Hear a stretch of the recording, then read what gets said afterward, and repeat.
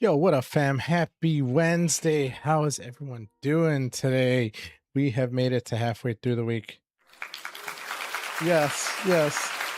Almost there, fam. We are almost there to the end of the week. I hope everyone is doing well. For all of you who do not know, my name is Mana9Ets, and today we are going to be continuing our journey through Fontaine, aka Chapter 4 at 1. Oof. But yeah, I hope everyone's doing well today. Oof. All right, so right now, just so all of you who do not know, I am currently playing a game called Genshin Impact. And in Genshin Impact, it is a gacha action RPG, if you will. That is what we're going to call it. And really, the whole premise is one, getting through the story. Number two, upgrading all of your characters. Number three, unlocking new characters. And number four, doing all the side missions, etc., so forth. So there is a lot of things that you have to do for this game. It is a free to play game, just FYI. So if anyone's interested, you know where to hit it up. And yeah, I hope you all enjoy. Anyway, so I think where we left off was essentially right now I am farming a certain boss, so then this way I can try and upgrade one of my characters. I might just do that real quick just because I have so much resin that I have to get rid of by the end of the night before we continue on with the story. So I'll probably just do that right now and then we'll just kind of go from there.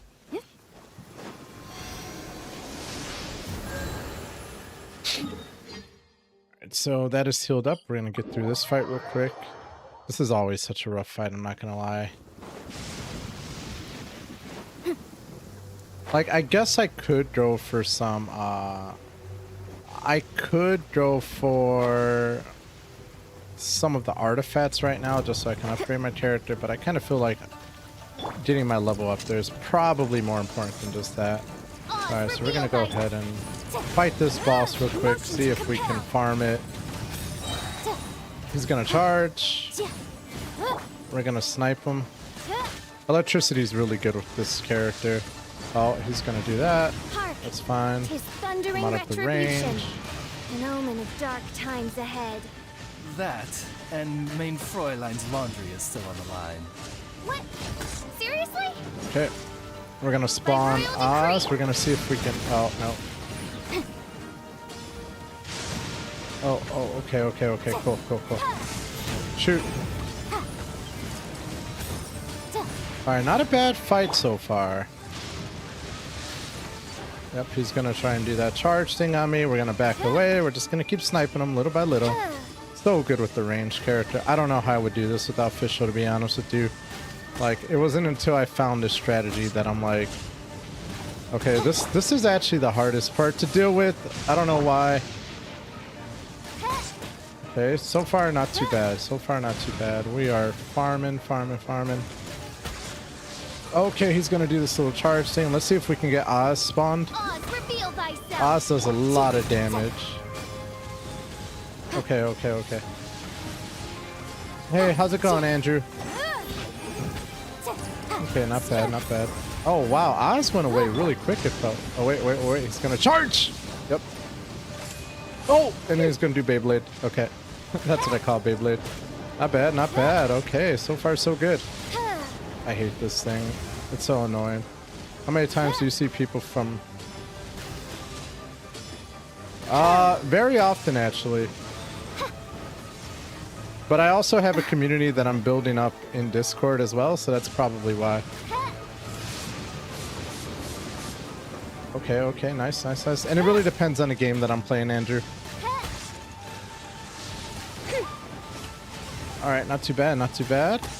You know, this fight's going peculiarly very well for me. Yeah, so all my Genshin people always come out for Genshin. All my Chivalry 2 characters always come out for Chivalry 2. Oh my god. I am playing a game called Genshin Impact. It is an action RPG gacha game. I don't know if you're familiar with gacha, but essentially that's how you, it's like a lottery. A gambling lottery for unlocking new characters, etc. Okay. Not bad, not bad. Okay, we're gonna finish this off. You know what? I might actually get through this fight not taking a hit. Oh my god, I've never gotten through that fight before not getting a hit. That is crazy. You should have saw me 2 days ago, man. I was getting absolutely eliminated there. Alright, so we did unlock 2 marionette cores. That's exactly what I believe I need. Why don't we go ahead and upgrade my character real quick? Actually, I do have to farm 1 item before I can do that. Yeah, the monsters, you know what? I will say that is one of the things I love about this game, Andrew, and most importantly, is I do love the battling. I just think it's so fun, especially when you're going against something that's really tough. So, yeah, some of the bosses can be absolutely annoying, especially when it comes to farming that. That used to be a very annoying boss, but I found a strategy that worked really well. That worked really well for me, so I gotta say I'm pretty happy that that fight went really well right now. So what do I need? I need C. Ganoderma. Do I have that listed right now? Let's see here. C. Yeah, I do have it listed. So where are spawn points? Oh, there they are. Okay. All right. So what I do, just so you all know, there is a map, an interactive map that you can look up all of your materials called the Genshin Impact map. I know.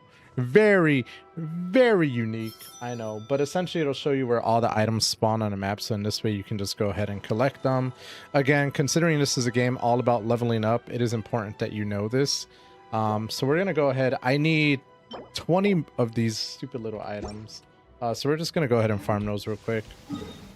Not exactly the most fun thing to do in this game. I gotta admit, it's not something that I particularly enjoy, but it is something that is very important, especially when you're trying to get your characters at a certain level.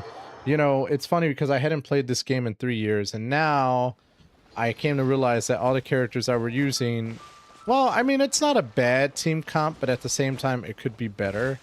So that's where I'm just kind of like, bro, I have a lot of work to do. So as you can see, those blue things right there are what essentially I need to farm.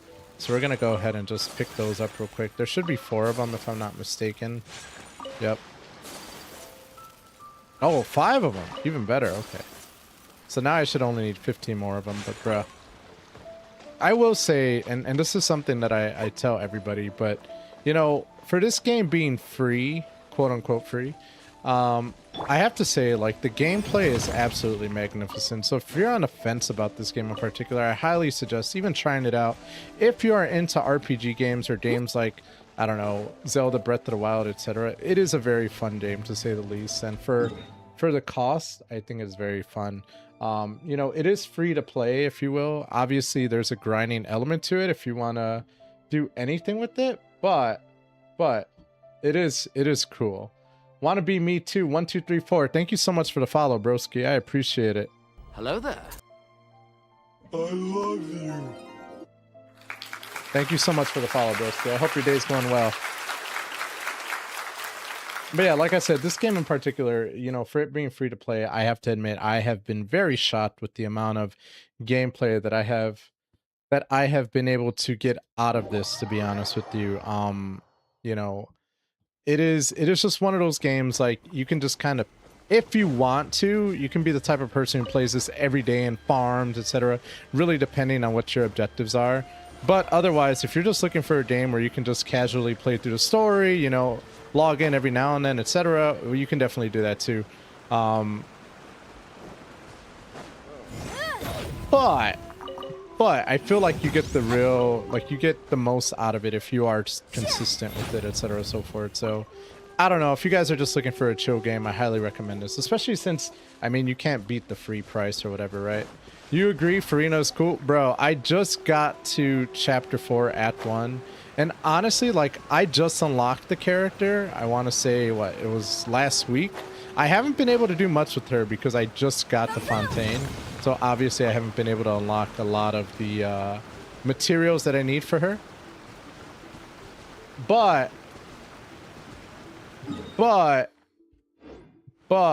I will say that so far the introduction to FURINA has been amazing. Way more than I actually thought it was going to be, I'm not going to lie. Like, I thought she was just going to be like another Nahida, or, you know, just kind of chill and in the background, etc. So the fact that she's kind of in your face and like, I am the god, like, bruh, that is so cool. Finally, a god that's like, I don't know, badass. I've still not unlocked FURINA. You will love Fontaine. I love, and then that's the other thing that, and again, I haven't played very much of chapter 4 yet, but I will say that I love, like, so far, Fontaine is probably my favorite area so far.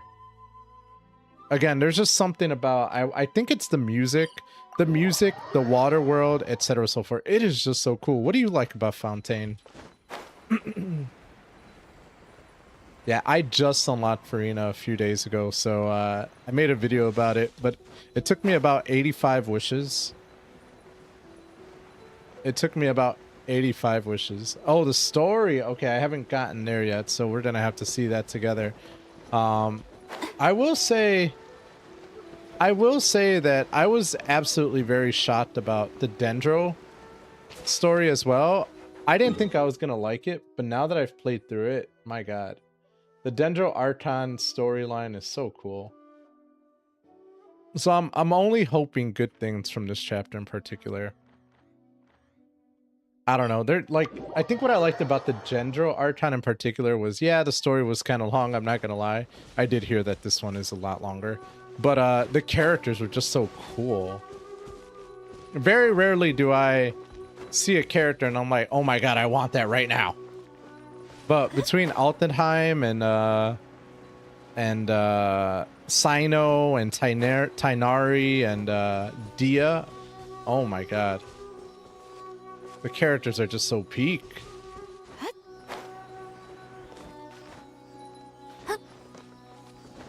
Yeah, that's why I picked her up, I'm not gonna lie, but I'm gonna try and roll for Arlecchino on the next banner, so that's why I'm trying to stockpile as many wishes as I can. I know I'm probably not gonna get Arlecchino, but I do not have a very good we can definitely I do not have a very good incidental DPS character right now, aside from Ayaka. Oh, do you have Arlecchino?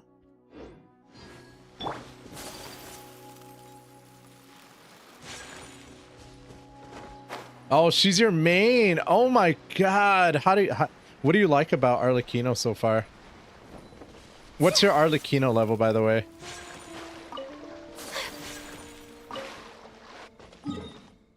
Okay, that's that was 2. I could probably go to the other island and get some more. I love the fact that she can just run on water like this. It's so cool. It's so cool. Thank you, Ayaka, for making my life a lot easier. Okay, so that's a few right there. And then we're going to go over here right now. Have you seen the old discovery of Faceless Ayato? No, I've never heard of that. That sounds interesting. She's at 90 with her talents at 1066. Oh my god, you animal. I'm assuming Constellation 0, right? Please don't tell me you got her at C6. I will literally crap my pants right now. Okay. Sweet. I was about to say, oh no. Yeah, see, oh my god. That is so cool. Yeah, I'm really hoping I get Arlecchino, because right now I'm upgrading my Kazuha.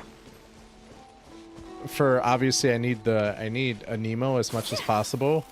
And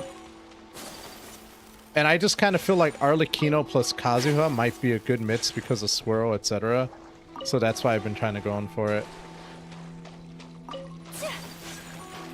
You know, it's funny because even though I'm using this team right now, again, I had no idea that I had actually some really good sleeper characters. As an example, I also have Yellen, who I also want to work on. I'm telling you, I did not know anything about this game apparently when I was playing before. Like, I logged in. Oh my god. I logged in after 3 years of not playing. I'm like, why is this my team? It's such a weird team. Like Yanfei goes well with Fisho, but then Barbara goes well with Ayaka. And I think that's why I did it, because I wanted to stay flexible. But now that I'm looking at it, I'm like, I just need to build specific teams up. So these past few weeks have just been me grinding and trying to refine every one of my characters to build a good team. That's why I'm so glad I have FURINA. But my problem is I have so many. I've had so many, like, I have so many support characters. And that's my problem right now. I don't have a lot of DPS or sub DPSs that I know of, at least. Anyway, let's just say, suffice to say, I've been trying to take this game a lot more serious than when I first started. When I first started, I actually just got into the game because my wife had got into it, and I just wanted to play a game with her. So I was like, yeah, sure, why not? And I liked the combat. I thought the combat was really cool. But as for the story, I'm not gonna lie, I skipped the majority of them. I was just like, click, click, click, click, click. Just gotta get through it, just gotta get through it. So now that I've actually started paying attention to the story, I'm like, man, this is amazing. Like, they really went hard. I'm not gonna lie. Novakin, I'd stopped playing when I got Wander. Why did you stop playing? Please enlighten me. I mean, I understand this game isn't for everybody. The R&R quest. That's what I'm saying. Like, the first three stories, I had to Google / ChatGPT a summary of it, because not only could I not remember it, but I also skipped right through it. So I had no idea what any of the concepts were, etc. I knew some of the characters. I'm like, yeah, I know who Venti is. Yeah, blah, blah, blah, blah, blah. But then, like, I don't know. I had to revisit. Like I said, I hadn't played in 3 years. Me too until Fontaine. That's exactly how I was. Me too until the Dendro, until Sumeru. Then I had no choice but to pay attention.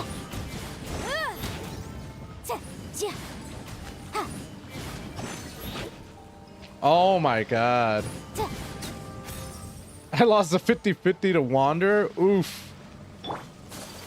Oof. But you know, a lot of people say that Wander is actually a really good character in this game. I don't like playing with the Wander, personally. I don't know, he's just not my favorite person in the whole wide world to play with. But I've heard he's really good. Or they are really good. Whatever. I forgot, you can have the woman too. Still sad though, he's a good DP. Yeah. He is a good DPS.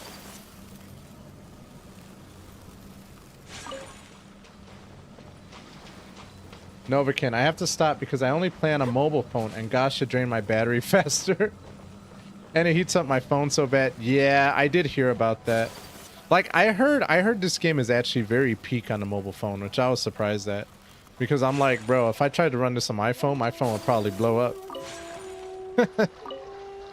But on really good phones, I heard it's pretty damn good. I'm lucky enough that now when I start work on Monday, I get to work from home. So I hopefully won't have the need to play on my mobile phone. But legitimately, I was kind of afraid of that. Yeah, no, I heard the Wanderers can be actually really good when you level them up. And I got him leveled up to like level 70. But anything more than that, I'm like, eh. Eh. I don't know, what can I say? I just have something against like main characters, I guess. See, I don't want to switch to Noelle. I am not a Geo person, by the way. I don't know about you guys, but Geo is not my favorite element in this game. Like, I thought it was going to be Dendro that I wasn't going to like very much, but after reading so much about it and then learning more about Bloom, I'm kind of like, oh, I might have to invest in Dendro. But I'm going to wait for Nahida for that one, I think. I mean, Nahida is the best Dendro character right now. And besides, Nahida's so cute. Let's be real. Alright, so I farmed this area right now. I'm going to go... Ooh, I got to go over here to the top left. That looks pretty juicy. Yeah, who would you guys say is your favorite character so far, wherever you all are right now? This one's always a tricky one for me. Because my favorite character is not my best character, nor is she the strongest character on my team.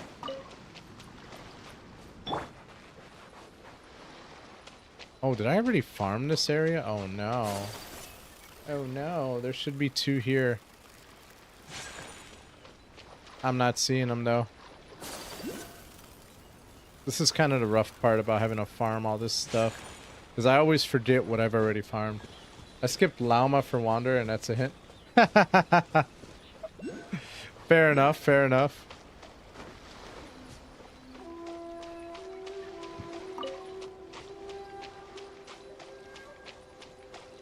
I mean, sometimes I don't play characters because of the, you know, because of the meta or whatever. Sometimes I just play characters because I like them. Which is sad because I wish every character was viable. Oh my god. Motion to compel.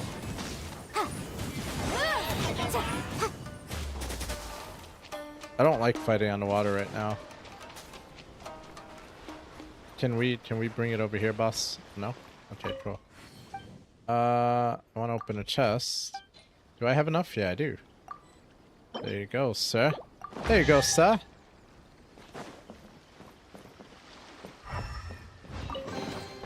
Ooh, we can definitely write this off as incidental gains. Okay, cool. Yeah, I will say that right now, my favorite character, and I know this is going to be controversial because she is not, by any means, stretch of the imagination, good at this game. But I just like her as a character, and I'm just going to go ahead and say my favorite character in this game right now is Barbara. Barbara or Dia, and I don't even have Dia.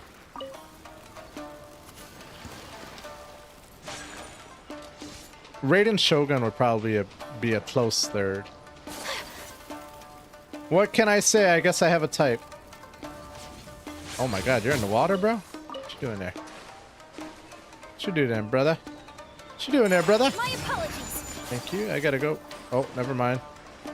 Yeah, so I already farmed this area. Damn it, they haven't spawned yet. I don't know if I'm gonna be able to upgrade Kazuha right now. I thought it would have already respawned, but I guess not. That's kind of rough. But whatever. Whatever, we ball anyway.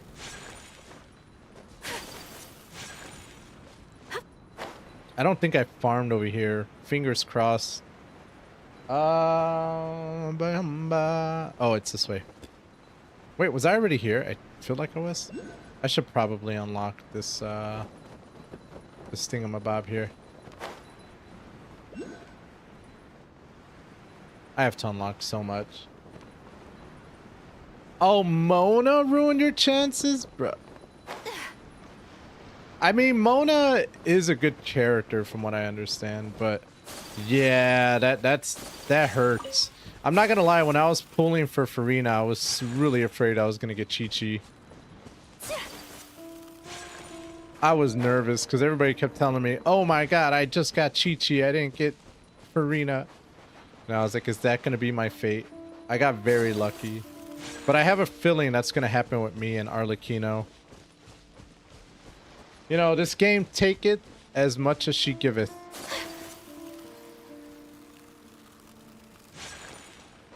And who the hell wants Chi-Chi? Did I farm this as well? Man, I farmed everything. Oh, no, I didn't. Okay. Let's get down to business.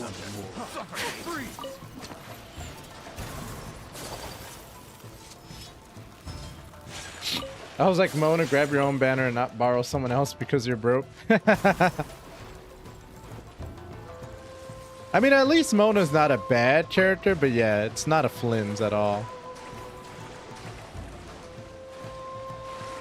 I was considering getting Flynn's, but everybody that I knew was getting Flynn's, and I was like, I want to be different. So, you know, I pulled for FURINA because that's so different, by the way. So different. Nobody ever pulls for FURINA. Right? I just want to get Kazuha one more level before I continue on with the story, by the way. I appreciate the conversation, guys. It really does help. Especially when I'm farming right now.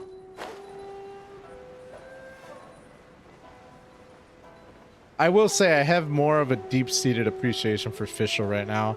The problem is like the other day I went down the artifact rabbit hole where I was legitimately just playing with different combinations of stuff. Eventually I'm gonna have to start farming again.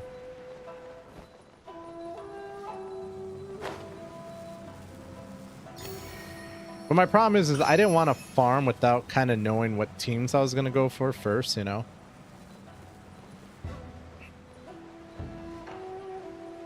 Plus, I have so much other stuff I have to do.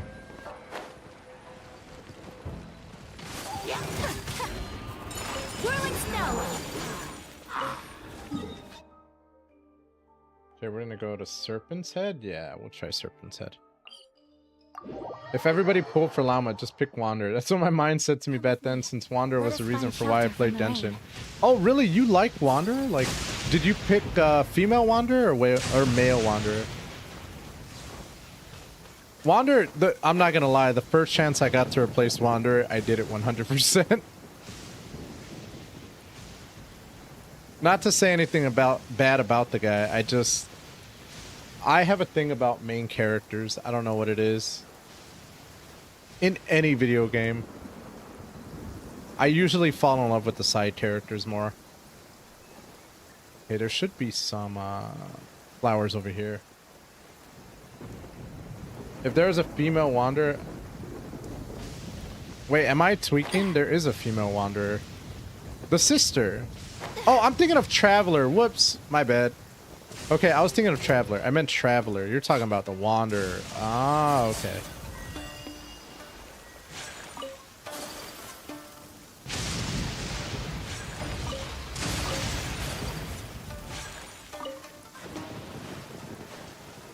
Okay, cool.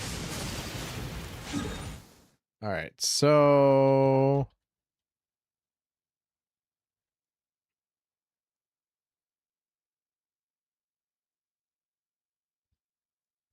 You'd be drooling right now. That's funny. Yeah, what is the Wanderer? Trying to think of it. Like, where does he rank?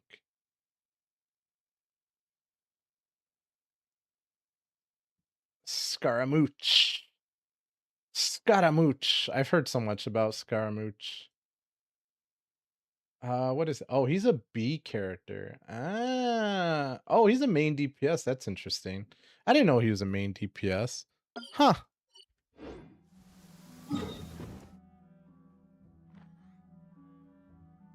You said if it was a female, that's funny. You'd be drooling right now.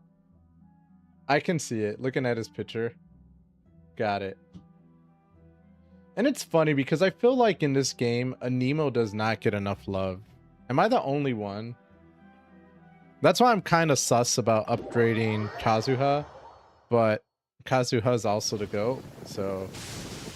He also got into the 4th place in the most popular fictional guys in China, from what I hear. Ah. You know, it's funny because, like, when I look at his picture, he does look kind of Japanese. Like, Japanese anime style. More so than the rest of the characters, I feel like. But yes, everybody does love their Scaramouche. Scaramouche.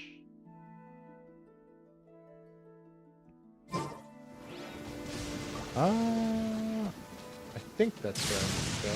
Yeah, that's where I need to go. No, that's not.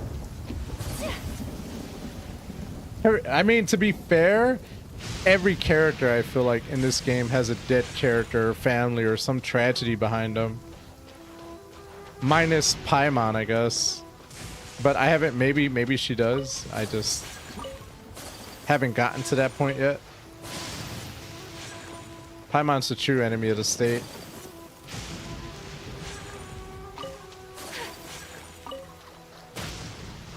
But that was a good 5, I feel like. 2 on this side, 3 over here. I guess that should have been a clue as per what people should expect from this game, huh? I don't know. I have a very hard take on Paimon. She's not my favorite character in the whole wide world. Part of me hopes, like, at the end of this game, if there ever is an end, that all along Paimon was the one behind everything. And your sister, aka the Traveler, whatever, or I guess your brother, depending on who you pick, they're on to Paimon, so that's why they that's why they don't join you.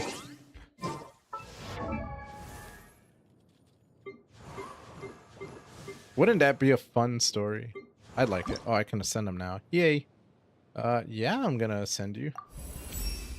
Let's get it. Waves ride. Let's go ahead and upgrade you real quick.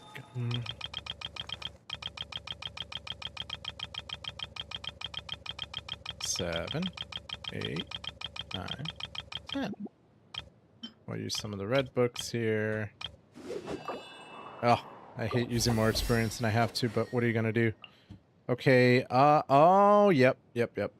Damn it, I'm gonna need more golden raven insignias. Treasure hoarders.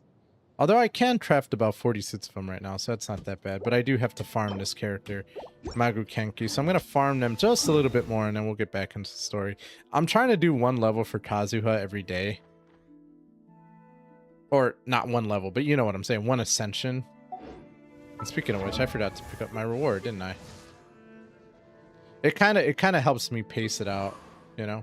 Oh, I don't get a reward? Boo. A blade and I imagine Paimon is a fish, a fish god, bruh. I would totally eat Paimon just to get rid of her. I'm not gonna lie, that is how much I dislike her. I will eat her like sardines in a can. Just eliminate her once and for all. Unlike Traveler, every time she gives you a way out, you come back. Why? Just tell her go away. Stop being nice to her, please. And again, it's mostly because of her voice. Like, I wish somebody made a mod for this game that changed her voice entirely. I think anything would be better.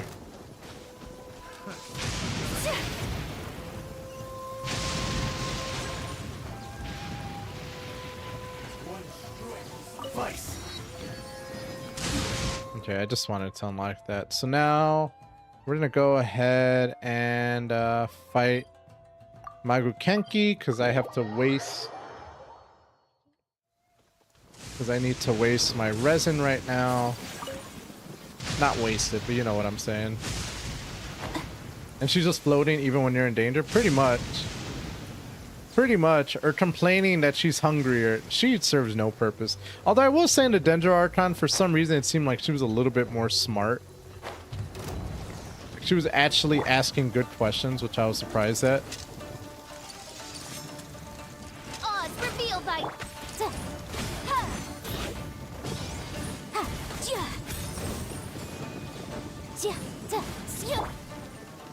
Okay, we're gonna shoot him. Gonna dodge here.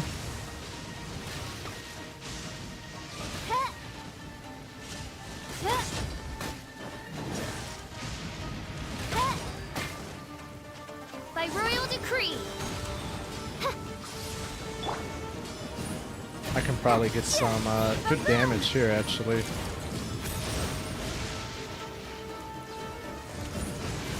Oh, okay, he's just spawning this. What? That hit me? Oh my god. I thought I was far enough, but I guess not. I hate when that happens, when you think you're far enough and they wind up hitting you anyway and you're like, what the hell? He's gonna charge right now. Yep. Okay, we're gonna go ahead and just keep him at range. That's probably the best. This is the safest strategy I could think of, honestly. It does take a little bit longer, but I'm okay with that. Oh, wait. I hate this move so much. All right, get him, Oz. That's some good damage right there. I knew that was gonna happen. That's why I changed the barber right now. I'm being very reckless right now. Oh my god, again?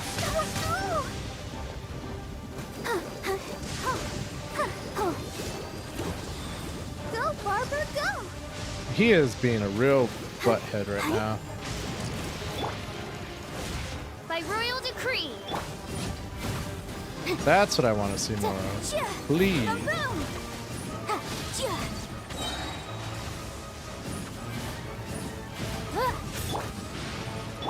Again! Oh no, this is not the same thing. Okay. Let's I'm gonna go ahead and play it safe and just try to get as much energy as possible here. Yep. Okay, is he gonna charge here? Yep, he is. And then he's gonna do a charge blade. Yep. Okay, we'll get Oz on our team real quick. I'm gonna go ahead and explode, because why not? That was probably not the best idea, but okay, I'm getting lazy now. I'm just like, I want to hurry up with this fight. This is what happens when I get impatient.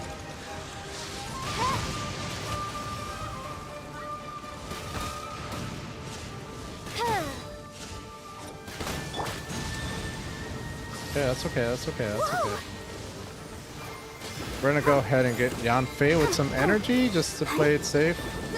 Try to get out this area, change official, start launching my... Get this going again. Oh my god, you had to teleport at that moment! Okay, not bad. Electro charge, electro charge.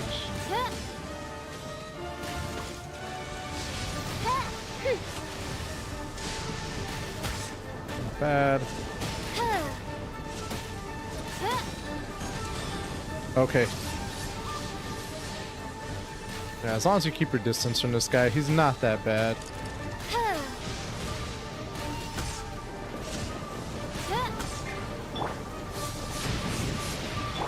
We're gonna go ahead and finish him right here. Yep, you're dead. GG's. Okay, that wasn't too bad. I'm telling you, like 3 days ago, I was having such a hard time with that boss. I did not have a strategy that worked, nor did I understand what his cues were or anything like that. Now I feel like I have a pretty good handle on him. What, he just spawned? Damn. Okay. Sounds good, buddy boy. He gave me no break whatsoever. It was just like, I'm here. That's crazy. I'm not mad about it. Saved me some time from teleporting. It's gonna... Oh, I didn't know what he was doing there. See, stuff like that scares me. When I don't know what he's doing, it like literally makes me sweat a little bit. I don't mind him doing this, I'm not gonna lie. Oh, this I mind.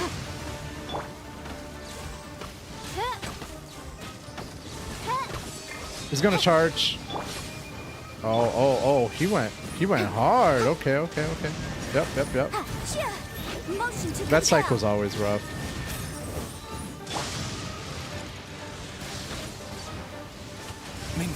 I didn't make it? That's crazy. Whatever. Go ahead, Barbara.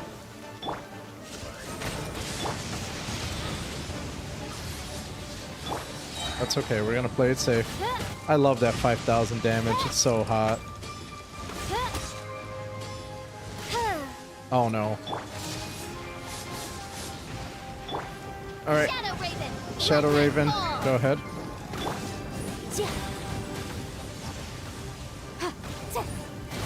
Let's see if I can... Yep, alright, that was some good damage. He's gonna charge right there. Okay, cool. Not bad.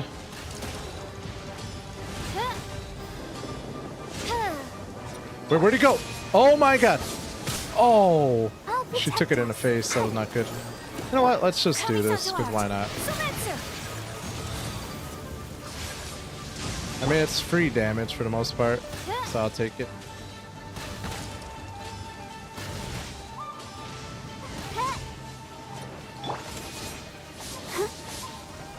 Okay.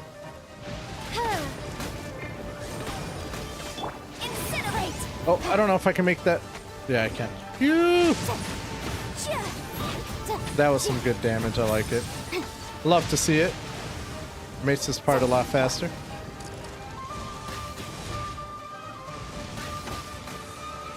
He's gonna charge. And then he's gonna do the Beyblade or whatever that is.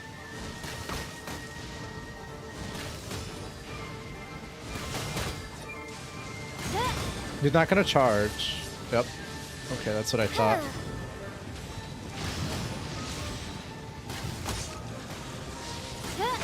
I don't mind that. He should be dead now. Yep. Not bad, not bad. How much resin do I have now? After this... Oh, cool. So now I can get back to the story.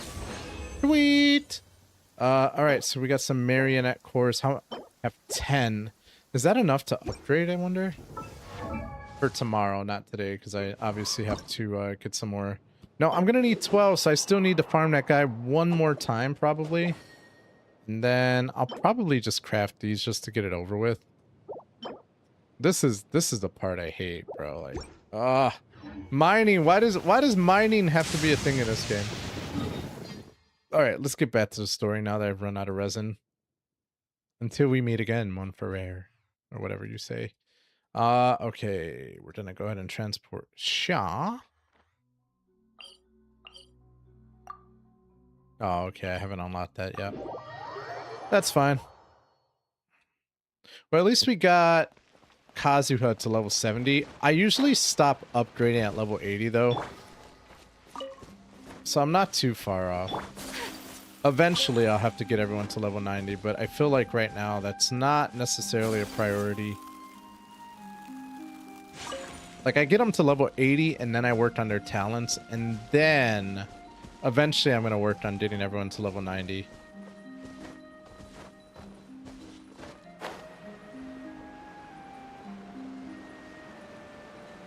And then once they're level 90, I'll probably just work on their, you know, on their artifacts or whatever. That honestly is always my last thing.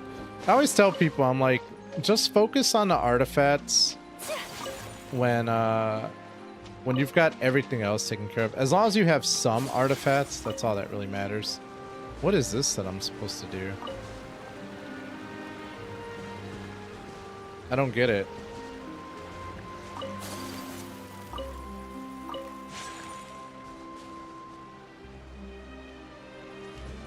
Are they supposed to meet up so one's shorter than the other ones? That's what it kind of seems like. Okay, that one's like really short. That one's not that long. This one is like super long, so maybe I go 1, 2, 3. Yeah, okay, cool. Today is a lucky day. I'll take 5 Primo Gems, 100%. That's another thing I was not doing when I first was playing this game, is I would totally ignore like everything I came across. What a mistake. What am I supposed to do here?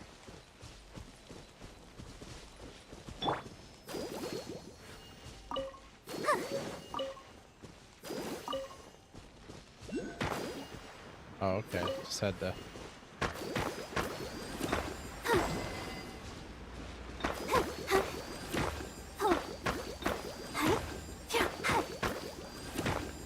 Oh, there's more up here. I didn't notice this. Okay.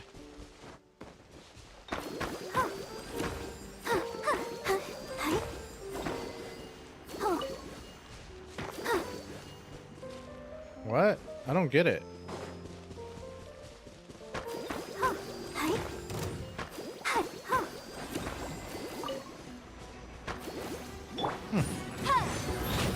I get this one.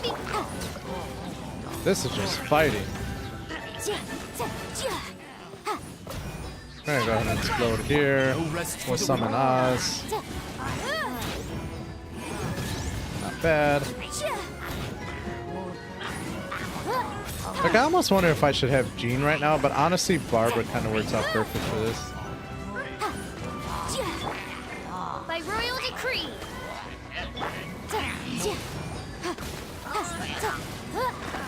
Oh my god, these guys are still alive? What? I'm gonna go ahead and do Midnight Phantasmagoria. What the heck?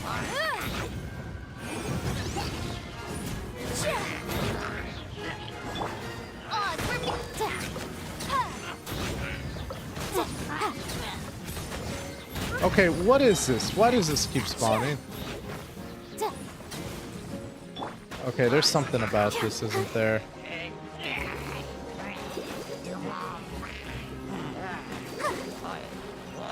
Come on, we can do it.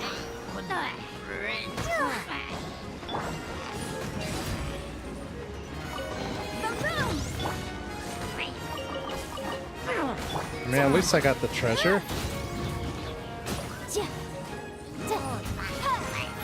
Motion to compel.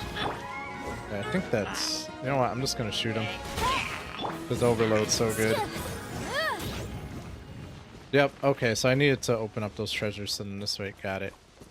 Why does it keep showing me that? Oh, because there's a boss there. Whoops. Nope, nope, nope, nope, nope. I don't need to go that way whatsoever. I still don't understand how I'm supposed to open up this one. Sometimes the puzzles in this game can be horrendous.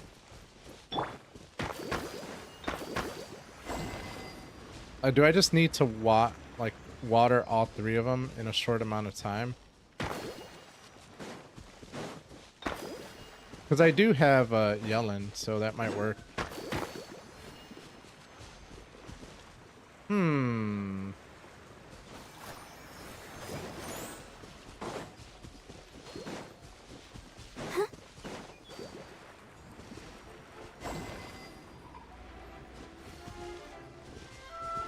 I feel you. I'm not gonna lie. Right now, I kind of feel like doing that, but I'm almost wondering if this one is I'm almost wondering if this one's like you gotta hit them in a correct order, maybe.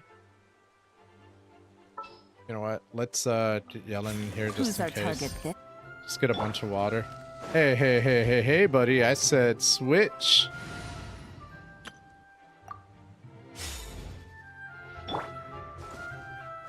There it is.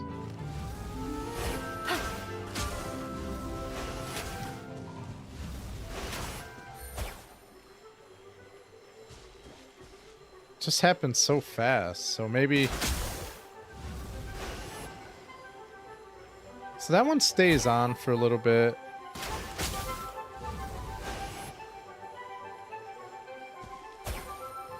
Oh, see, is there an order, I wonder?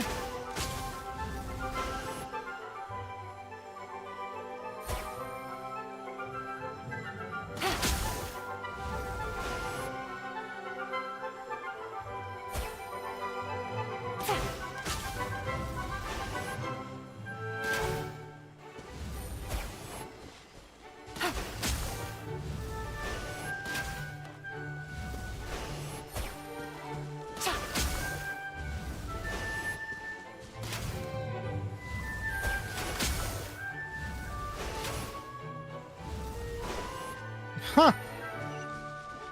Maybe not. Maybe I'm just tweaking.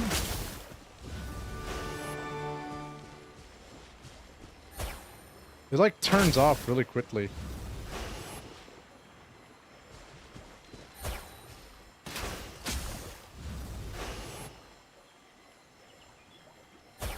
That's about the same time.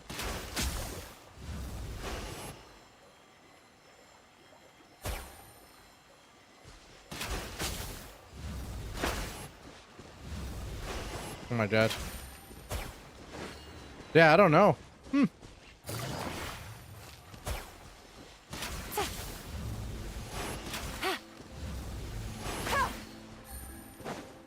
Take it easy. I clearly am missing something, but you know what? I am not going to mess with this right now because I tried my best for this period in time. I already did this one. This one was the treasure chest, so that's fine. I needed to go south, and so we're going to go ahead and switch our team back. I'll play with you some other time.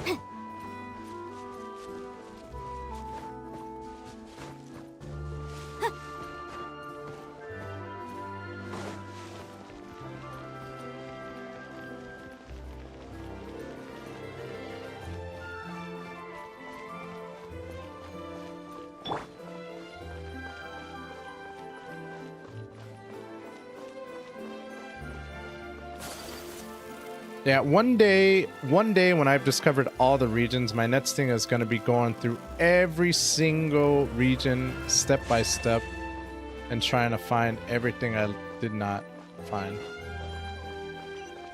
Today is not that day, by the way. Because I have so much to do that I'm gonna keep that because of where I'm at the story. Look how beautiful Fontaine is, though. Am I right? Oh, now this is fancy. The opera at Eclairs. What a place to hold a performance. No Goodbye, wonder Nova. Winnie and Take it Lynette easy. were looking forward to it. Thanks for coming by.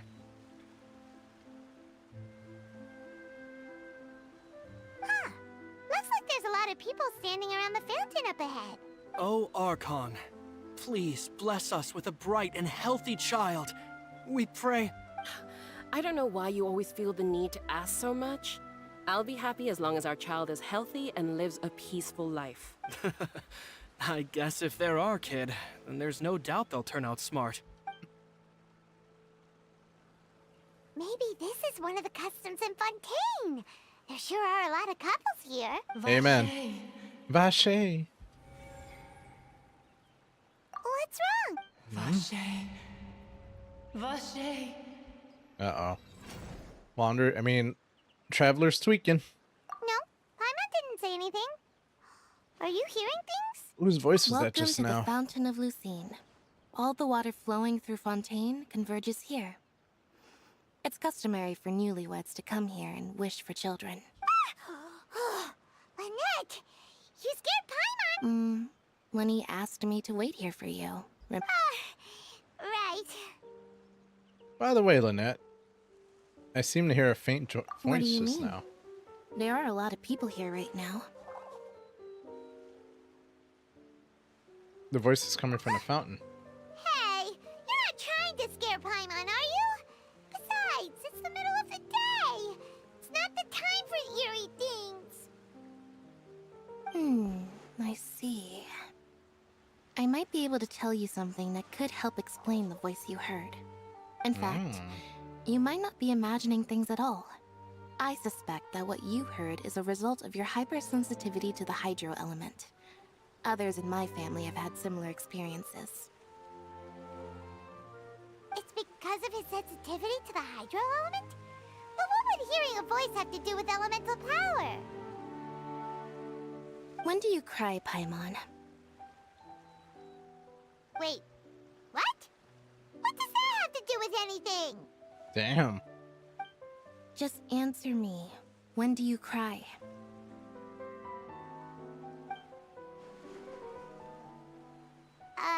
When Paimon's really sad? Oh, and when Paimon's super happy. Oh, and also when Paimon's really, really scared. Then you should understand that tears contain your most intense emotions. Like I just mentioned, the Fountain of Lucine is where all the flowing water in Fontaine converges. Even the tears that fall to the ground will eventually gather here. So maybe what you heard was the intense emotion coming from someone's tears. I'm not sure I'm buying it, though. So, what did the voice say? It seemed to be calling out someone's name. Huh. If you were hearing their emotions, then Paimon wonders what happened to them. Rather than worrying about them, we should worry about my brother first. Don't let that calm look of his fool you. He tends to get pretty nervous just before a performance. So chatting with Lenny might help him relax a little before he goes on stage. Oh, right. That makes sense.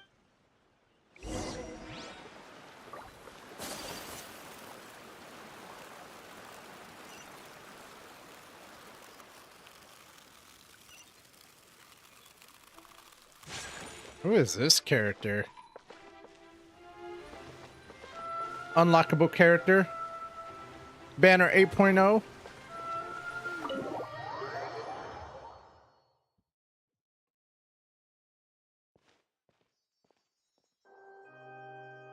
Ooh. Got some Castlevania Traveler in vibes going Paimon. on. Good to see you. I knew you two would come. Are you kidding? We wouldn't miss it for the world. We've been looking forward to it. I can tell, judging by how early you've arrived. But you're actually right on time. The audience still hasn't started entering the venue yet, which means now is the perfect chance for us to take you to the best seats in the house.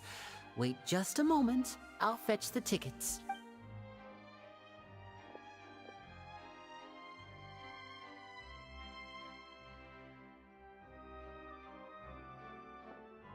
The Opera House has assigned seating, so you always have to make reservations.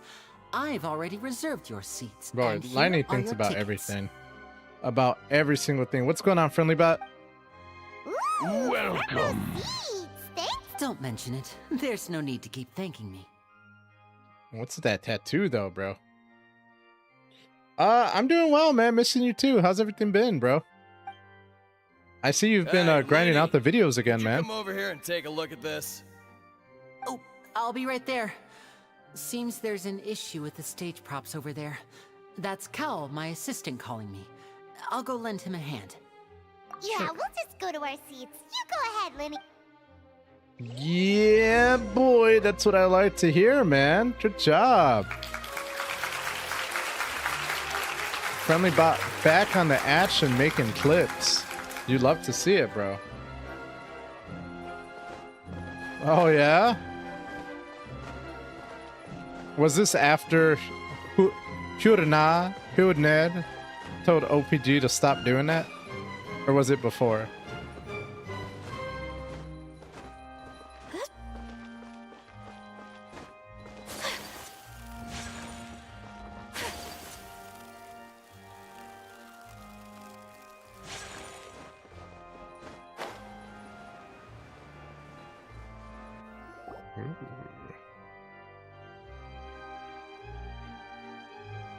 Oh, these should be our seats. Come on. You know what? I forgot to.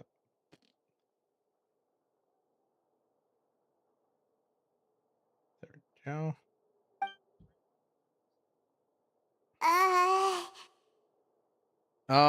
I don't know how you say his name, bro. Huned. Huhner, bro. Hunter. There you go. Hunter. Why don't I want to say Hunad? Huned.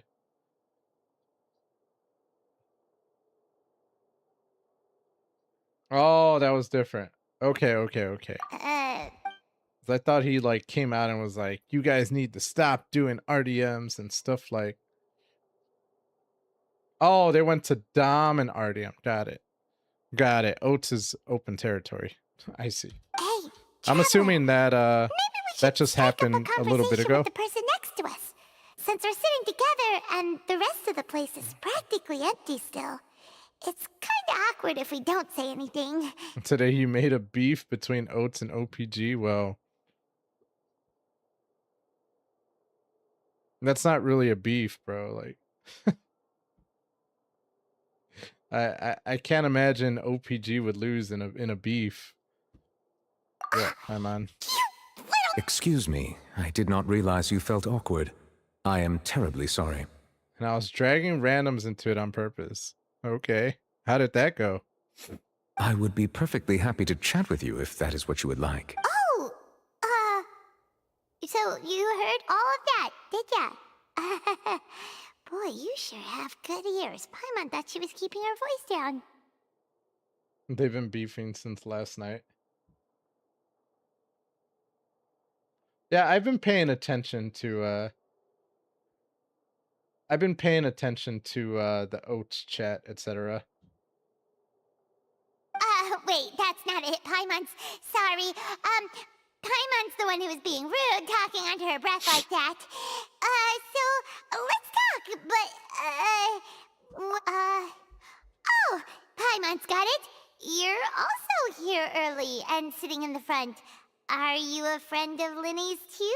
And like I said, I'm assuming OPG got the better half of everything, huh? A friend, you say? Well, if Mr. Linney would like to be my friend, I would be more than happy to reciprocate. I also saw that a guy named Bach August ST has been crashing the server too. Oh, so you're not friends with Linny then? Oh, this is getting more awkward by the second. Paimon nearly forgot to make her introduction. Nice to meet you. Paimon is Paimon, and this is the Traveler. We just arrived in Fontaine. It is an honor to meet you two. I have heard of your deeds across Tevat. This guy looks crazy cool.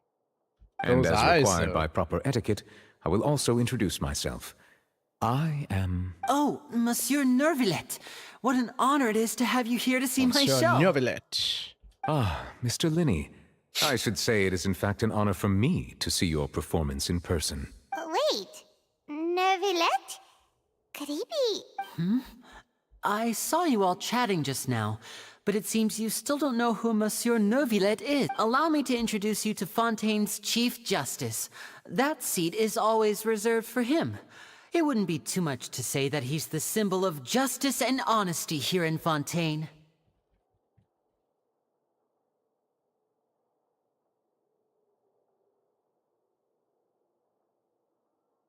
Oh, are you talking about Bach August St? Whoa!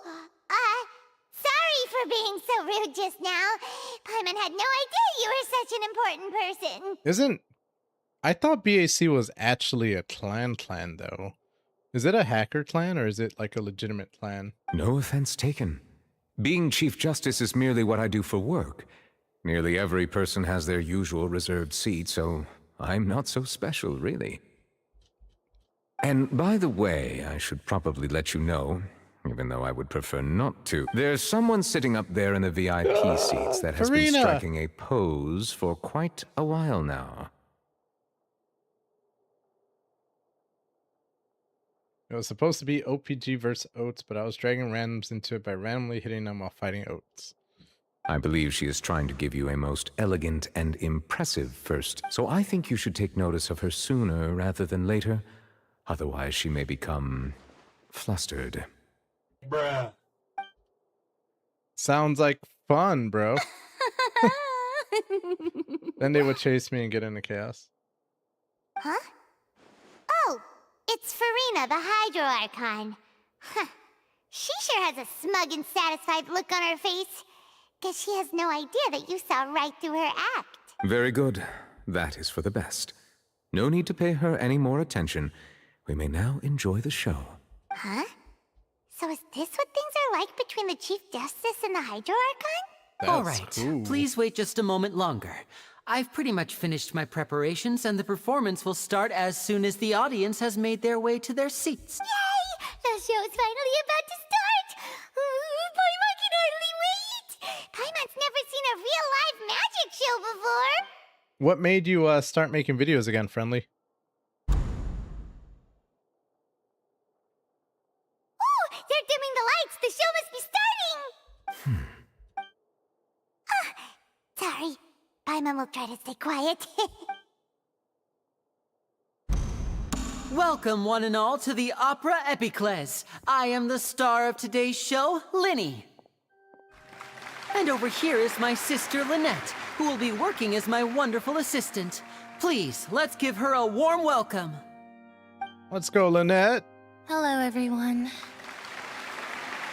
I don't know if I care about the cat ears and the tail, but you a cutie, so let's go, Lynette. I know she may seem to be a little sleepy right now, but that's just a sign that she's nervous. Yep, I get sleepy all the time when I'm nervous. To be fair, I'm sleepy all the time. Whatever.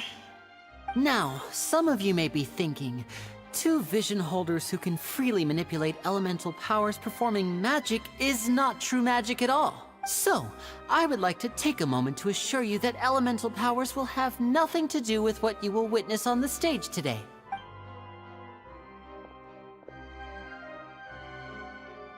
Both Lynette and myself have removed our visions for the show.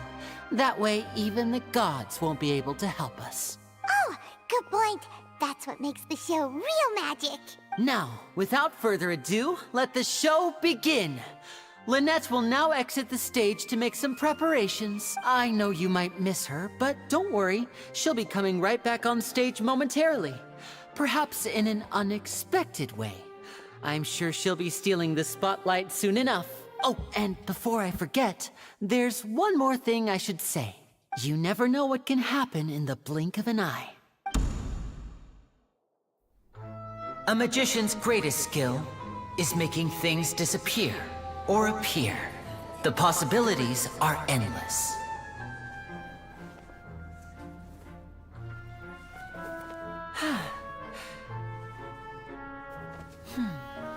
That's a cool hat. Ah, I want a hat like that. Huh? Okay, so Yu-Gi-Oh cards are falling from his hat. That's cool.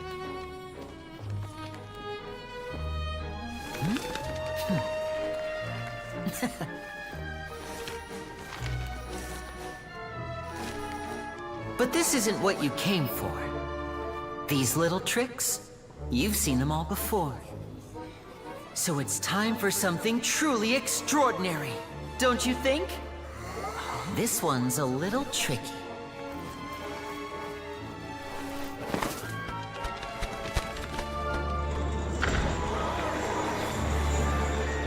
Using this water tank, I shall make my sister vanish completely, right before your very eyes.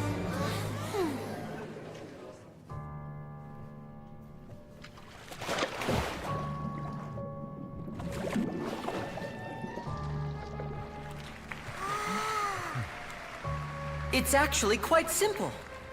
She'll just turn into air bubbles and float right out of the top.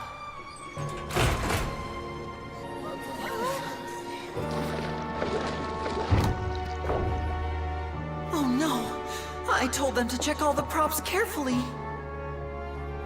With the lid on, even air can't escape. An amateur magician would be getting very nervous right around now. Luckily, it's me on stage, so let me show you what a true virtuoso can do.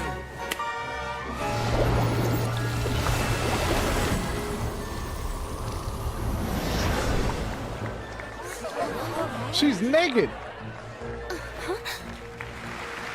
Lynette, are you still there? Don't I'm go liking too the show. far. We don't want to use up all our magic. Hi, I'm back. Uh-huh.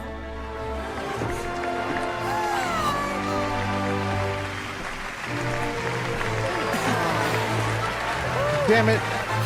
I was hoping that was going to go way more differently, but that works.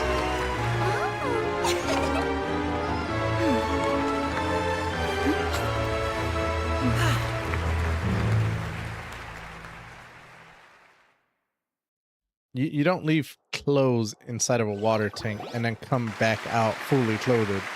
That's not nice. What in the world just happened? How did he do that? Paimon didn't seem to do anything. Wasn't Lynette inside the water tank? How did she disappear and then reappear out of nowhere? What a If show. we could see easily through his tricks, then that would mean that his skills are still lacking. To appreciate magic, you should focus on the show happening on stage, rather than getting caught up in trying to see that which has been intentionally hidden. Guess you're right. Paimon couldn't believe her eyes when Lynette reappeared. Amazing! Thank you everyone. I'm glad you enjoyed that performance. But our magical journey has only just begun. I've prepared even more astonishing surprises for everyone here. The magic of transformation and disappearance can go far beyond what you've just seen. I'm sure many of you are thinking that escaping the water tank was impressive enough. But Lynette is still my assistant after all. In which case, I have ample time to make all necessary preparations. So, for my next trick, I will require the participation of one lucky audience member. Please, if my assistants could bring out the magical boxes now. Please choose Paimon so I don't have to hear her anymore. There are 2 boxes and only 2 boxes. One is here, and one is there in the aisle among the audience. I'm sure many of our clever audience members have already guessed our next magic trick. A swap! Our lucky audience member and I will each enter a magic box. After 1 minute, we will each emerge from the opposite box. Now please, everyone pay very close attention to the box you see here. Don't give me any chance to make a move. Wow! How's he gonna... Hey, do you think this is all magic tricks, or does Lenny have actual superpowers? Let's watch The and lucky see. audience member will be generated by this random number selector. It selects numbers entirely at random. Even I don't know who will be chosen to participate. Now then, let's begin. Let me see. Oh, row 7, seat 3. Congratulations! You now have the chance to experience magic firsthand for an entire minute. Please, come forward. My assistant will take you beside the magic box. I'm sorry, it might be a little cramped inside, but no need to feel nervous. We've carefully arranged everything for you to be as comfortable as possible. You don't need to do anything, but no matter what strange things may happen, don't come out of the box. If the magic is interrupted, who knows where you might end up? You might even find yourself in the Fortress of Meropide. Oh, okay. All right. Before I enter the magic box, there is one more thing I need to ask the audience to do. Could you all give me a countdown like this? 60, 59, 58. Just keep counting down. You can go a little faster or slower if you like. I won't be able to see anything in the pitch black box, so I'll be relying on your voices to know when time is up. Oh, and no tricks now. If you quickly count from 60 in just 30 seconds, then I'll be in a tough spot. Ooh, Paimon kinda wants to count faster after hearing him say that. I'm sure Liney's prepared. I'm gonna go listen to conspiracy theories for a bit, bruh. Well, I can't wait for you to share that with the class, Goose. No, that won't do. I can see it in your eyes. You still can't be trusted. Come on, repeat after me. 60. 60, 59, 50. That's right, perfect. Keep it going. All right, I'll see you all on the other side once you've finished counting. 54, 53. Why aren't you counting, Nervalet? I am counting in my head. I think things are exciting enough in here as it is. Merely a consequence of my identity and personality. Do not worry about me. Just enjoy the show. Oh, all right. You look so serious that Paimon thought you might be feeling uncomfortable or something. Damn, Paimon, if a man has to take a shit, why you gotta call him out on it? 40, 39. Mr. Linney, are you all right in there? Is everything ready? Yes, I'm fine. I'm just double-checking the direction of the magic. It would be a disaster if we get sent to the wrong places. For example, mid-air right above the audience. Even though he's saying that, Lenny doesn't seem nervous at all. I think it's all part of the show. What was that noise? Did you hear it too? Did it come from the stage? Not sure. Anyway, it doesn't seem like anyone's worried about it. 25, 24, 23. What's wrong, Mr. Linney? I can still hear you moving in there. I seem to have accidentally knocked over a decoration.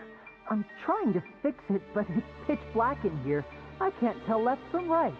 Never mind the decorations. There's no time for that. The show is what's important. No, that's unacceptable. I want my show to be perfect. Don't worry, we still have 20 seconds. Hear them counting? 19! It seems things aren't quite going as planned. I apologize, everyone. It feels like you're all starting to count faster, but that's all right. I know it can be tiring to do such a long countdown. 10 seconds and change is still plenty of time. 10! Almost there now. Whew. Swapping two people is harder work than you might think. Even a master magician like me can't guarantee I'll get it right the first time. Hey, wait! Is this the back one? I can't tell. They both look the same inside. Huh? No, that's not it. I'll try again.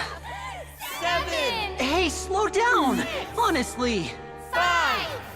4! 3! Whoops! That doesn't count! 0!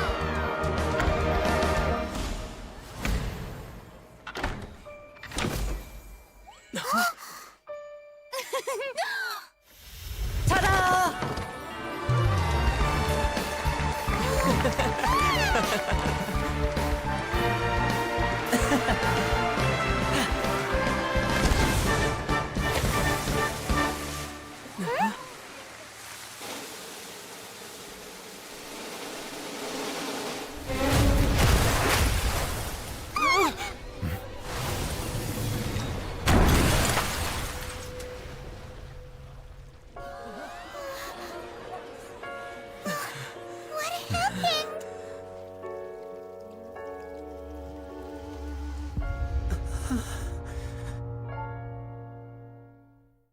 Oh.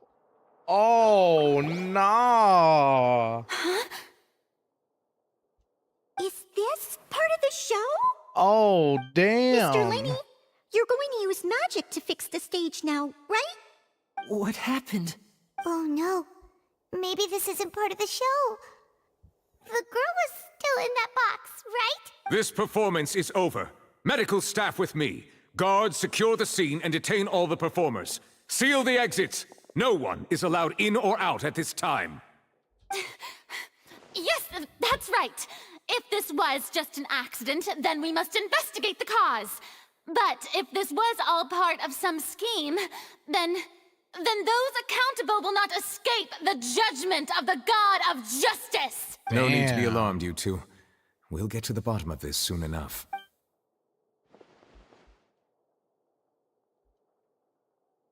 Unfortunately, the person who is in the magic box has been pronounced dead. His name was Cowell, one of the assistants in Linny's magic troupe.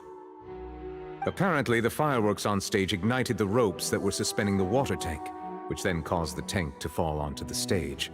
Oh, man. As of now, we are still not sure why we found Cowell in the box, rather than the guest from the audience. And after an initial search of the area, the guards have confirmed that the girl is nowhere to be found.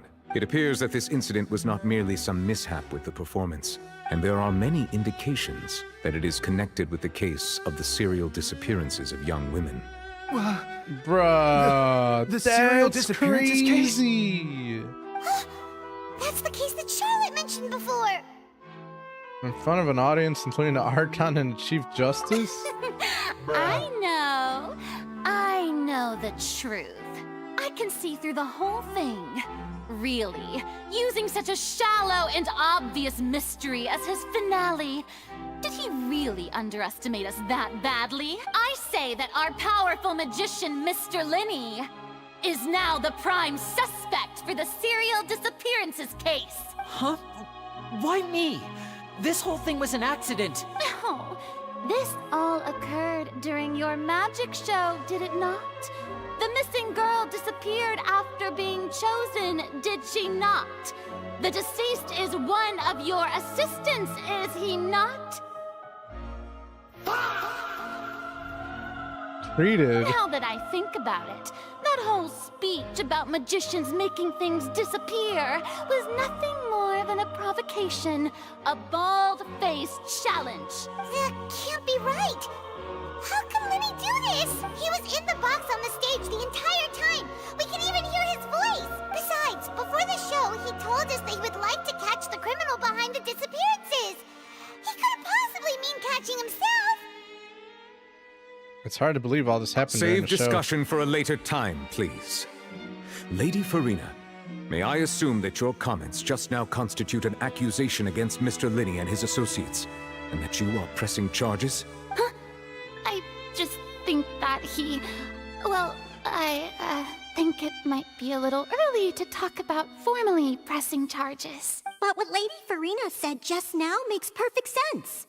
Looks like she's gonna personally deliver justice. A kidnapping and murder carried out under the cover of a magic show. Lady FURINA said it all. I mean, of course, my dear people. But what excites me even more than the obvious truth before our eyes is the opponent I'll be facing. That's right. I mean you, Traveler. You'll support Lenny, won't you? After all, he was the one who helped you the first time we met. Why is she, like, she's just got... Bruh, she just wants to throw hands with me or something. Like, since day one, she's been wanting to fight. Then there's no problem at all. You know, the Traveler and I already had a duel the first time we met. But with Lenny's help, our little duel ended in a draw. But draws really are the most boring possible outcome. Hey, man. Draws are like kissing your sister. Not cool, bro. Nobody wants that. So, no more draws. Between the two of us, there must be a clear winner and loser. And what better place to hold such a riveting showdown and decide the true victor than here, on the grandest of stages, the Opera Epiclese? Huh? It wasn't a draw. She obviously lost last time. I understand. Charges have now been pressed, and as such, well, traveler, seems Lady FURINA has set you in her sights. But putting her dramatic rhetoric aside for a moment, I would like to ask you, are you willing to act as Mr. Linney's attorney and defend him in this case? Bruh, do I look like an attorney? Look at me. Very well. The trial will be held a day from now in the Opera House. A day from now? Both sides may investigate the scene to build their cases and search for the truth. Linney and his troupe are all potential suspects and shall remain within the Opera House. The audience may begin to leave in an orderly fashion once they have been cleared by the guards. A day isn't that long. Let's see what kind of case this big shot outlander can build in such a short amount of time.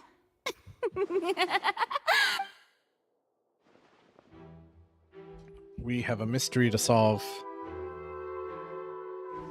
Lenny! Sorry about everything that happened just now. Were you frightened? Of course! Who wouldn't be scared after witnessing an accident like that? For real, a man died. Yeah, I'm a little shaken up myself. How could this happen? And poor Cal. I know you already claimed that you would defend me, but now it's just us talking. Tell me, do you think I could possibly be the murderer? No. Good to hear. Thank you so much for trusting me. I'm sure everyone sees me as the biggest suspect at this point. But if you ask me, the whole thing is mysteries layered upon mysteries, such that all that's left is confusion. I don't know whether what happened there on the stage was purely an accident or not. And I don't know why poor Cal was in the box. As for how that girl chosen from the audience could suddenly disappear, I'm afraid I don't have any answers either. If someone tampered with my performance, even a skilled and knowledgeable magician like myself couldn't pull all that off in just 1 minute. Yes, Which it is very strange. precisely why we need to investigate. As this book says, the impossible could not have happened. Whatever happened must have been that which is possible. Where'd you get those Paimon glasses? bought them when we were reading at the bookshop in the city earlier. Pretty cool, huh? And the mustache? Don't worry, Paimon used her own savings to buy them. It wasn't from our travel funds. I think they look cute on you, Paimon. You have good taste, Lynette. That's the right attitude. Feeling depressed isn't going to help me now. I need to get back to my normal self. But with the guards watching our every move, it's going to be especially difficult for Lynette and I to prove our own innocence. Lynette, you're the only one that's on trial, buddy boy. Good thing you agreed to be our attorneys. Yes, thank you so much. I won't let you down. Just leave. Since we're going to start investigating, Paimon has a question first. Where did Lynette go during the performance? Ah, well, I'm afraid that would involve some of our essential trade secrets as magicians. The secrets behind our magic are past saving, Linny. I suppose you're right. The truth behind our tricks is going to be important evidence that will be weighted during the trial. 'Tis truly a pity. As a magician, our magic show is a work of art. We've poured countless hours and spared no effort in perfecting it. But if revealing our secrets will help you uncover the truth behind what happened, then it will be well worth it. We should go somewhere else if we're going to discuss our magic tricks. We'll go speak with the guards, and in the meantime, you can go investigate the stage and the seating area. All right, let's go have a look while the investigation teams are still here. Detective Paimon is on the... Yeah, okay. I would not trust you to be my investigator, Paimon. Hello, officer. How's the investigation going?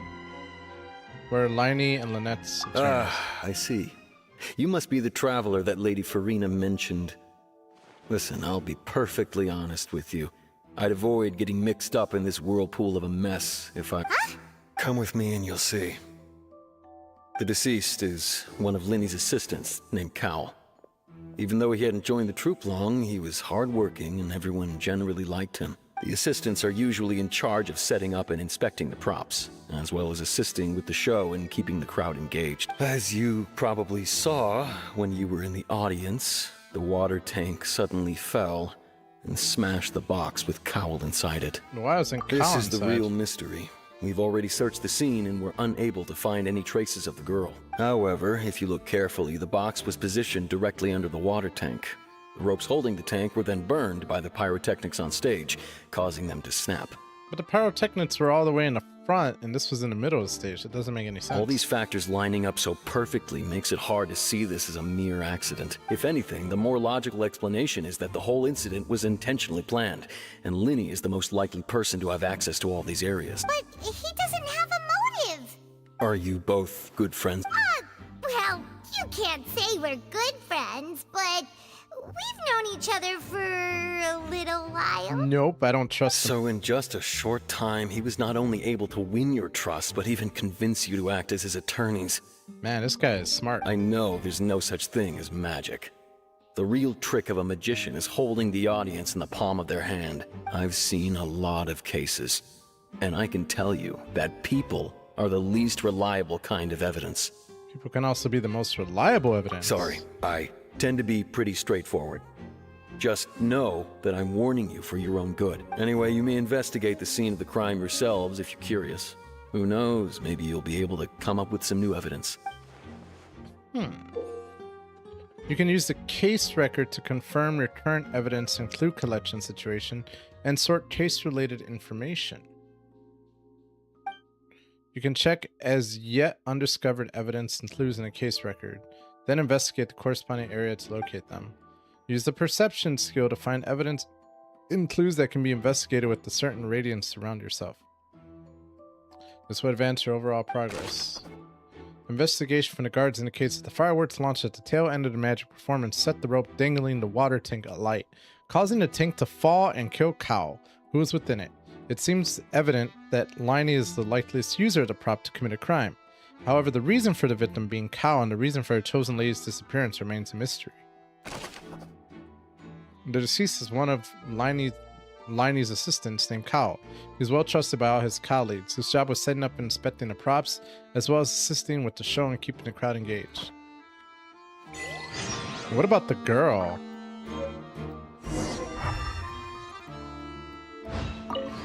This is where the magic box was struck. If Cowl weren't inside the box at that moment, he might have dodged the falling water tank. Why does it say use perception? Oh. Case records can be opened quickly while navigating a quest in investigation mode.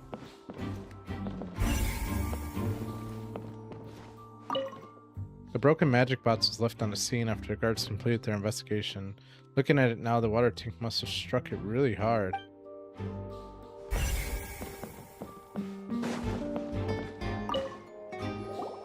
So this is the rope that broke and caused the water tank to fall. The rope looks pretty durable. How can it be burned through so quickly by fireworks? So the Liney didn't realize this was a safety concern, or... Why are you suddenly so serious, Traveler? I'm just looking at where this rope snapped. Whoa. Look! This bit is made from different material. Most of it was burned away, but there's still a little bit of it left. It seems to be flammable. So if a rope meant to hold something was made with that kind of material in it, then that means... Wait! This rope was used to suspend a water tank. It suddenly broke when the fireworks were being launched on stage. The investigation has shown that the location where the rope snapped was made of flammable material. This was planned. Interesting.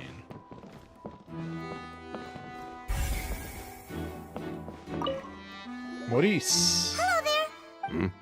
Oh, this location has also been cordoned off because the Magic Troupe members are currently considered prime suspects.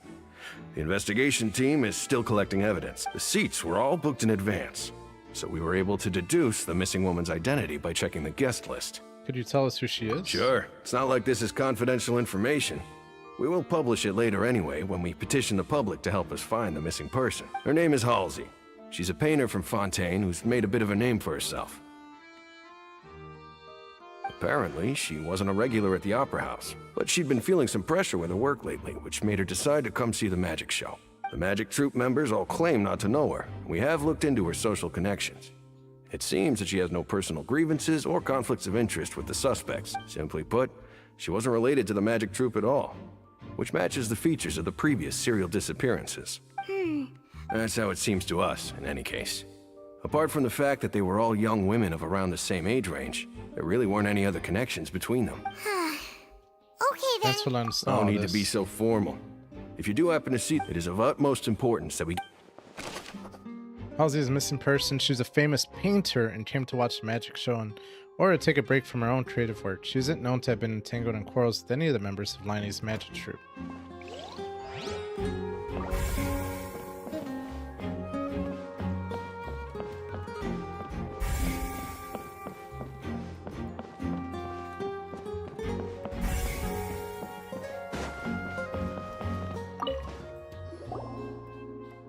The investigation team has some new findings. Turns out there's an issue with the random number selector after all. See, I told you. What if the machine picked some big guy's seat? You think the murderer would have still made his move then? Sorry to interrupt, but we're helping Linny and Lynette with their side of the investigation. What were you saying about the number selector? There's something wrong with it? You're trying to help them? That'll be a tall order. Lenny used the machine to pick a random member of the audience during his performance, right? The lucky girl that later Well, we thought there might be a serious problem with the machine, so we had it taken away for further inspection. It turns out that the seat number it picked wasn't random at all. The machine picks that same number every time. I'm sure you already know that you have to make a reservation in advance to get a seat, regardless of whether it's a trial or some performance. In other words, Who would have Lenny access to knew those who would be records? sitting where from the very beginning.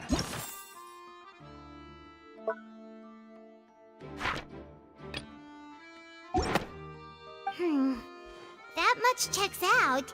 Lenny reserved our seats for us too. Let you see why I was saying it'd be tough to make a case for Lenny. Okay, sorry to bother you. Okay.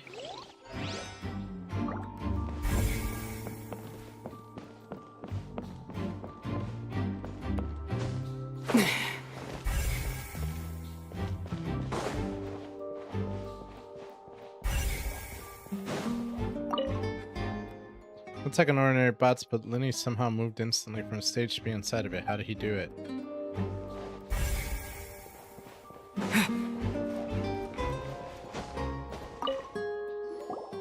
I see that you're investigating the area. Well, it just so happens that I'm interested too. If you find any new and interesting leads, We don't have too many thoughts yet. then why don't I tell you my hypothesis first? The way I see it. And I'll start it with that loud thud. The thud? Oh, you mean the sound that happened during the countdown? Yes, exactly. It wasn't terribly loud, but I suspect that most people heard it. It's just that everyone was awaiting the results of Lenny's trick with bated breath, so no one paid it much mind. But now that the incident has happened, the thud has become an important clue. I'm of the opinion that it may have been the sound of Lenny's accomplice, Lynette perhaps, jumping atop the water tank or something like that. Lynette? And when the pyrotechnics went off, she cut the rope, sending the water tank crashing down. But it was done by the fire. Wait, wasn't the noise we heard too loud for that? Perhaps the balance wasn't right, leading to a particularly rough landing. Then wouldn't the water tank have started to swing a bit in that case? Oh, that's true. That does remind...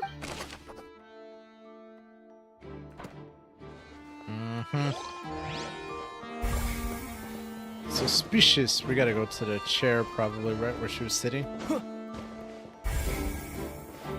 No, that's not really. I would have thought a clue was there.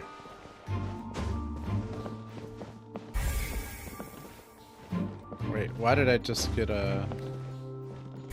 Oh, that just happens. Yeah, I'm like, wait a second. Tweaking here. Where are you, Clue? I've already talked to you, bro.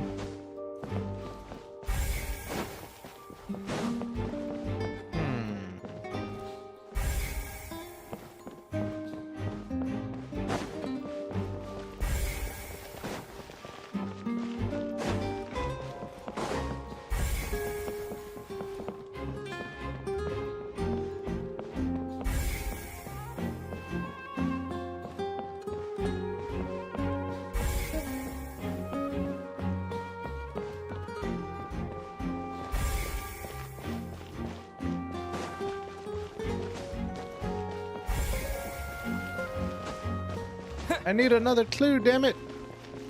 Oh, back here. Lenny's still talking to the guards. It seems he'll have a lot of explaining to do. I think someone will be assigned to monitor. Lenny's still talking to the. I think someone.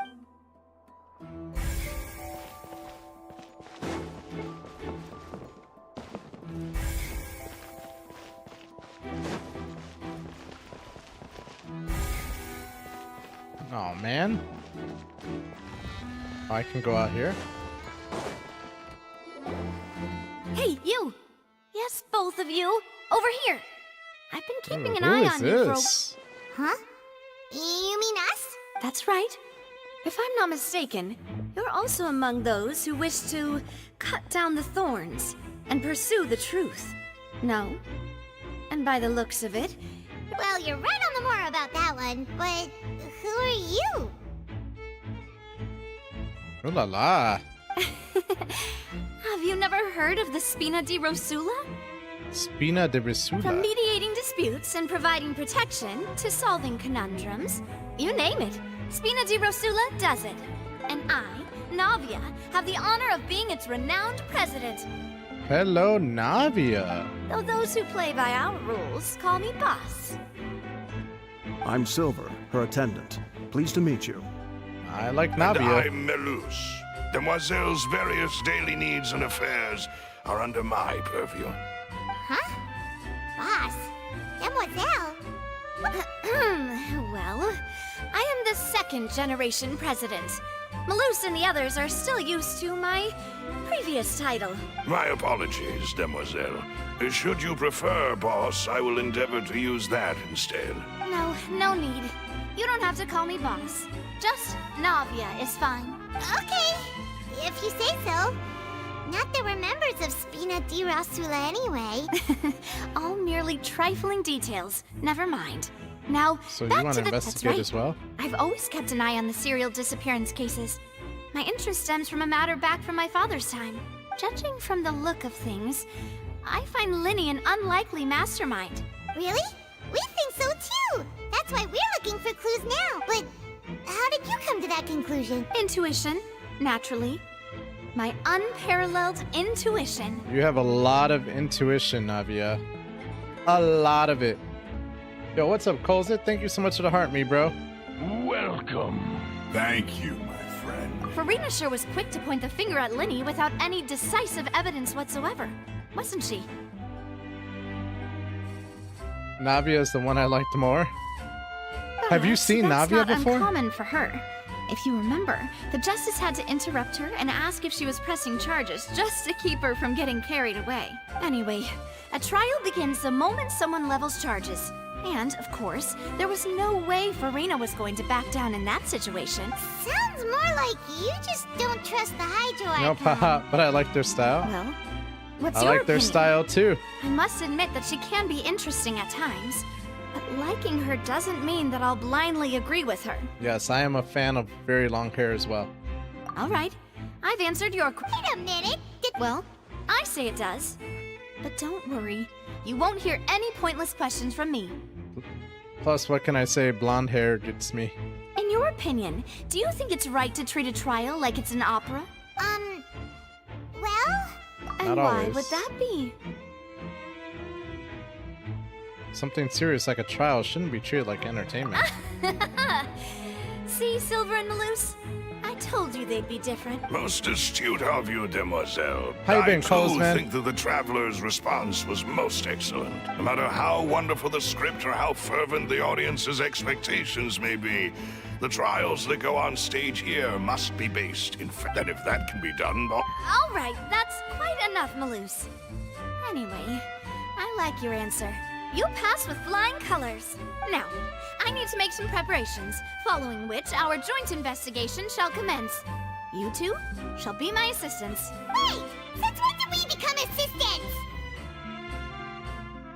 Bro, me and Squidward are too hyped for Halo. When is Halo? I thought Halo was coming out in February, though. Oh, well, I can be the assistant. Sure. Or your companion, if you like. I'm really not that fussy. That's more like it. think you're missing the point, Far be Paimon. it from me to brag, but I believe that Demoiselle's intuition will be instrumental in uncovering the truth. You wish to save a friend from false accusations, and we wish to unravel the disappearances. In this sense, our goals are aligned. Oh, I thought I heard something about February, but maybe that was for a different game? Maybe that was for Resident Evil, now that I'm thinking about it.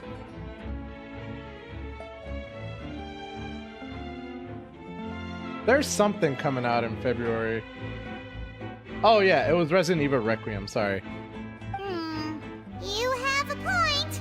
And what about you over there? What do you think? You seem like you've got something. I have nothing to add. Oh, We'll be making some.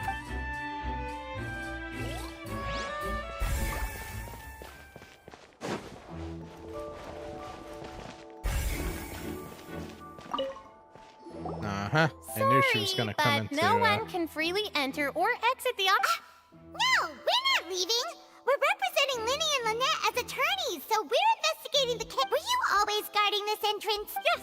After the Chief Justice gave the order, everyone coming in or out must undergo a strict inspection. So the missing girl couldn't have left from here. At least, not What about from during the I show? doubt there was much opportunity then either. How can you be so sure? Well, because I was in charge of security near the entrance at that time. Did I hear anything about the alien ship? What are you talking about, Kos? I couldn't see Linny's performance from here, which was quite a shame. Just my luck, but still, I did not abandon my post. And I stayed put no matter how loud the applause was. If someone had so much as even approached the door, I would have noticed it, let alone if they had tried to leave. We Melazines are good at that sort of thing, you know. So, it's safe to say. Alright, thank you for your help.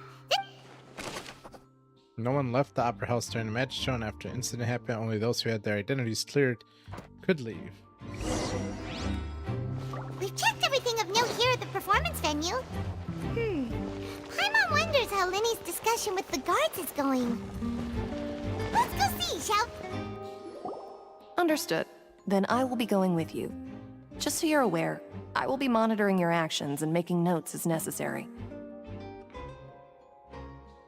I mean, I heard about 3-Eye Atlas like a month ago. Is there like new news coming out about it, or?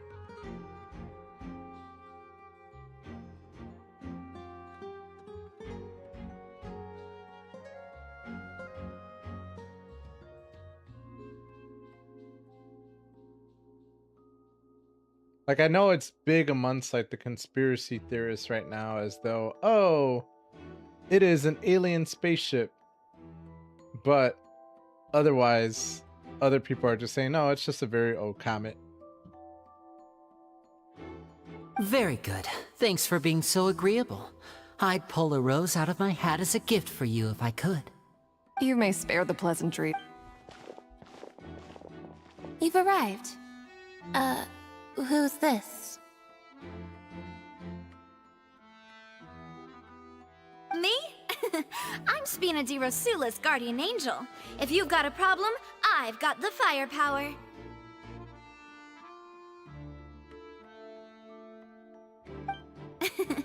Sorry, I got a little carried away there. Call me Navia. I'm a partner of theirs, and we'll be helping investigate this whole situation. And these are my companions. Would you mind if they join as well? Fine by me. Oh, new helpers? Well, let's just say we're tagging along. It's not every day you get to see the secrets behind magic performed on such a large scale. Yeah, it says 3-Eye Atlas has faded from view but will become observable again after mid-November 2025, offering another chance to track how its activity evolves as it approaches the sun. Yeah, I mean, everything I'm seeing right now just kind of points towards like, oh, people are just excited because this comet is really old, and because of how far it's been in our, like how far it's been, like they just want to study it. But everything about a spaceship, it doesn't sound like that's a, I don't know, a big thing right now in the news.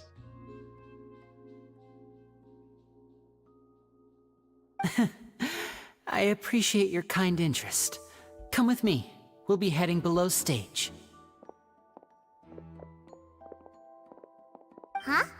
Below stage? Yes, a world of secrets is hidden beneath this magic box, prepared specifically for this switcheroo trick. But before I reveal everything, you should have a look first. Notice anything strange here?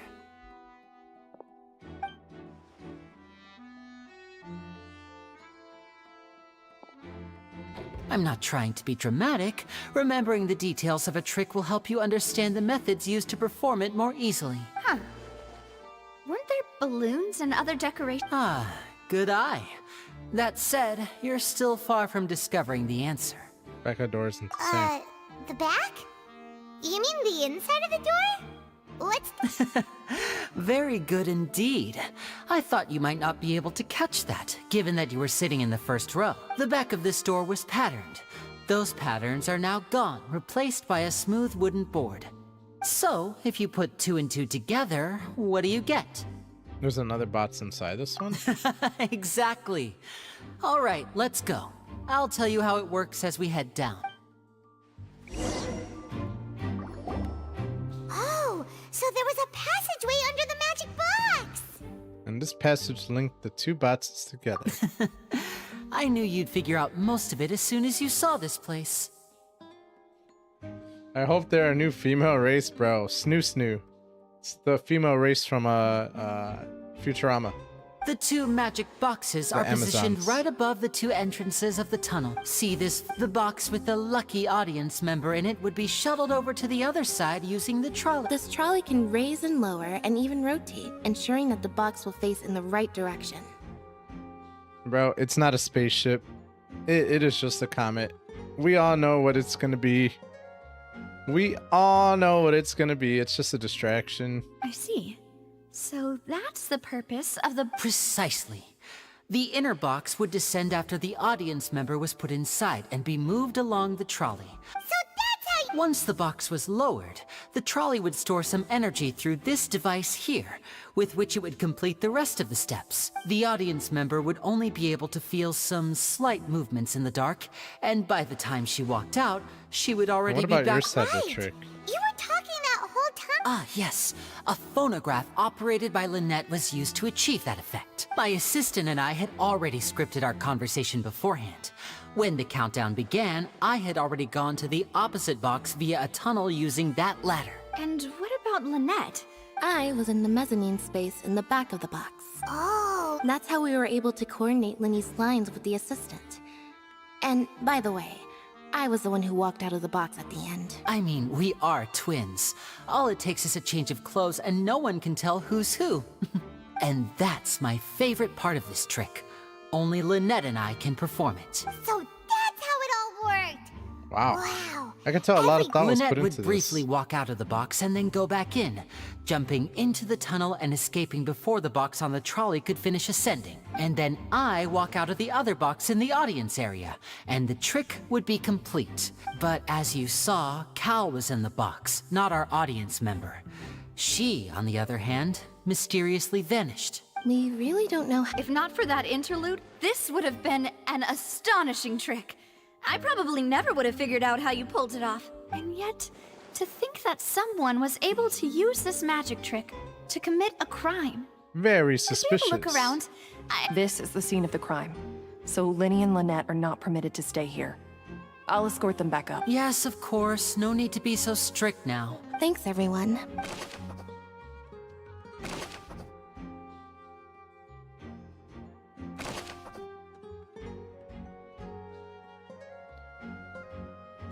Interesting. That's a pretty damn cool trick, not gonna lie. Should be a control device for a trolley. It seems to be able to operate automatically.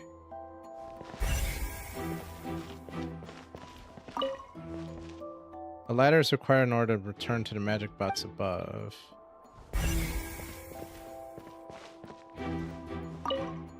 Oh yeah, what happened here? What's this? Looks like a hook tied to the end of a rope. Huh? There's all kinds of Funny they odd... mentioned this earlier. It was a prop for a different trick. But why would it have been left here? Whatever it is. Chopped hook rope. The plot thickens, my friends. Oh, that's just broken. The floor is wet. Please be careful not to slip. Speaking of which, why would there be water here? Maybe it was for a trick. Paimon knows! It's one of those tricks where you pour water and here's a broken vase. That can't be. The trolley moves along tracks from start to finish.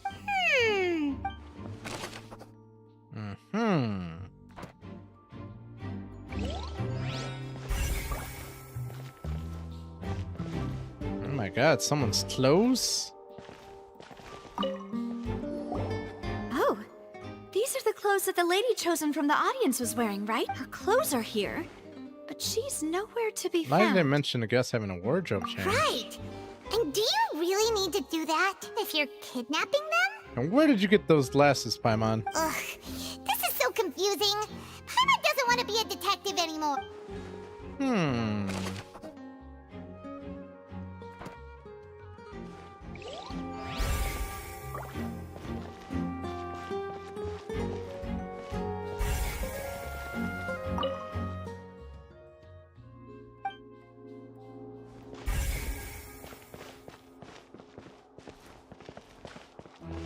Examine storage boxes.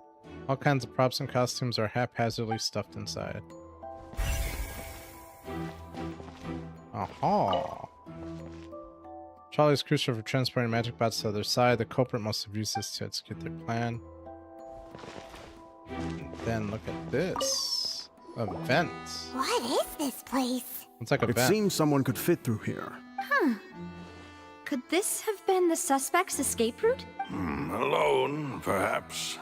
But if they had to pull another person with them, this space would be too narrow. But there are no other ways in or out of here. Other than those that go through the magic boxes. Oh, you're right.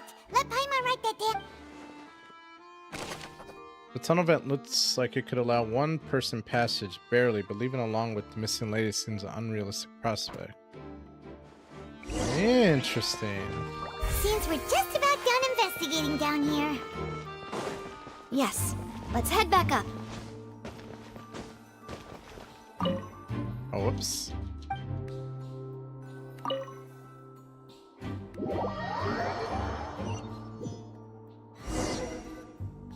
Well, we've ascertained the state of the crime scene. Let's find a place to sort out our findings once Malus returns. It seems to me that there are several things that don't add up here. Apologies for the wait. So, what did the guards say? Did the criminal escape through the vent? They believe the odds of that are very low, since the vent leads to the Opera House's basement. The guards have checked the area carefully. No one left through the basement during the performance or after the incident, and no one was found hiding there. So the tunnels become like a secret chamber then. You know, like the kind you usually see in novels. It would seem so. The plot thickens. Halsey's disappearance and Kyle's death are both quite inexplicable. No wonder FURINA was so confident in her accusation. All the current evidence points toward Linny and Lynette. In other words, the charges are very likely to be upheld unless we make some considerable progress. Charges and then trial. So if the charges are upheld, they'll announce the right. sentence? This is how a trial goes in the Opera House. During the proceedings, the Chief Justice and the Oratrice will hear statements from both sides. The Oratrice will That's too? right. This is how indemnitium is produced. Oh, The yeah. statements from both sides, the defenses from attorneys, witness testimonies, and even the audience's emotions will all be projected on the Oratrice. That's fun. To put it simply, it's as if the Oratrice has its own will and is a judge in its own right. This also precludes any kind of favoritism on the part of the Chief. Once both sides have finished speaking, the Chief Justice will make his final decision. This, too, will be used by the Oratrice as a reference. Then, finally, The Oratrice will be consulted by officials. The result it returns is the will of justice. It's... Huh? So that machine is the one that actually decides? Paimon thought Novelet called the shots. In practice, there is very little difference. Both have always come to the same judgment. Which is why people have great faith in the Chief Justice. Ah, yes, the guards also asked me to convey that none of us will be allowed to leave this place. Damn. Because we've chosen to act as the twins' proxies. That makes us persons related to the case. They're concerned that we might be colluding with outside parties. Or that we might find outside help to disrupt the case. And even if that were not so, it could prove problematic if we happen to spread key information about the case ahead of time. Yeah, but is FURINA held to those same standards, or can she go wherever she wants? I'm ready to break out at any time. Whoa! There's no need for that! Paimon thinks they have a point.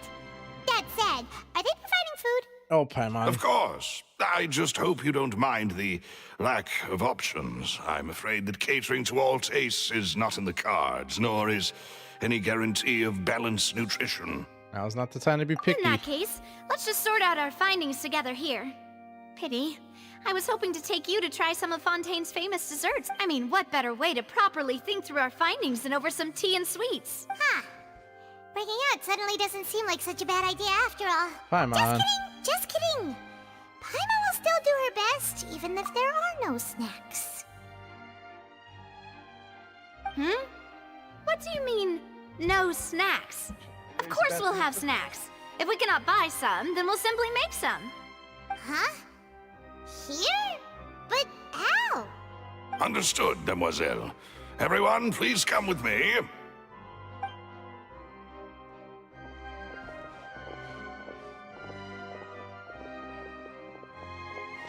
Wait, you're carrying a portable stove with you?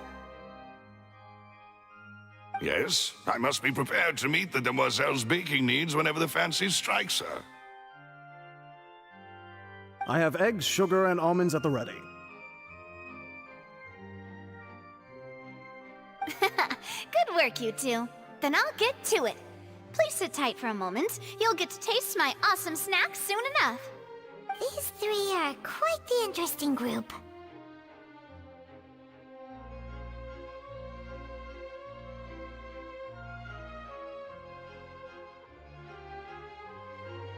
Must be a spina di risole thing.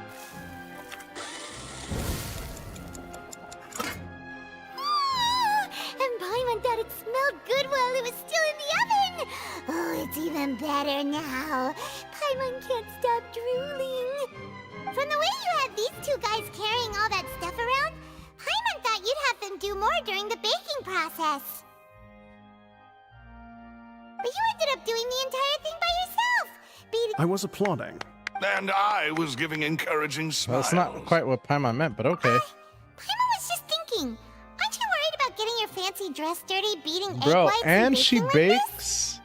That's what I'm talking about. Well, I don't think it's carved in stone anywhere that fancy ladies can only read books, sip tea, ride horses, and play the piano. Don't underestimate beating egg whites, by the way. It's a real arm workout. You also need to beat them to just the right consistency, or your macarons will crack. Anyway, give these a try, fresh out of the oven. Only 3? Well, eating too many sweet treats might send all that sugar to your head. You wouldn't be able to think clearly about the case on a sugar rush, would you? Tea is ready to be served as well. This is Demoiselle's favorite. Strong black tea with a tea. floral fragrance that clears the mind and lifts the spirit. No Yo, need what for up, Jose, man? concern. I'm merely doing as I should. All right Welcome. then. Down to business. It's As Paimon Paimon mentioned. mentioned previously, however, we can assume that Linny and Lynette were not alone within it. Some criminal also occupied its sealed confines. The magician twins could have committed the crimes, of course, but they lack any logical motive. Exactly! Why would they do such a thing right when everyone We're left was with two other watching? people, the missing girl and the deceased. The flower vase and and the thud we heard during the performance could indicate some altercation between Halsey and the criminal in the tunnel, resulting in the shattering of the vase, the discarding of her clothes, and her abduction. Perhaps the criminal thought that since she was chosen from the crowd, she would be too easy to identify if she was still wearing the same clothes. Paimon thinks that makes sense. There's no evidence that this third person even exists. True. None of the clues we found thus far support the existence of this third person. Maybe that guy, the only people left to consider are both technically thief. victims. Whether it's the missing girl, Halsey, or poor Cowell. And maybe Cowell wasn't poor. Could Halsey have secretly made modifications to the magic props in order to murder Cowell before making her escape? She had no way of knowing how the magic trick worked. That's right. And even if she had tampered with the setup, she would need to understand, nor does she have any motive. The guard said that she has never had any dealings with the magic troop's members. Were we not from the sound of things, this is turning into an impossible case. Your macarons are amazing though, Navia. They are my specialty after all. Damn, you had 5 of them, And Paimon? I see. What? 5? Oh, that can't be right. Please don't worry about it. At my age, a few less sweets might actually be a good thing. No. Being greedy is one thing, but Paimon knows how to count. Besides, Paimon knows that if she ate too many, then others wouldn't have enough. Oh, it's fine. Everyone knows how much you love eating, Paimon. Even you don't believe if Paimon ate those 2 extra macarons, then may they turn into stone in her stomach. All right, we get it. Well, I suppose one of us might have gotten too engrossed in our chat and eaten them by mistake. Malus, set up the stove again if you would. Huh? Making sure everyone gets 3 macarons, of course. Well, there's really no need to do that. Exactly. We don't want to trouble you. As you wish, demoiselle. And I have the egg, sugar, and almonds. Well. Damn, she baked again? That's what I'm talking about, yo. Well, that's it for snack time. I don't know what we're looking for yet, but we've still got some time. As attorneys, I suggest the 2 of you think the case over again. It would be awkward if you got all tongue-tied on stage during the trial. All right, thanks for your help. It was nothing. A small task for the Spina di Rosula. Silver, Malus, it's time to... I'll be back if I find anything.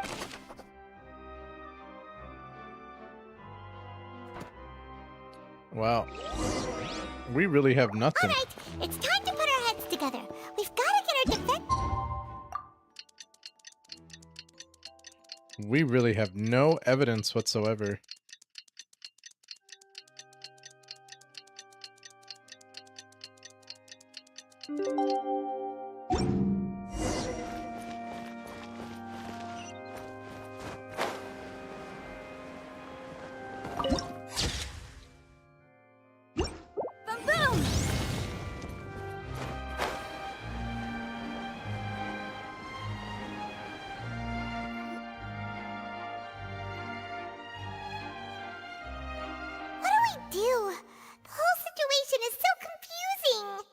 Let's take things step by step.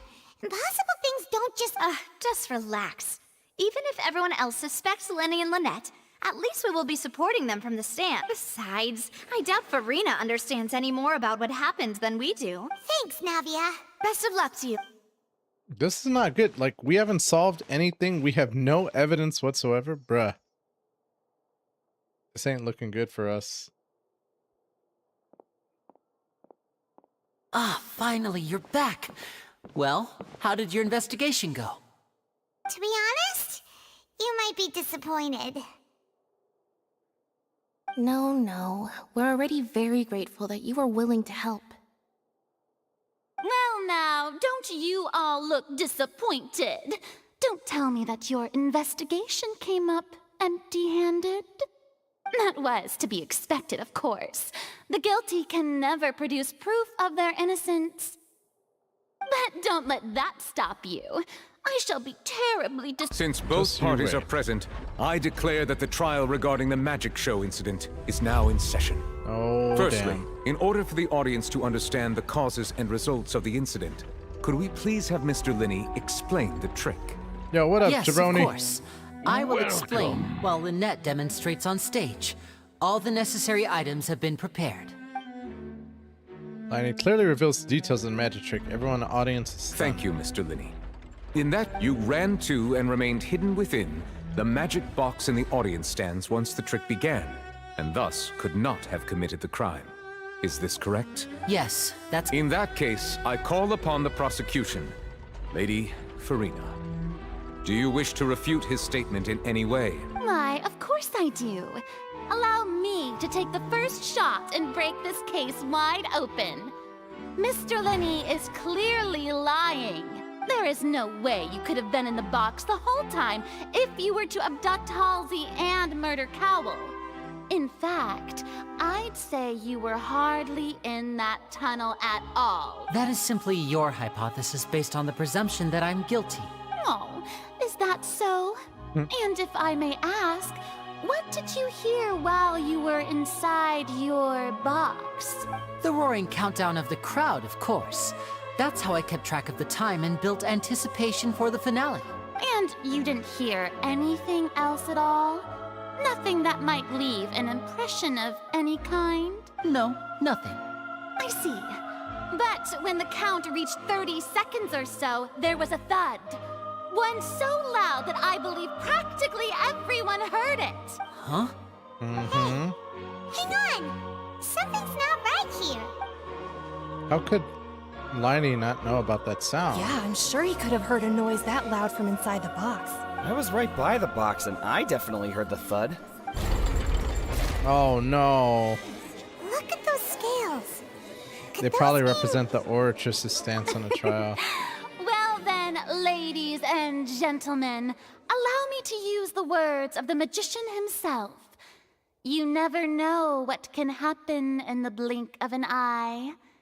Indeed, it seems his alibi can also collapse in the blink of an eye. Of course, I have armed myself to do far more than smash your alibi.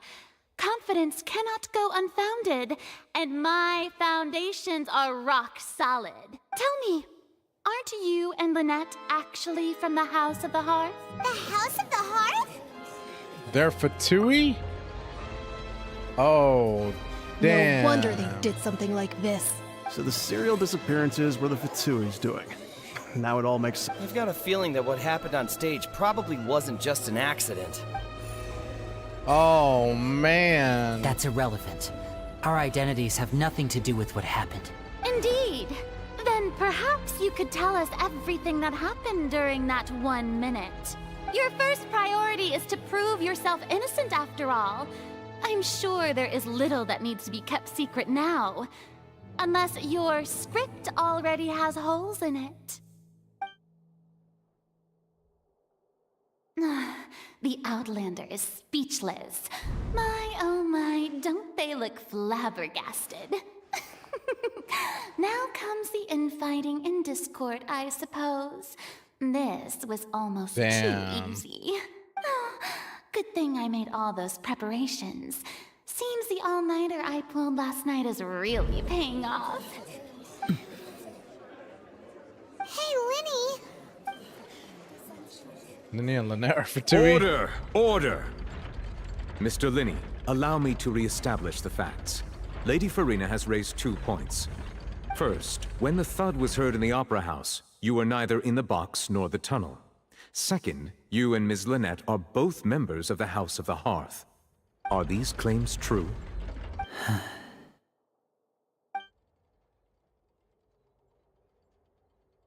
Bruh, this ain't looking good for them. Not at all.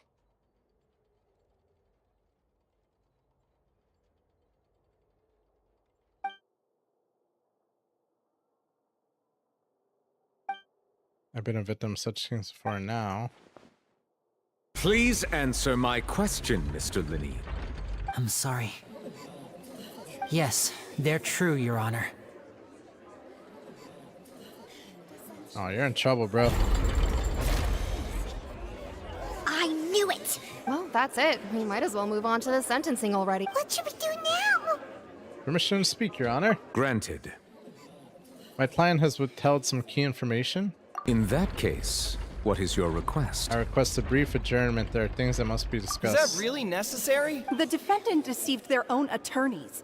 What is there left to discuss? Order! Your request is reasonable, and we shall adjourn. This trial will reconvene in one... So you would stick to Mr. Linney's defense even after knowing what you do now? You certainly have more professionalism than I thought. In that case, my dear audience, let's allow the joy of victory to steep for a little while. Damn, Furina's fierce, bro. She like, you ain't gonna mess with us. I am the god of justice.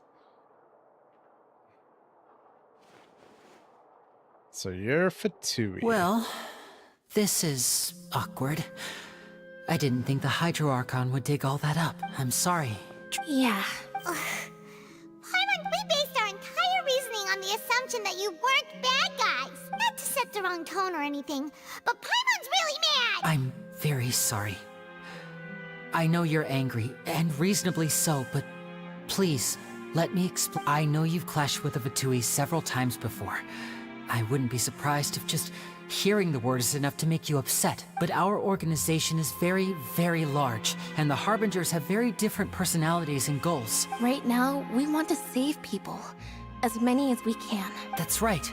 I'm sure we're on the same page when it comes to this nation and the disaster that its people might face. I knew if it weren't for our respective identities, we could become good friends. That's why I didn't wish to flat out lie to you, but chose to hide some details instead. The truth is very important, but being completely transparent about everything would see us spending more effort than we need to. But how can we know that this isn't all just another lie? Right. So, you be the judge. Heck, if I were you, I fear that I'd even struggle to trust me at this. You met a Fatus who works as a magician, a trickster by trade. All by coincidence, too. But still, I'm asking you to trust me. Sorry. Please. Well, you both say that, but... Where did you actually go while the trick was being performed? Right. Let's hear your... Of course. We've been trying to find out how the Oratrice operates.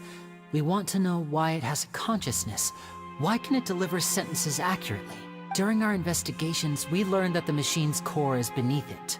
From that moment on, Lynette and I have been designing this box swap trick, with the objective of getting close to the core. Is that why you needed a whole That's right.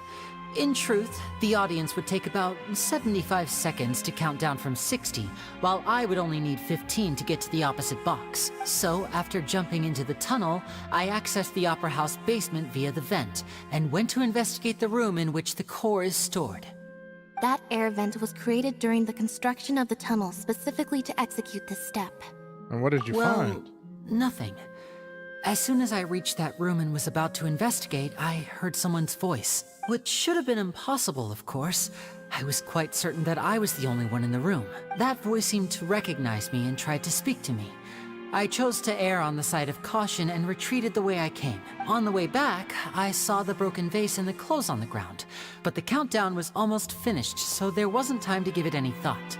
Very interesting. After that, the homicide occurred just as you saw. Well, that explains why you didn't hear the thud.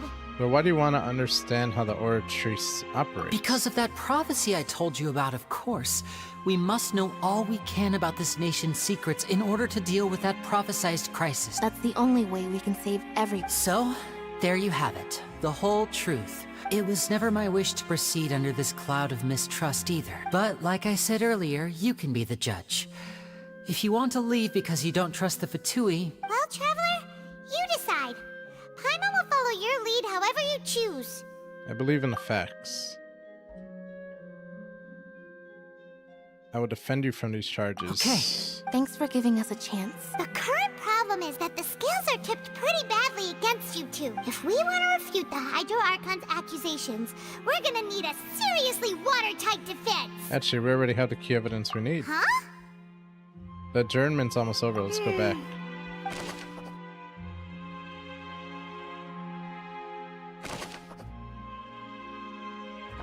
I mean, that's not enough evidence. Like, this is all conjecture, bro.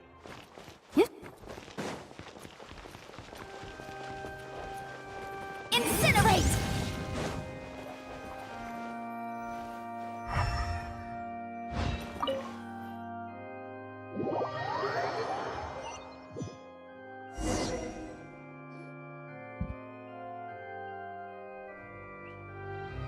Both parties have returned to their position. When last we left off, Mr. Linney acknowledged the new evidence presented by Lady FURINA as fact.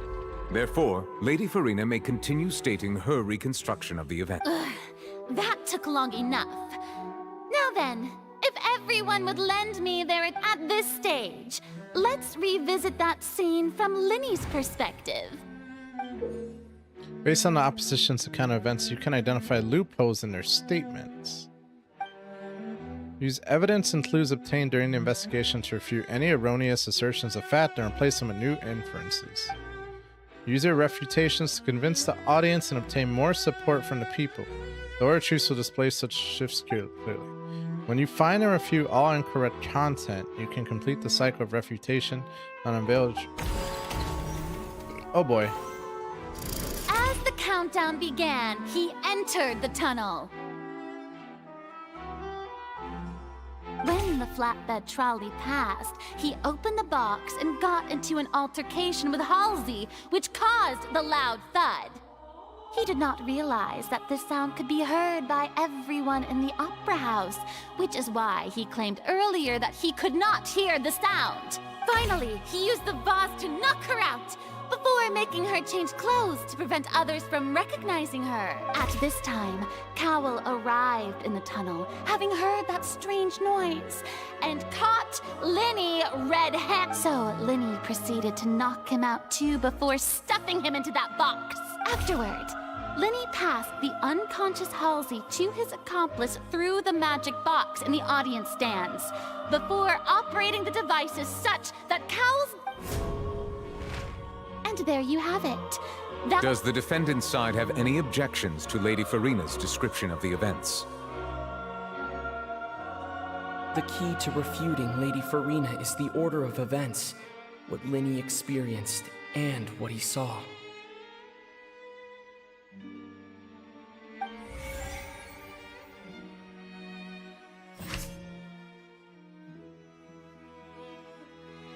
Linney entered the tunnel as the countdown began. I mean, that's true.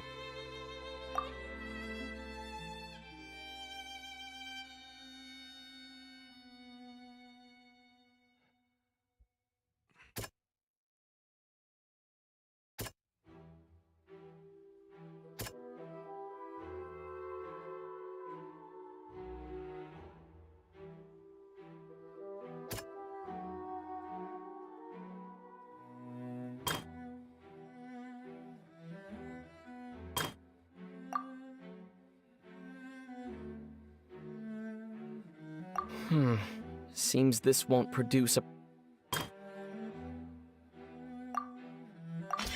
According to Linney, he left via the vent after entering the tunnel. He couldn't have had that altercation with Halsey.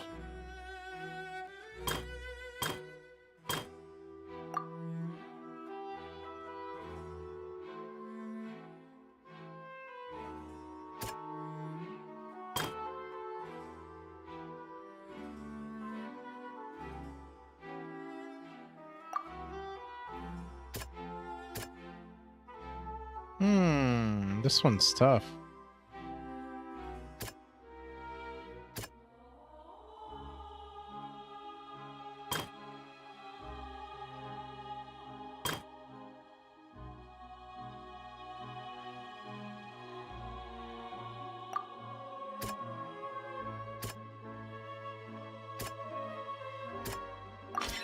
Linney went to the room that contains the order.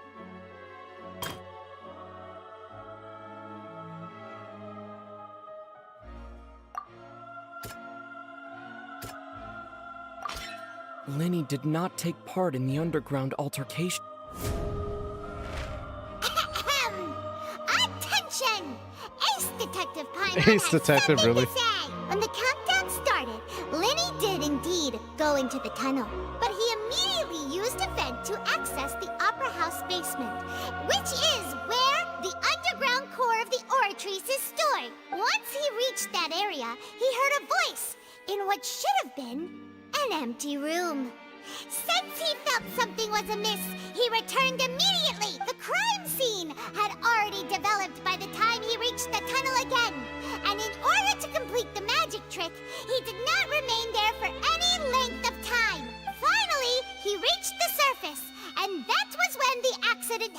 from his point of...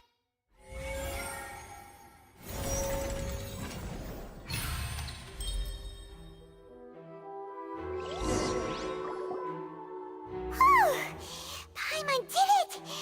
Paimon... In other words, you believe that he knew nothing of the incident? That's right!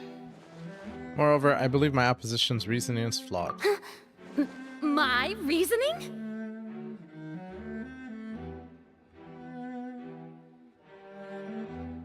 The onstage equipment was clearly tampered with in a premeditated fashion. If that's the case, then if Cowell hadn't entered the tunnel, who was the entire setup meant to kill? Assuming that what you say is true, Linny only needed to kidnap the young girl to cause a new disappearance case. What would the point of killing someone on stage be? That's so true. What's up, Squid? They have a point. That's right, you tell him! And that's why they're partners of mine. They've managed to turn things around. Well, your denial is very strident, I'll give you that. But what proof do you have to back your claims? I refuted Liney's alibi initially. Of course I do. If he had been in the magic box the whole time, how could he have not heard that sound? Why do you ask? You're saying that he wasn't? Your claim has now become my weapon. Choose the most recent... Wait, what did it say? Which is the evidence that Liney was in the tunnel when the crime took place?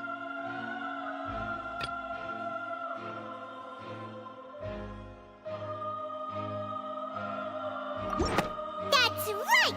Linny wasn't in the box or in the tunnel. That's why he didn't hear anything strange during the performance. This means that when the crime happened, Linny had already entered the basement via the same clue you used to disprove his alibi has now become the best proof! Well played. To think you'd use such logic. Well then, if it wasn't Linny who committed the crimes, then who was it? The murderer was...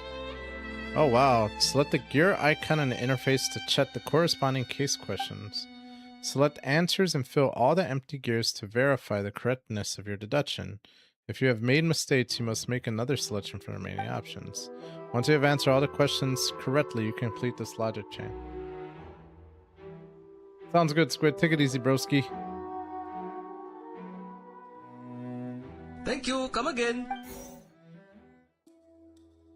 The guard's investigation report indicates that the fireworks released near the end of the show ignited and burned through the ropes suspending the water tank above the stage.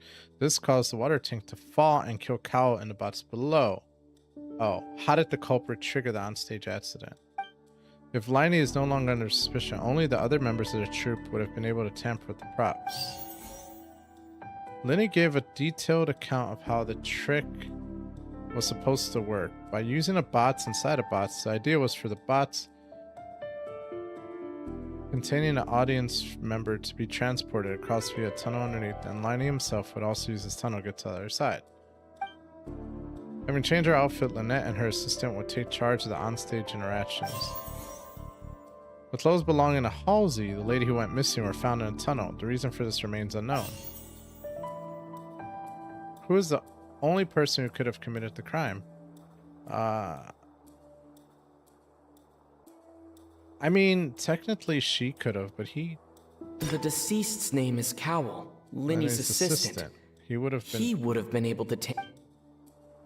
Halsey is the missing person and an ordinary audience.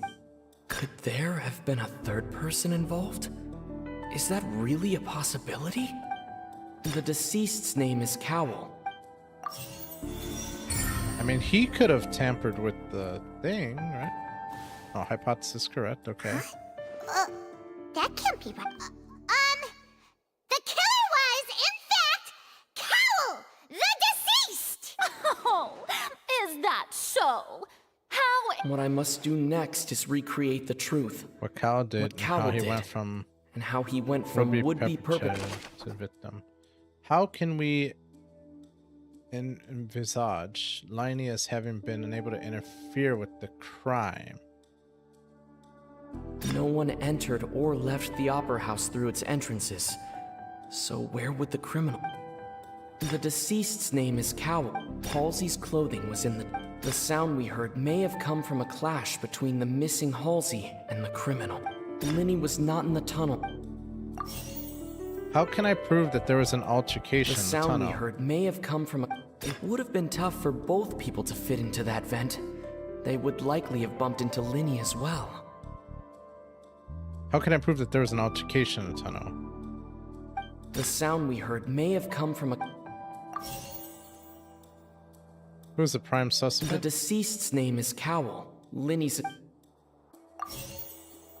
Where did the missing Halsey go? The sound we heard may have... It would have been tough for both people to fit into that. No one entered or left. Oh, I don't know. Halsey's clothing was in the tunnel. So there... The sound we heard may have come from a clash between the missing Halsey. It would have been tough for both people to fit into that vent. No one entered or left the Opera House. Aw, man. Oh, the last one was incorrect. It would have been tough for both... Where did the missing Halsey go? Wait, what? Halsey's clothing was in the tunnel. So there must have been some... There... Wait, what? Criminals must have understood the methods behind Liney's magic trick, must have been in position to easily modify the equipment. Leaving aside how he died, Kyle had all the means to commit the crime at his disposal. A strange noise could likely have been the sound of Kyle and Halsey struggling. Liney was down the tunnel for 1 minute. This would have given time for Kyle to bring Halsey out of the magic bots in the audience stands. But according to the guard's testimony, no one entered or left the Opera House, so even if he had taken her, there'd be no means of exiting.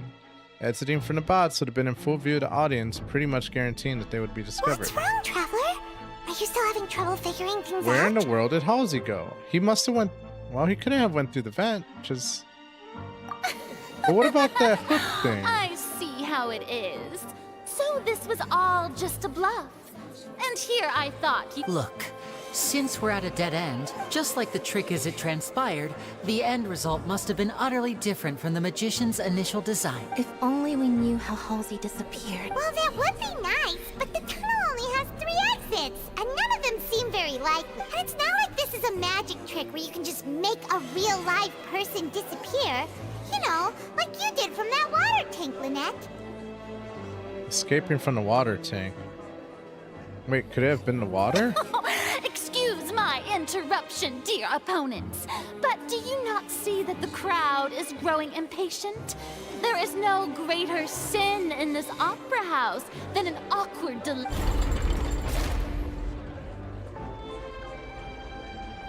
If the defense is unable to make further effective arguments, we will move on to the next stage of the trial. Hold up. Linny was not in the tunnel at that moment, which gave our criminal ample time. The sound we heard may have come from a clash between the missing Halsey and the criminal. The deceased's name is Cowell. Linny's No one entered or left. The vase was not broken by chance. It was used to cover important...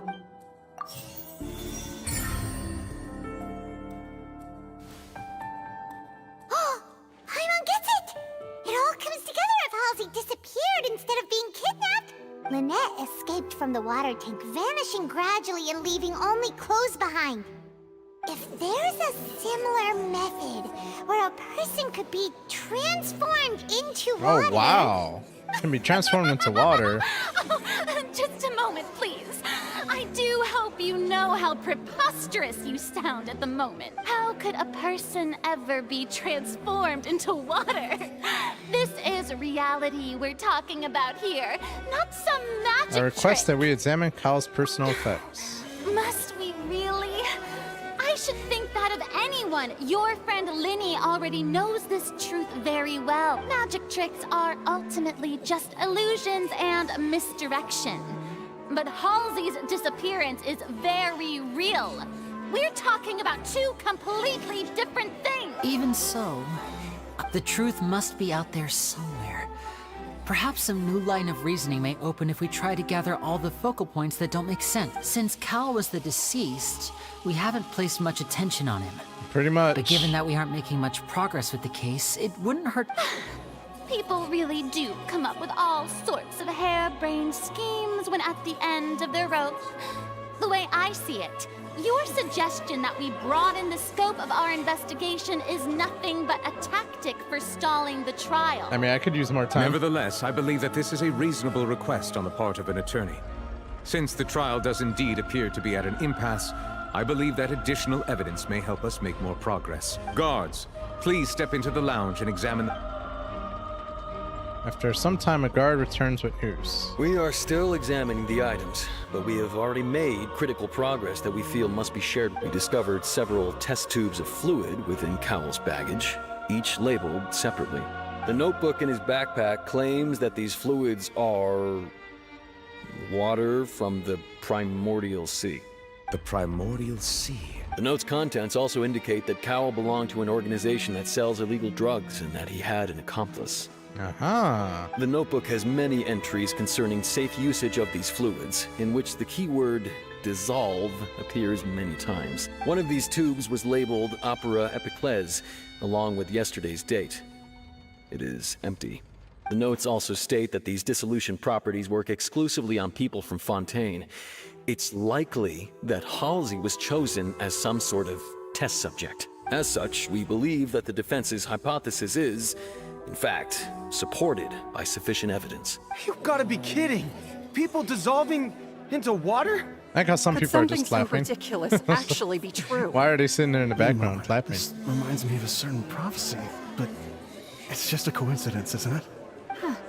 If people can become water, does that mean that the water tank's real use was as a means to hide water stains? And if Cowell was targeting that girl... Wait just a minute.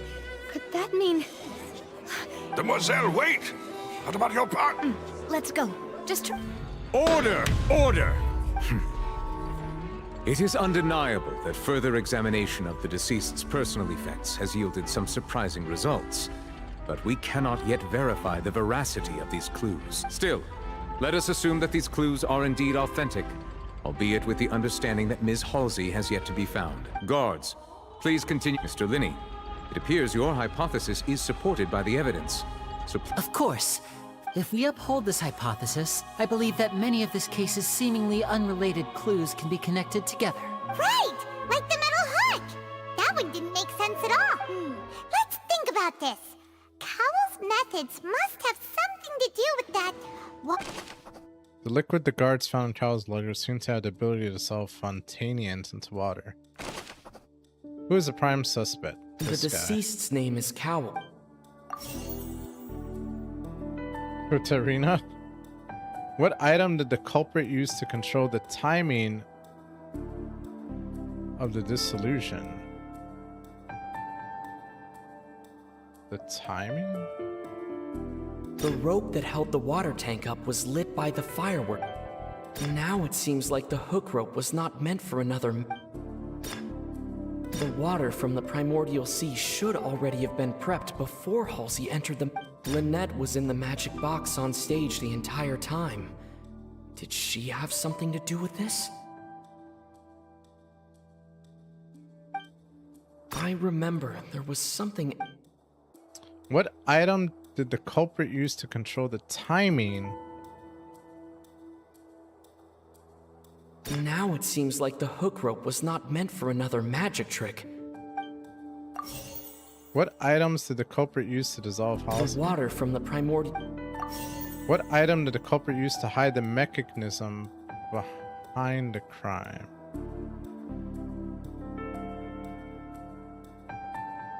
Lynette was in the magic box on stage the entire... I remember there was something else within the inner layer of that box.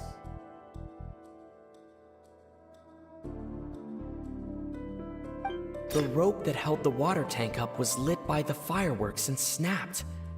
As such, the focus here is on the water, and not... Damn it! This is the last thing? Lynette was in the magic... I remember there was something else.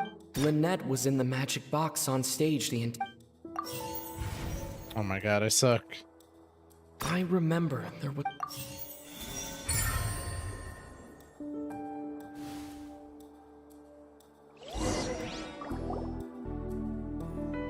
Ahem. It's aced in the original plan.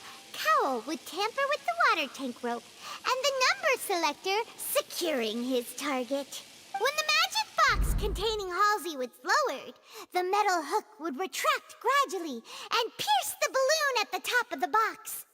When the balloon attached to the box popped, the water from the primordial seed inside it would pour down and dissolve Halsey. Afterward, Cowl would enter the tunnel and break the flower vase to conceal the water inside the tunnel, with the remaining evidence being covered up by the water tank on stage. But he encountered something unexpected in the tunnel and wound up being fatally hit by the same water tank he meant to use to cover his tracks. Huh. That does make sense. If you're mistaken, you're going in jail in real life, links okay. together a lot of the more confusing pieces of evidence. Over Genshin Impact? Bruh. You sound like a Noelle lover. No, I'm just kidding. Oh dear, what do I do? Even I think they sound convincing now. Have I falsely accused an innocent person? What a humiliation. Now, it seems like the only point of contention remaining is the exact circumstances that led to Cal's death. His notes mentioned he had an accomplice who could be related to the situation. On that note, the guards have just contacted me indicating that they uncovered new evidence. I shall now invite him on stage to share it with... Thank you, Your Honor. We were just inspecting the luggage of the other people involved in this case, and we found an identical sample of the water from the primordial sea among Linny's personal effects. Oh my god. What? That can't be. Oh, I see. Well, how wonderfully comedic to have your own counterattack. Does this not clear all doubt? My dear citizens, my loyal audience, allow me to present my reasoning and bring this performance to a swift close. Of course. Oh, here we go. Linny did not need to take part in the dissolution of the young woman at all. Indeed, he did leave the scene via the vent. Having made modifications to the props beforehand, his accomplice Cowl then caused Halsey to vanish using the water from the primordial sea. But upon his return, in cruel avarice, Linny desired sole credit and prepared to do away with his partner. Ultimately, he knocked Cowl out, and the tool meant to cover the crime up also became a murder weapon. Now, as much as I regret having come to such a viciously straightforward conclusion... Am I right? We've used up all the evidence we collect. Is this the end of the road? Oh no. Seems using the water as new evidence was too good a move. I think we've all seen enough now. And we have ample... I believe this is indeed... No! Now then, my good, noble Chief Justice, should we not, in your view... Excuse me, everyone, but I must interject. Miss, I must ask you not to shout. Damn. And to respect My man put down his fist. He said, Come on, "Shut up." Don't be hasty. I have a good reason for interrupting, you know. Now, would anyone here like to take a little break from all this debate and see a little magic? I'll show you an amazing trick. One that can bring a young woman who has disappeared back in the flesh, right before your very eyes. Please, do the honors, Mr. Linny, if you would be so kind. But what in the world is she saying? No offense, miss, but miracles like that are beyond my scope as a magician. Come on now, don't be silly. Magic is all about misdirection, isn't it? It often conceals the truth while presenting a fascinating illusion. But once everyone believes the illusion, can't magic reveal the truth to them once again? And wouldn't such a trick be the most marvelous finale to today's performance? Come on, Linny and Lynette.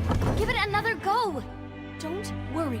Spina di Rasula has made the necessary arrangements on your behalf, but as the magic makers and stars of the show, I think I should leave the final performance to you. I understand. And voila!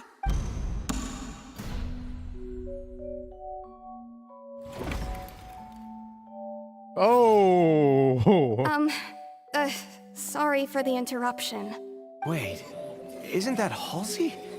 So the whole thing about people dissolving wasn't true after all? To be clear, I'm only here because this person told me that if I testified, the merit of doing so would lessen my sentence. I was hiding outside this room listening to the proceedings because I was afraid that I would be the one put on trial. I was just feeling happy that no one had noticed me. And then before I knew it, she caught me. That'll teach you to underestimate us three. Where should I begin? I'm sorry. I'm the one who killed Cowl. I admit it. Oh, damn. Why? She killed Firstly, him? my name isn't Halsey. It's Lillian, and I'm originally from Mondstadt. I heard that Linny's show was gonna be a real thriller, but I missed the chance to buy a ticket, so I stole one. That's how I make a living. I steal stuff here and there. And I'd never been caught before. But I was noticed at the harbor a few days ago, and I barely got away. Lenny was the one who caught me in the act. Hey, no wonder you look familiar. So you were the thief. Liddy even mentioned that you were pretty skilled. Well, and I thought that would have been the end of it, but then the number selector chose me. He even mentioned the Fortress of Meripede. That's a prison, isn't it? So you can imagine how shocked I was. I thought he was onto me for sure. So I played along with the show while looking for an opening to flee.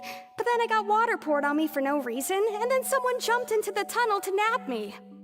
I wasn't going to take that lying down, so I knocked him out and stuffed him into the box. Damn, she kicked his There ass. was nowhere to run from there, though, so I had to change my clothes and hide in a box containing performance costumes. I slipped out after the first guard arrived at the scene and continued hiding inside the opera house. Can a person even hide in there? After a practice hand of concealment, probably. But I swear I didn't know that the water tank would fall down. Really, I swear it. Had I known that, I wouldn't have put him in the magic box. I may be a thief, but I'm no killer. Well, that makes everything pretty clear now. Yeah, now it's time to refute the Hydro Archon's previous This reasoning. time, we need to tell the... From Lilianne's perspective. Oh my god. Okay. Lenny entered the tunnel after beginning a countdown. Afterward, he used the ventilation shaft to leave the tunnel and did not participate in dissolving. Okay, I mean, that sounds right.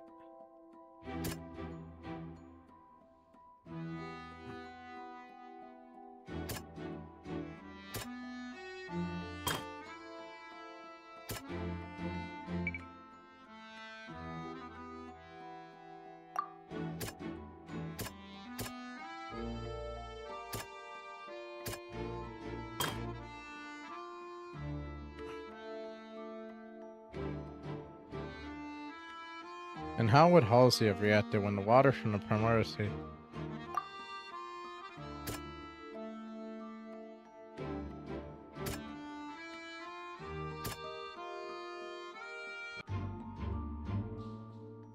Oh my god. I'm messing up.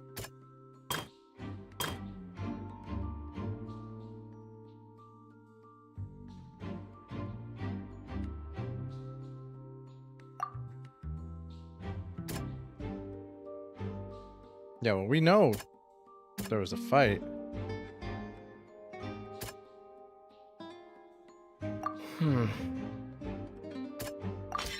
The flower vase was not broken to cover anything up.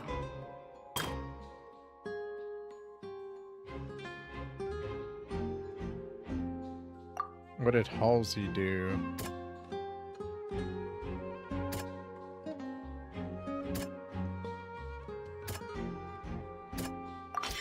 Lilianne was afraid that she would be recognized if she left, so she...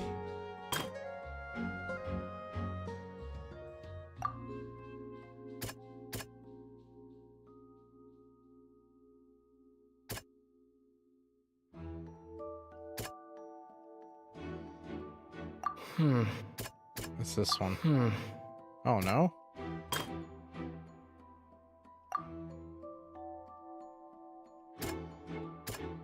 I'm just gonna go through everything, bro. The strange sound wasn't from a fight. And it's Ace Detective Honey God, that's her selected voice out of pierces blue. my soul. Panicked. Haven't been selected out of blue. Lillian panicked. Her panic only intensified after she entered the tunnel and had water poured on her head. So she kicked the door open, producing the thud we all heard.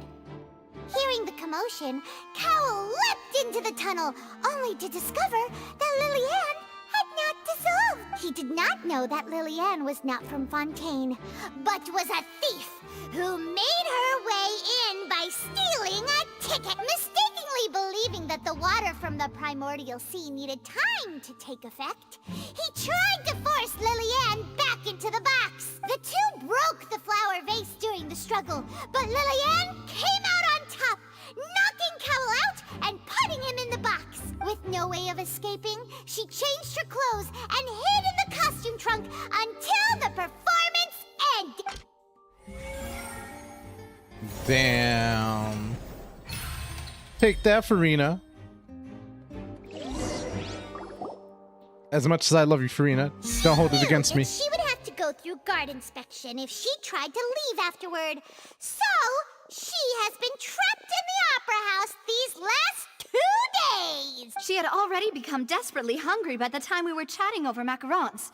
So, she swiped 2 of them right under our noses. Talk about a sneaky thief. Oh, she took the macaroons. All the events that happened in the tunnel have now come to light. Ah, so that... Bravo!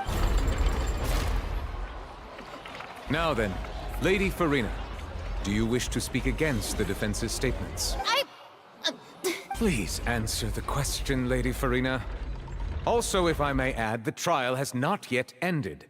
As such, I request that the prosecution not leave the room before the proceedings have concluded. What, are you reading my mind now? No, I have no further arguments. I admit defeat. But really, could you at least have left me with some dignity? Wow. If there are no objections, then as the Chief Justice of Fontaine, I shall once again repeat the full sequence of events. The actual perpetrator of the serial disappearances, Cowell, selected his next victim from the audience reservation list.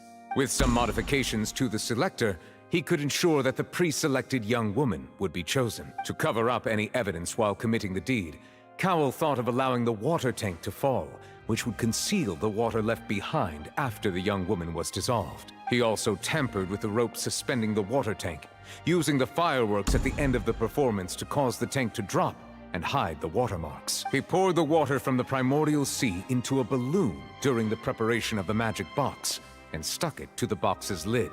Finally, he passed the prepared hook on a rope through the gap in the magic box's door when bringing the young woman to said box. When the magic trick officially began, the box containing the woman was lowered into the tunnel, tightening the hook rope and bursting the balloon containing the water. If all had gone to plan, the young woman would be dissolved at this time. However, Lillian was not from Fontaine, and thus fled the box with a loud noise. Realizing that there was trouble, Cowell entered the tunnel and met Lillian. Thinking that the waters had not yet taken effect, he decided to proceed. However, his opponent was more capable than he thought, and he was overcome, knocked unconscious, and placed into the magic box, and thus became his own final victim. He got his ass beat. Lillian, according to her own statements, then changed clothes and hid until the performance ended, before hiding in other parts of the opera house. As for Linny, he was in the underground structures within the opera house, and was thus ignorant of these happenings. From this reconstruction of events, while there is much in Linny and Lillian's conduct that should still be investigated separately, this case at least can be handed over to the oratories to make the final decision.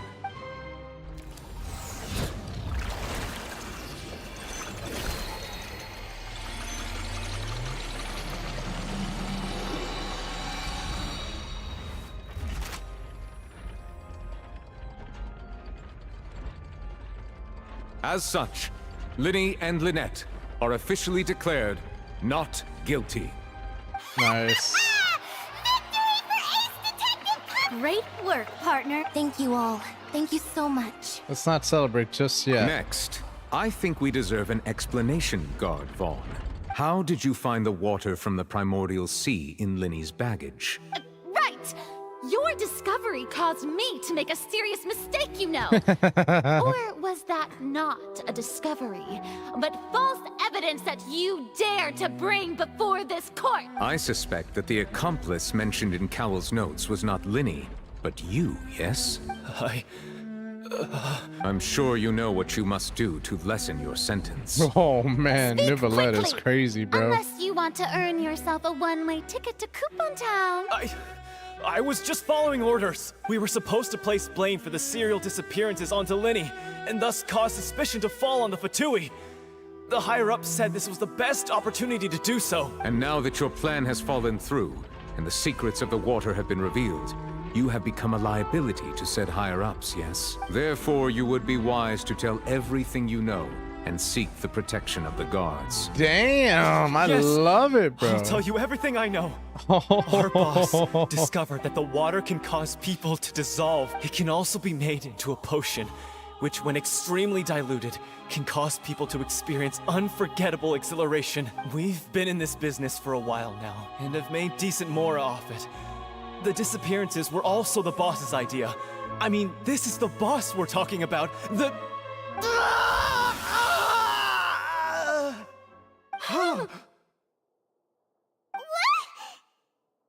She turned into water? And now he can no longer talk. Such ruthlessness. I shouldn't have expected any less of them. An outrageous act. All present, please submit to inspection immediately. Oh my god. However, nothing is found in the scene apart from the liquid left behind after Vaughn dissolved. Bruh. So, we're just going back now? We're not needed here anymore. That's... Traveler, Paimon, please wait. Winnie. I know you may not want to speak to me right now. Maybe you don't even want to look at me, but still. Let me thank you again for defending me to the end, even after you learned that I'm a member of the Fatui. I just didn't wish to see anyone be falsely accused. I guess. But regardless, I'd like the opportunity to set things straight. I didn't approach you with any ulterior motives or ill intent. I've spoken to you as myself, just plain Linny this entire time. Traveler is As for avoiding why I'm Linny a because it Fatui, turns out Linny it's is because actually a member of the goals The Fatui. House of the Hearth align with those of an orphan like me. That's all. That was how Father, who you might know as the Knave, approached recruiting us back then too. The knave? The one who controls the House of the Hearth? She's your father? That's right.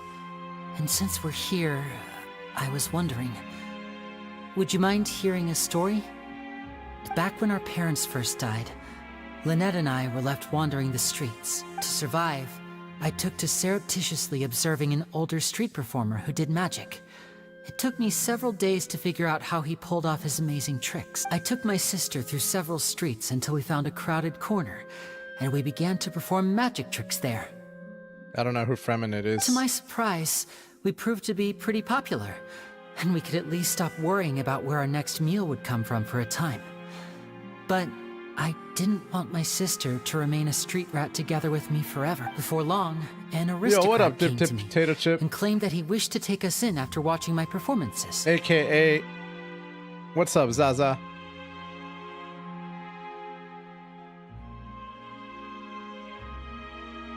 No idea, bro. So you went from orphans to... That was how we felt at first, too.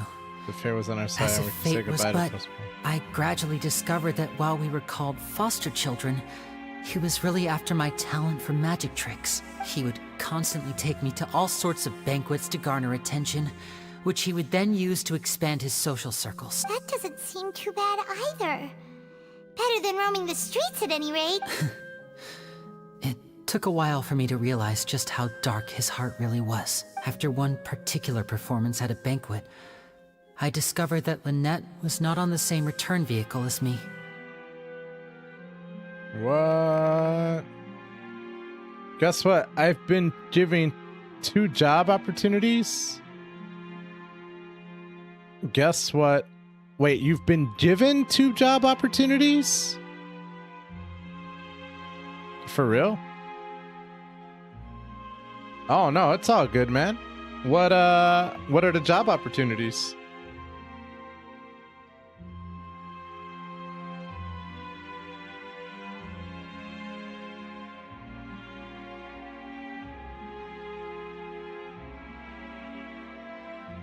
That's awesome, dude. Congratulations. Yeah, one at Panda Express and one at shop that my girlfriend dad owns. Oh, okay. Which one are you gonna go for? I waited a long time after we returned home, but she did not come back. I went to that noble's bedroom and asked him about her whereabouts. The answer he gave me was, she caught the eye of the most eminent person at the banquet, so I sent her over as a gift. I mean, you'll be able to perform your magic regardless of who your assistant is, yes? Oh man, he just tried to sell his sister. Damn. No. But wouldn't Fontaine's laws deal with such people? As far as outsiders are concerned, this is a relationship akin to adoption or foster care, and they have their ways of escaping the eye of the law.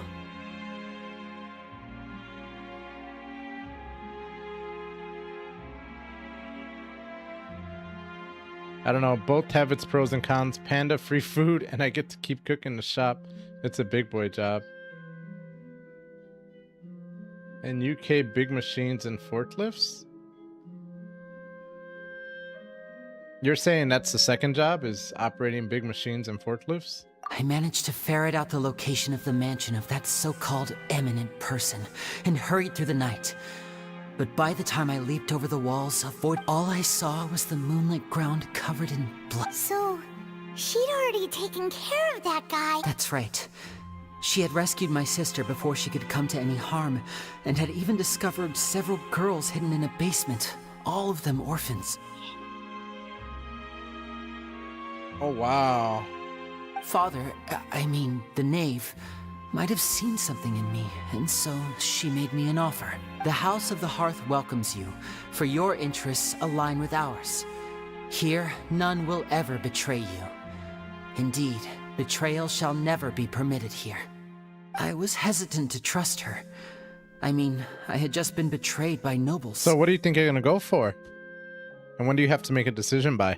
But she was also quick to destroy the noble who had taken us in at first, giving us back our freedom. Oh, so that's how the 2 of you joined the House of the Hearth. The knave is after Gnosis, isn't she? Has her own plan. She has gained permission from the Sarita to first use the Gnosis' power when she obtains it. She plans to use it to find a way to break the prophecy and save Fontaine. Oh. So, she believes... That's right. The whole House of the Hearth is currently working to combat that crisis. Today's case has also proven that people from Fontaine can indeed dissolve into some sort of water, thus further supporting the prophecy. Yeah, Drakengard. Bruh. Everyone at Hotel Bouffe d'été, including the knave, has their roots in Fontaine. And we will always defend our homeland. To be honest, I want to work at Panda, but I can't keep working dead-end jobs and my whole family extended and all are pressing me to get a real job. Ah. I mean, ultimately, I don't know, that's tricky. Ultimately, you're going to be the one that's working though, so it's, you know, it's legitimately your decision to make. To us orphans, the only connection we have left to this world, apart from our family, is our homeland. Like, let me tell you a story. Zaza. So, remember how I told you I had been looking for a job for almost a year and a half? So I want to say about a year ago, I actually got an offer for a job. I think it was about a year ago, or it was in January. I actually got an offer for a job. Now the job was nothing to do with IT management. It was just doing IT support. And let's just say it wasn't making close to what I would be making with the job that I'm going to be starting on Monday. And at the time, you know, I definitely, I mean, I had already been out of work for about a year, and obviously my parents, etc., knew about it, and they were pressuring me a lot to take the job. You know, they kept pressing me. They're like, you should just take anything, keep looking, and then eventually you'll find another job, etc., so forth, blah, blah, blah, blah, blah. And from my perspective, I turned down that job offer. Like, I tried to negotiate with them, tried to work something out, and unfortunately they were not willing to budge. I knew that they were, how should I say? I knew that this job was lowballing me 100%. They were taking advantage of the situation. And quite frankly, this job was a crapshoot. They were going to expect me to do everything without any support, etc., so forth. So they knew I was desperate, and they were taking advantage of it. And I knew that they knew that. But at the same time, you know, there's that old saying, beggars can't be choosers and all that stuff. But in any case, long story short, everybody was telling me I should take the job, do it, you know, I need something, I can continue to look, etc., so forth. But ultimately, I winded up not taking the job. And, you know, during my search for this job that I have, that I'm going to be starting on Monday, there were a lot of, I mean, don't forget, that was like 8 months later, 9 months later, I find a new job, right? It took me a long time. But I honestly believe that if I would have taken that one job in January, I probably would not have applied for jobs. And right now, I would currently probably be stuck there and unhappy. Maybe. I guess what I'm trying to say is like, even knowing what I know now, you know, that I would have been out of work for 8-9 months if I didn't take that job back then. If I would have known that, I still would have made the same decision. Because ultimately, the conclusion that I came down to is that ultimately, I'm going to be the one working the job, and I have to do what I think is right for me and the people that I have to support. And I just knew in that if I were to get that job, I likely wouldn't be happy, and I likely would have just left after a while, right? I mean, and let's not say like job hopping is a good thing at all. Like, it's not. So I made the executive decision to not be a job hopper and to continue to look for a job. And now I'm proud to say that I did find a job that I think is going to be more aligned with what I want to do. And, you know, it did take 8 or 9 months, but I'm happy with the decision that I made. So I think there's two things I want to say about that. Number one, ultimately, you're going to be the one that's working the job, so you have to do whatever you think is best for you. That's it. That's it. Whatever you think is going to be best for you. Number two, whatever decision you make is not a bad decision. It's just a decision. You know what I'm saying? Because you never know what tomorrow is going to bring. You never know what's going to be the repercussions of your decisions. Ultimately, all you can do is just live in the moment and see where it winds up, you know? At least that's my personal belief. You know, I used to be the type of person who would always plan for the future and I'm gonna do what's best. You know, I'm gonna do what's best, etc., so forth. Like, I would always plan for the future, etc., so forth. And ultimately, what I've come down to the conclusion of is no matter how much we plan, there's never,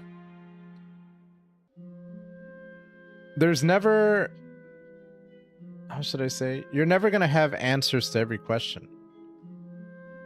The problem is Panda will not set me up to be financially stable. That is true. There's no guarantee that working with your girlfriend's dad is going to lead you to financially stability either. There's also the chance that maybe you and your girlfriend's dad may fight because of your relationship.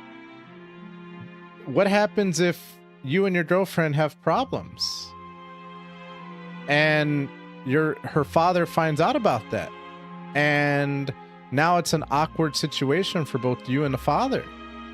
Now you're trying to be beholden to making the girlfriend happy, right?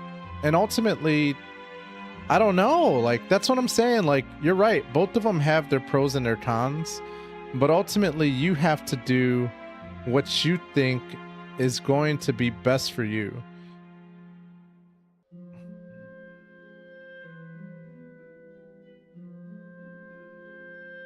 Maybe. I mean, it's easy to say that when things are good. Who knows what happens when things turn bad? You know what I'm saying? So anyway, long story short, I'm not trying to influence you. I think they're both good opportunities. Ultimately, though, you know, there's an exercise I always do in IT, and it's a cost/risk assessment, right? So what is the risk of both of those opportunities, and which one are you willing to, if worst case scenario happens, which one are you willing to deal with? I guess is the best way of saying it. You know, and then costs, right? What is the cost associated with both? Like, you know, working with your girlfriend's dad, that sounds like it's a very risky situation. But is there a higher reward? And if that's the case, is that reward worth it? You know what I'm saying? Ultimately, the other thing to think about is whatever decision you make is not going to be your final decision. Long are the days where people worked at a company for 30 plus years, and it's likely you're going to eventually find a new job. But again, you know, for me, whenever I look for jobs, I look at what is going to leave me with the best opportunity for the future, right? So what's going to pave the way for me in the future? What's going to lead towards more opportunities in the future? I think opportunities is a very big thing to look for. You know, what is going to, what am I going to be able to deal with? You know, especially if things go wrong. I think that's another thing to kind of determine, you know? So, I mean, opportunity and risk are definitely two things worth considering. But like I said, you're the one that's going to have to do the job. So don't let anyone influence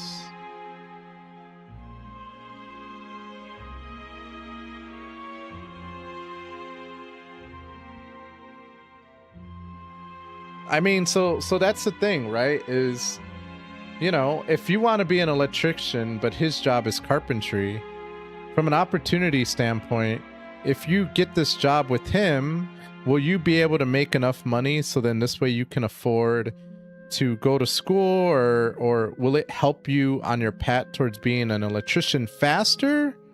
Or would working at Panda give you that same opportunity, right? So that's what I'm saying, man. I think all I'm trying to say is at the end of the day, I just want to stress it is your decision. there is no wrong decision because it's your decision. Ultimately, you have to do what's best for you, and don't let anyone pressure you into doing something that you don't want to do. Because they may be wrong, and you may be right, or you may be wrong and they may be right.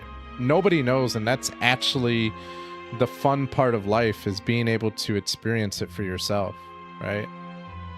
Like, I'll be the first person to say throughout my life, I have made a lot of decisions, hard decisions, you know, and some of them have panned out and some of them haven't. And it all depends on your perspective. Like, you know, when I got into IT, I was just an IT support person. And then eventually I became a manager, and eventually I became a director. And I'll be honest with you, I never wanted to become a manager. I never wanted to lead people whatsoever. Like, that was not my thing at all. At all. So when I made the decision to become a director, the only reason I did it was to see whether or not I actually wanted that. You know what I'm saying? Now, some may say that was a mistake because ultimately it made me not like the job, and eventually I left. But at the same time, you know, this time when I was applying for jobs, I knew kind of what to expect. And it was that experience that really taught me that, you know? So that's what I'm saying. At the end of the day, no matter what decision you make, ultimately, it's your decision, you know?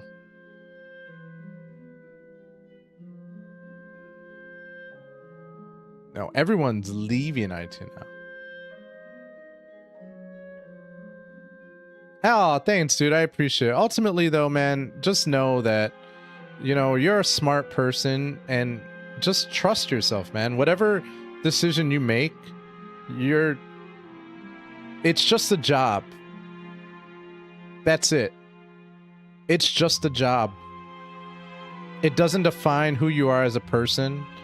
It doesn't, you know, it's not the end of the world. People switch jobs all the time. The most important thing is what you're going to get out of it, you know? That's all. That's my advice. And just know that if anything ever happens, that you'll be able to navigate through that, because you always have been able to, right? I mean, you're still here. You're still experiencing things. You're still trying out new things, right? Like, ultimately, you'll figure it out, you know?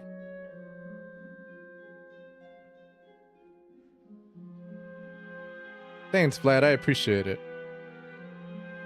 So, from small deeds like distributing magic pockets to huge schemes like stealing a Gnosis, everything is aimed at dealing with that prophecy.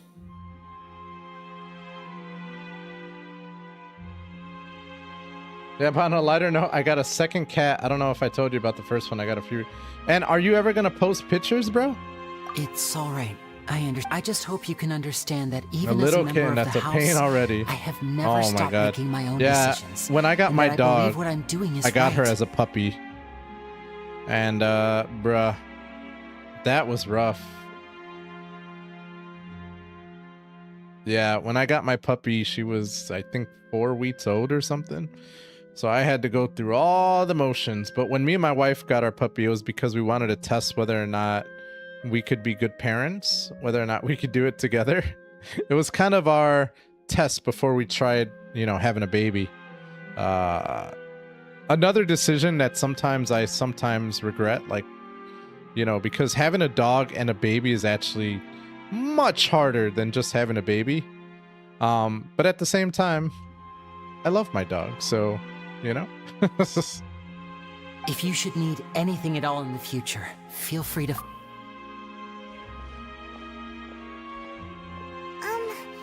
Bye, Linny! Yeah, bye, Linny, you traitor. Leave the opera house.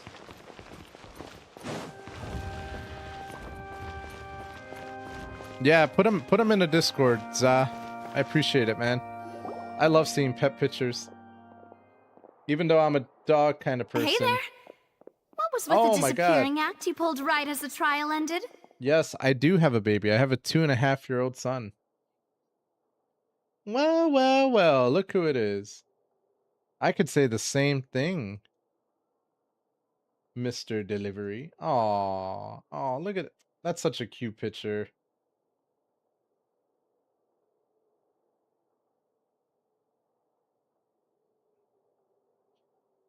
I'm done with Shiv. What do you mean you're done with Shiv, Delivery? Were you looking for us now? Well, this whole thing isn't exactly over, is it? I do feel that we're getting closer to solving the serial disappearances case, though. Huh? What's wrong, my dear partner?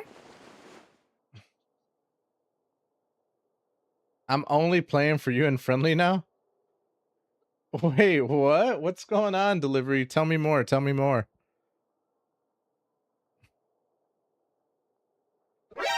Nani? I was only really trying to defend Liney. Besides, are you sure we're the ones who can crack a case that's been cold for decades now? It's dead, and I have Arma plus Sea of Thieves to get into. What do you mean it's dead? Bro, FriendlyBot came in here earlier, and he was all happy and excited. He was like, oh my god, OPG and Oats just had a big RDM event. It was so cool and so fun. And given that there's new evidence from the trial, there should be a trail of breadcrumbs for the Hydro Archon's people to follow now, right? Ah, I see. Well, I won't lie. I'm a little shocked to hear that from you. But I suppose you are just travelers who have only arrived in Fontaine after all. You know, Vlad, child free. That's I don't know. Me and my wife, I mean, first off, congratulations. That's cool. And I would never tell anyone different. You know, it's just, that's awesome. That's all I can say. It's just tiring seeing the same people in every lobby every time I play, you know? I mean, are you talking about like when you go to Oats? When you go to Oats Delivery, or like, because I think if I'm not mistaken, Delivery, you've only been dueling, right? Throwaway. To be honest, same. I only get on with my girlfriend in the weekend when you're on. Yeah, that is true, bro. I haven't seen you in a hot minute, and I'm like, what's going on? But to be fair, I've been cutting back on how much I've been playing it too. Yeah, Oats, socials, any clan duel yard, plus sometimes even TO. Yeah, I mean, I don't know. I think that's my problem. Like, you're right. You are 100% right, Delivery. You typically do see the same people over and over when you play dual yards, especially considering how small they are.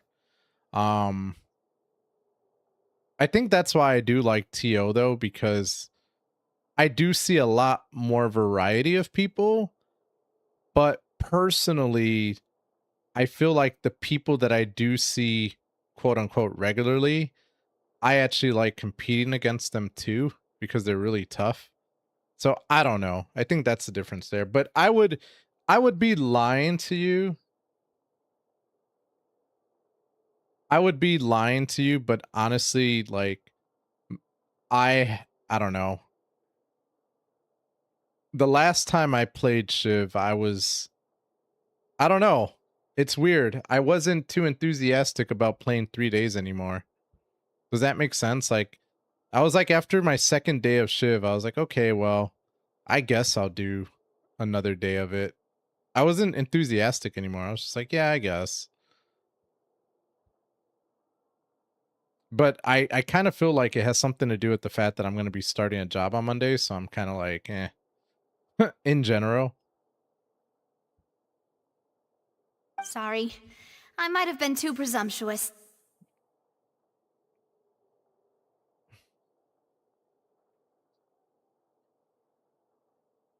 So who do we have to blame for always saying dead game dying?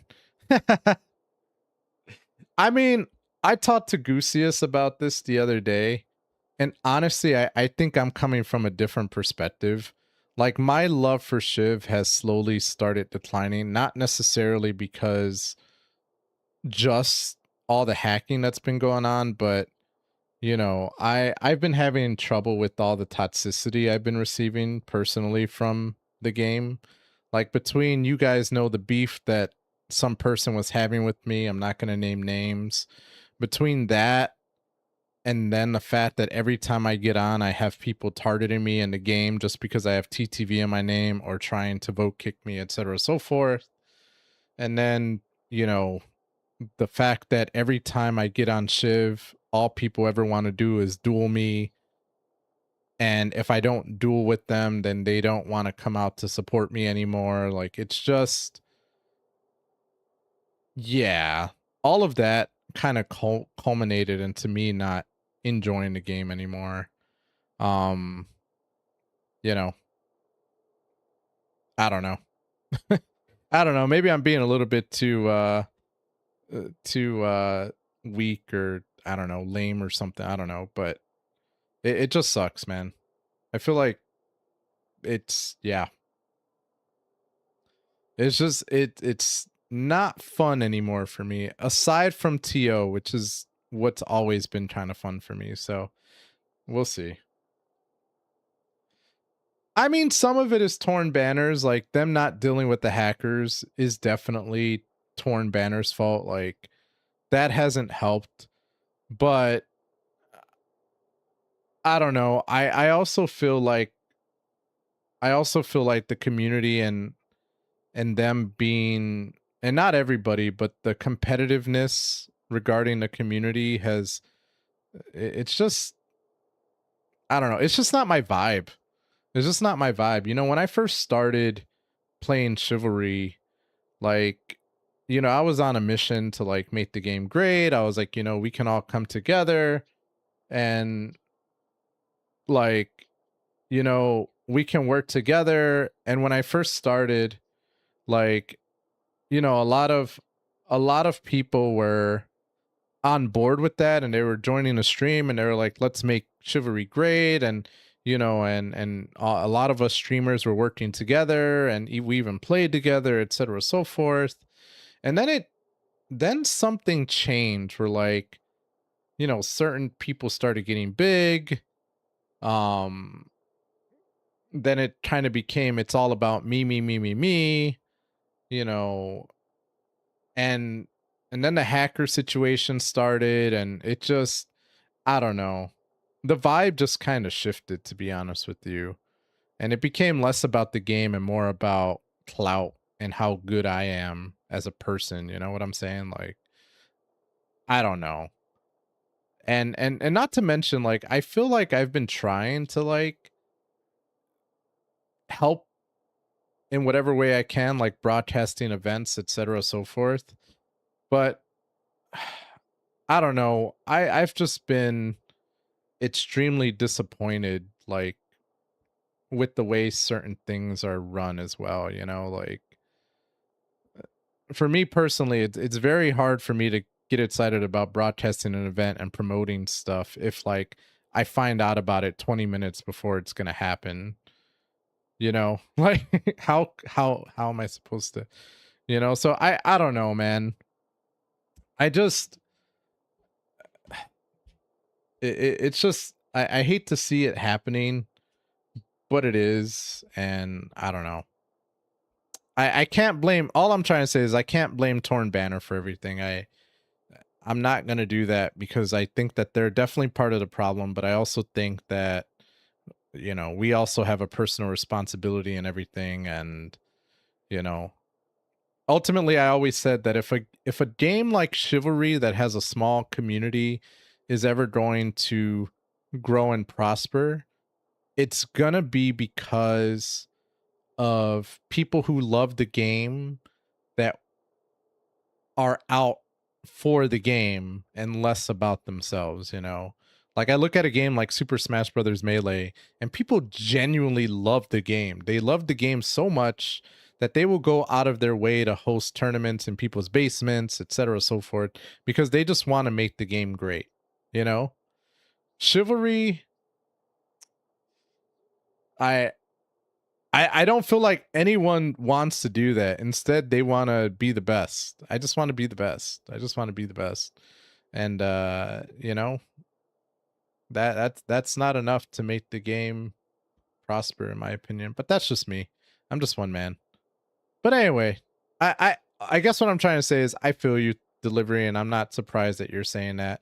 And you're not alone. I've heard a lot of people telling me the same thing, which I'm kind of like, well, maybe Chivalry is just cyclical, and you know, maybe in January or December people will come back to it, and then they'll jump off of it, and then come summer it'll become big again. I don't know. Maybe. How old am I? Vlad, I am 37. Throwaway. To be honest, I knew I was going to hop off the shift train eventually.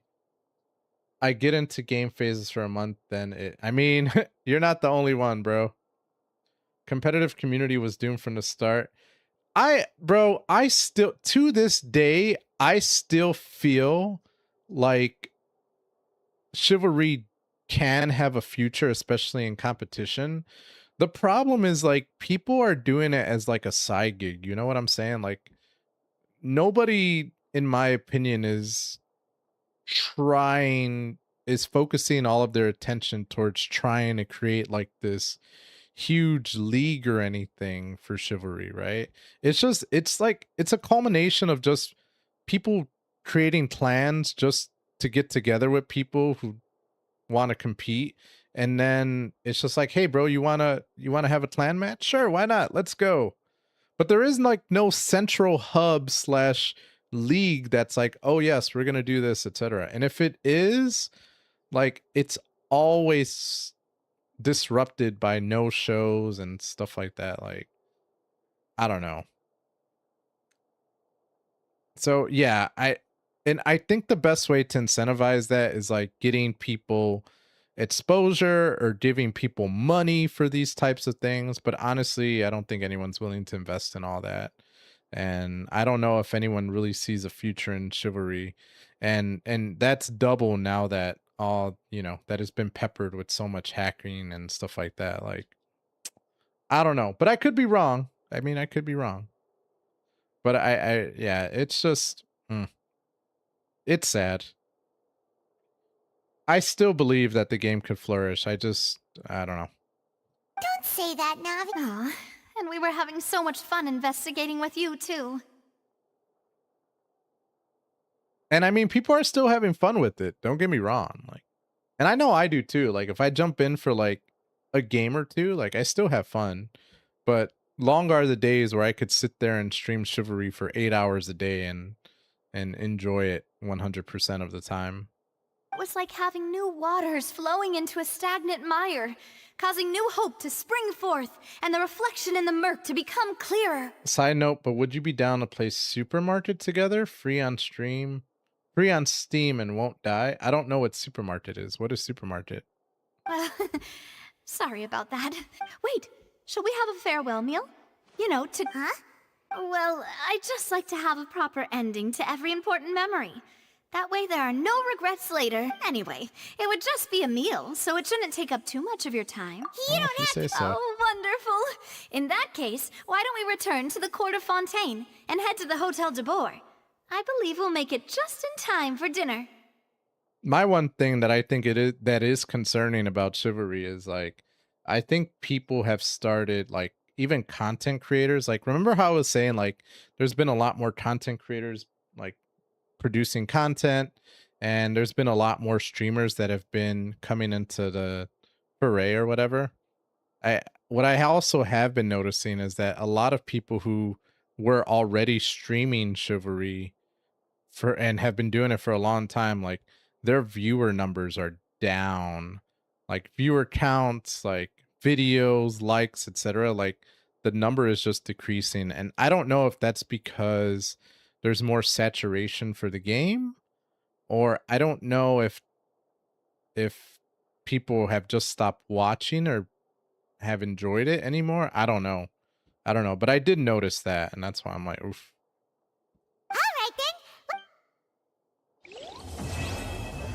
All right, Act 1 complete. Let's go. Let's go. Offer the hydro sigils you obtain from your ventures into the... They do that too fast, man. Let's go. Oh, and I did the weekly mission? Man, hell yeah. I will take that 24,000 Mora.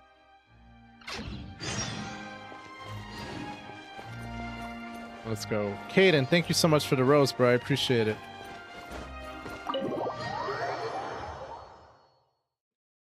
Alright, man. Thank you for your help. I'm gonna get back to Far Cry. Have a good night. Ooh, Far Cry, bro. Hold on. What Far Cry are you playing?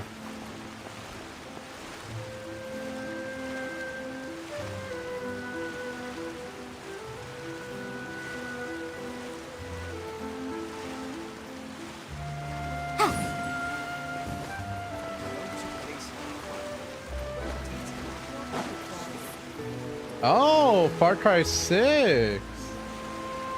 Nice, dude. Yeah, Far Cry 4. I think Far Cry 4 is where I had stopped. But such a good game, bro. Oh my god. Let me know how Far Cry 6 goes, man. So this way I can put it on my watch list. Expanding my game search for a Shiv replacement. Ooh, that's a hard one, my man. Yeah, right now, I don't know if you've seen the schedule, but right now I've been thoroughly enjoying Genshin Impact. On Thursday and Friday, I'm going to be doing a spooky game session, so I will be playing a horror game by the name of Madison. And then Saturday and Sunday of this week, I'll be playing Shiv. And then next week, I don't know, I'm going to have to...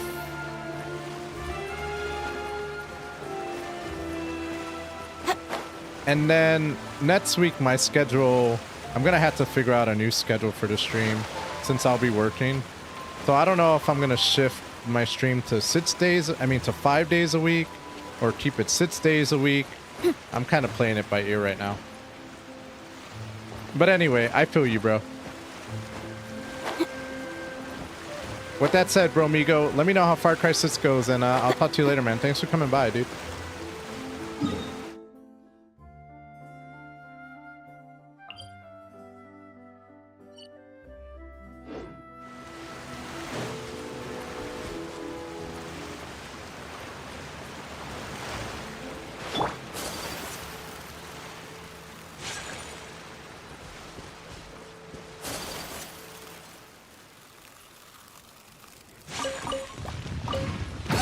Oh my god.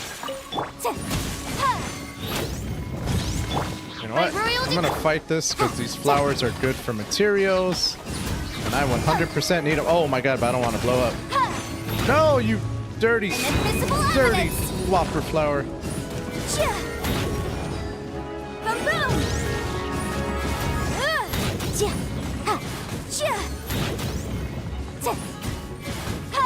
It's like, I know that my stupid Yanfei needs to be worked on, but at the same time, I'm always like, but is she worth continuing to do work on her? Like, I really don't know.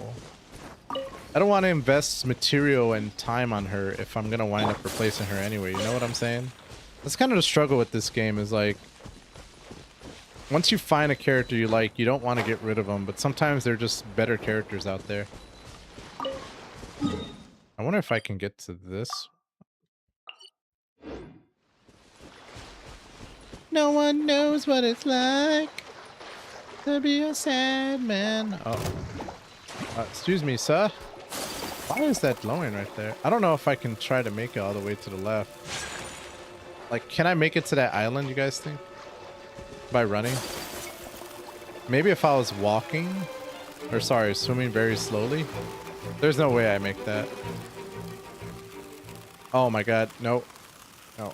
Oh, I have to go underwater.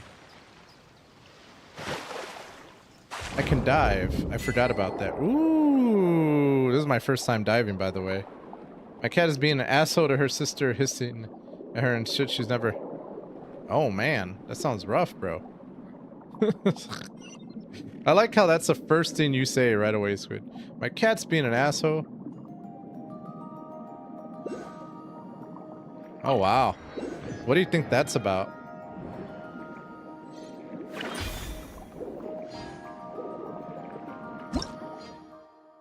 Creates a heavily armored shield capable of releasing shockwaves that can shatter stones. Holding it down will continuously expand the shield. And when you release a skill, this will reveal a shockwave in the direction you are aiming.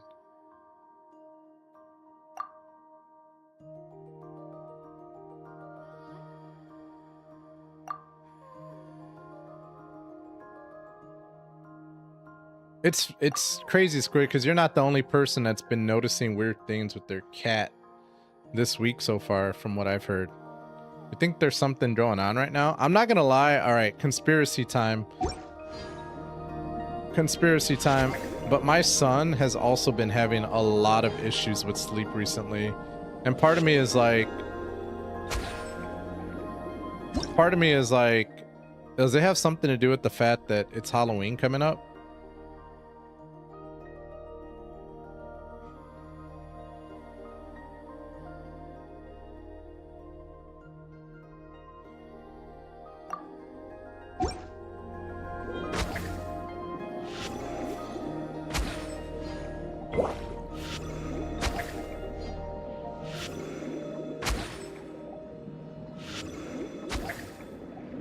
I don't get any of this, but I feel like I'm gonna have to.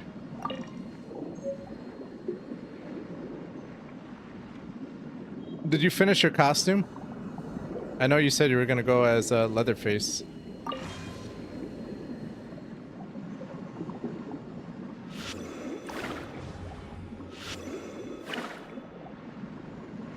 No, you had to change it, bruh. It's time to get fried and see a good YouTube video.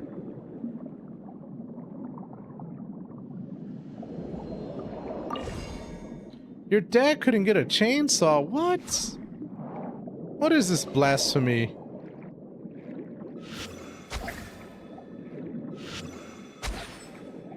Chad, I don't know. I don't know where I'm going. I do know that I'm happy I don't have to do much. I'm gonna have to have my wife explain this to me because I am completely confused right now. Recovery orb. Oh.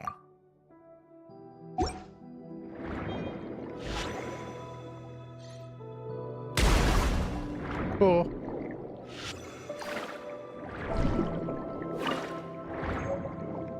That's it. So what are you gonna do, Squid? I love Fontaine, by the way. This is so cool. By the way, I'm gonna hold a grudge with you over what you said about Daft Punk earlier. Hey, I didn't... What did I say that offended you? I said it wasn't my type of music.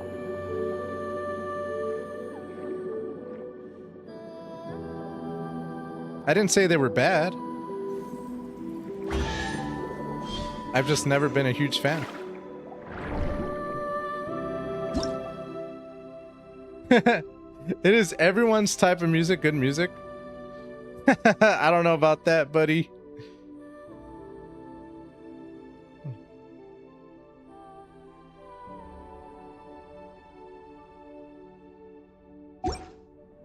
As much, bro, and tell me about it. I tried to like it. It's not my favorite. See, Squid said the same thing. I don't really like Daft Punk. I think they're overrated.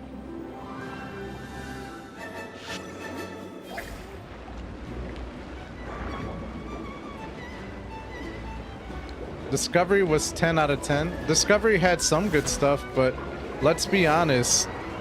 Harder, Better, Faster, Stronger was played everywhere, and it's just an alright song. Sorry, not sorry.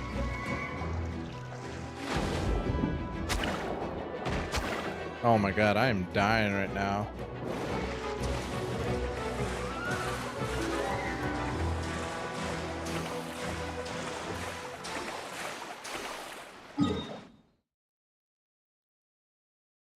Nah, Squid is a baby. He doesn't know good music. It's just, bro, it's just too much for me. Like, that's the thing is every time I listen to Daft Punk, like, it becomes very stressful. The sound, it's like, I don't know, man. It's just, after a while, it just becomes noise, and I'm like, I don't like this noise anymore.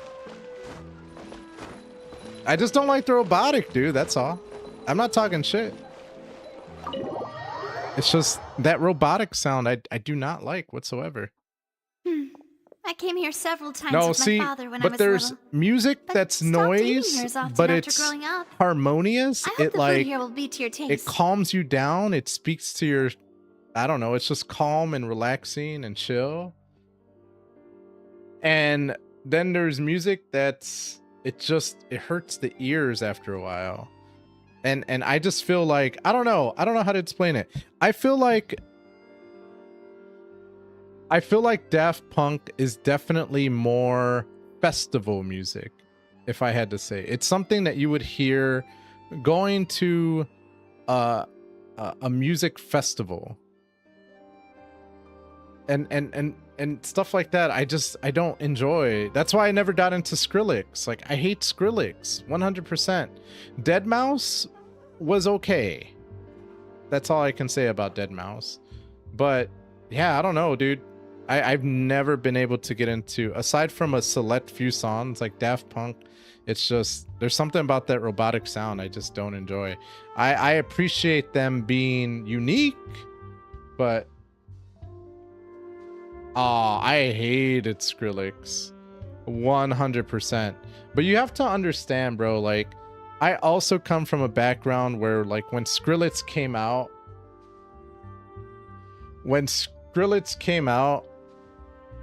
it was like the end of actual club music.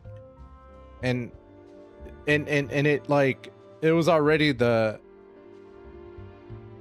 it was just the culmination of headbangers and people jumping up and down. Like, it went from club to festival. And I just do not like that at all. I don't know. Thanks, Squid. I appreciate it, bro. It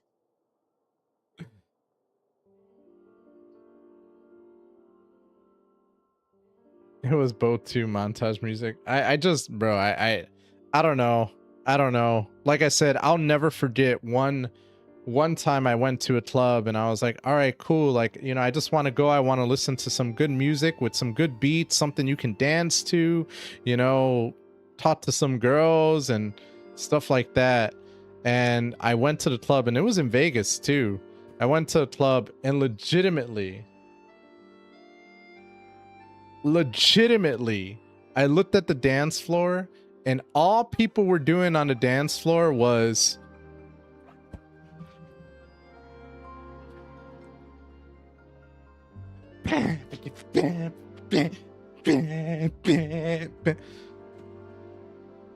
and that was it for like 3 to 4 hours.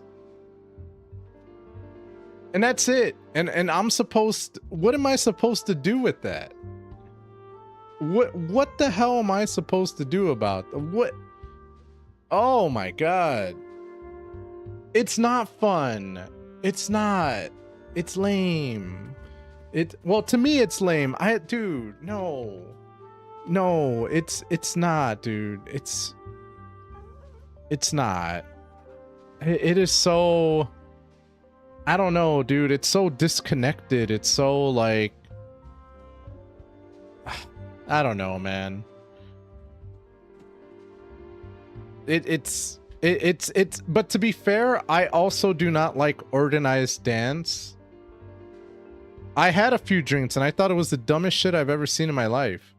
But to be fair, I'm also a person who doesn't like organized dancing. I don't like the cha-cha slide, as an example.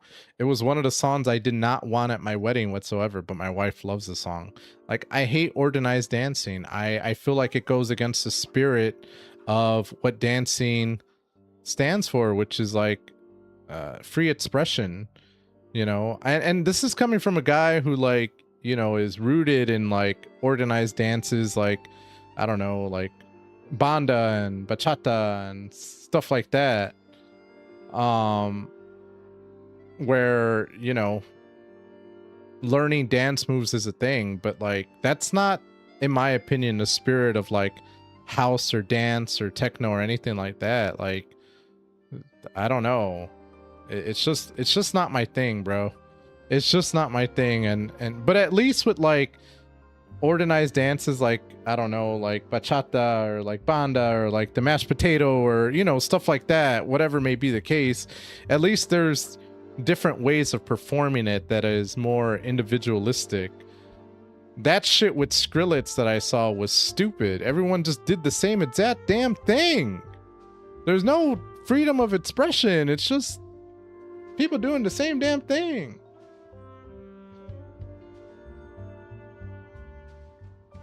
I just don't think bobbing your head and just going like this is dancing. I don't know. And bro, you're going to a club, you know, and you want to dance and you want to pick up women and stuff. You're not gonna do it by headbanging, bro. Like, that's just not, I don't know, dude. I don't know. It's just not the same thing. It's just not.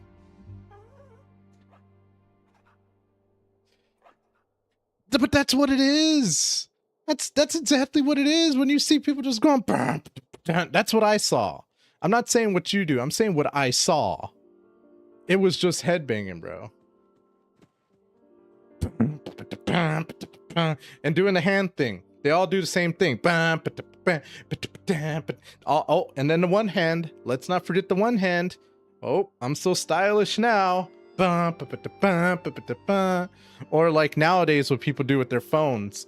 No dancing, just like, I hate it, bro. It's just, that's festival music. That's not club music, bro.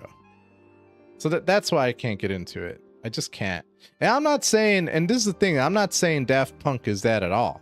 Like, Daft Punk, in my opinion, has a variety of different types. Like I said, in their earlier, like when they were, they came out in 96, 95 or something. No, actually, I think they were 93, but they became like a global sensation around 2001.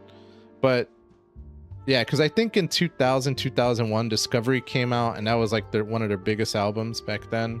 But in any case, their music was more so French house music. Or that's what it was categorized, and it was good. You know, they definitely had a variety, but like I said, from my perspective, it was just too robotic. Like, I don't like the robotness of it. But yeah, I want to say probably around later 2000s, early 2010s is when the culmination of head bobbing and not dance music started coming into the picture, and it became more EDM and energy infused, and that's where I like kind of fell off from it, you know.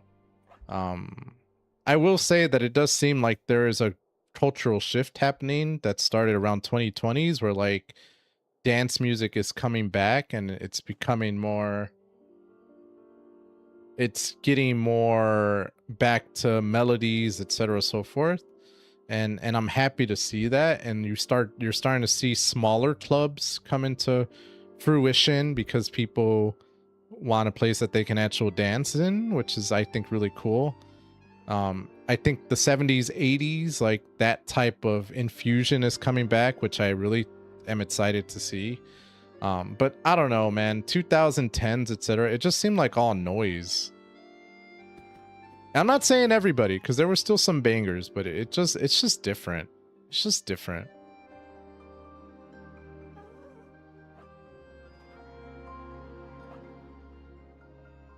People get weird on the floor now? Yeah. Oh, don't worry. Oh, in that case, I'll go order for... Again, different times, man. Just different times. Ooh, everything looks so good. People in Fontaine sure know how to enjoy life. Man, when I'm clubbing, I'm either drinking or I'm dancing with somebody. But I'm telling you, that moment actually made me quit clubbing forever. It just wasn't the same anymore. It just wasn't the same anymore. Not only that, but more and more clubs started shutting down. So that's actually when I got out of it, and I went more into like the underground. It's not my chat, it's TikTok. That's just, it's a lot more censored because of AI. Why, of course. Go ahead, try whatever you like. If the food's good, I'll make a group reservation for the rest of Spina di Rosula next time. Yeah, no, TikTok AI is And if it's... Well, it's notorious for being then rough. Yeah. Oh, we called this a farewell meal, but we could also treat it like a... Oh, true. Very true. In that case, boss, we'll have another 2 dishes. We all AI. Okay, Vlad.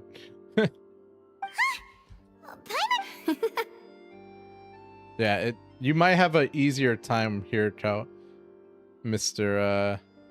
Delivery, but it's a little bit better. But don't go crazy now, because Automod will catch a lot of stuff.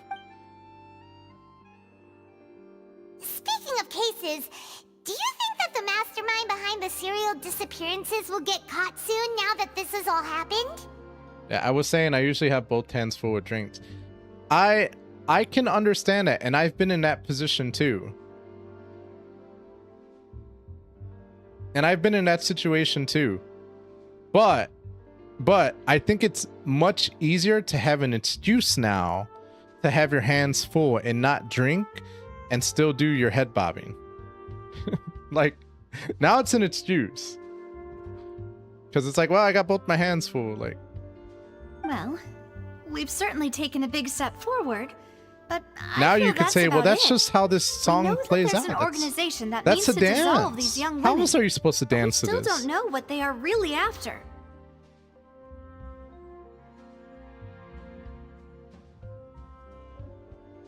Head bobbing isn't dancing. Okay, we can agree there, but you're still ingesting music. Again, but there's a difference between festivals music versus actual club music. Do you know what I'm getting at here? One is more celebratory, where you're just there to listen. Another one is to actually, like, I don't know, participate in, perform in. If it hadn't happened right in front of us, Paimon wouldn't have ever believed that a person could be dissolved. Right? Yet it was because this was such a preposterous notion that the investigation could never really move forward before. But I don't know. Like I said, it's just not my thing, bro. Skrillex was the worst perpetrator of all. Ugh. If only that guy could have finished speaking. We were so close to hearing who was behind it.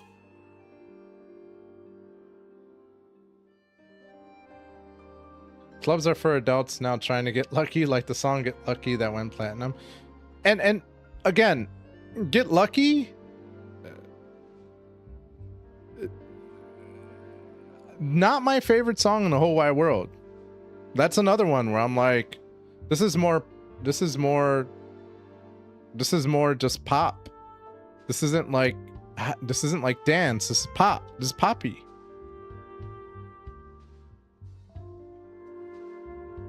But it's better than Skrillex. Like,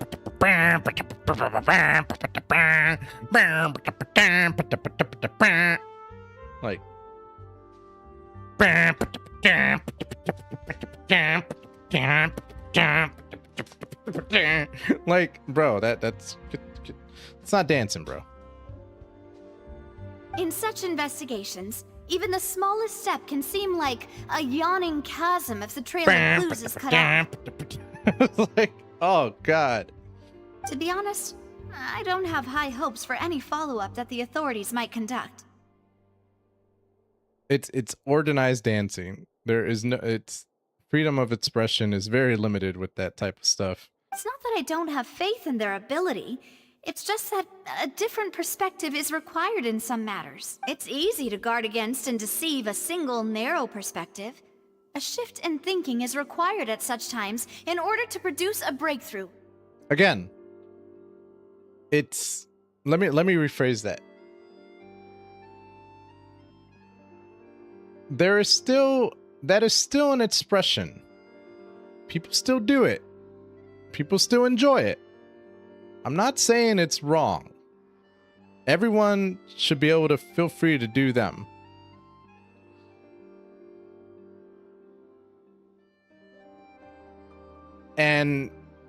But it's just not my thing, dude. It's just not, like, I don't know. That's where I go back to, I'm much more into songs that have more of a melody, songs that are more consistent with the tempo, like, you know, like, yeah, bro. I am 37, Vlad. Which is exactly why the Spina di Rosu, those highfalutin folk, are not all-knowing. That's why we exist.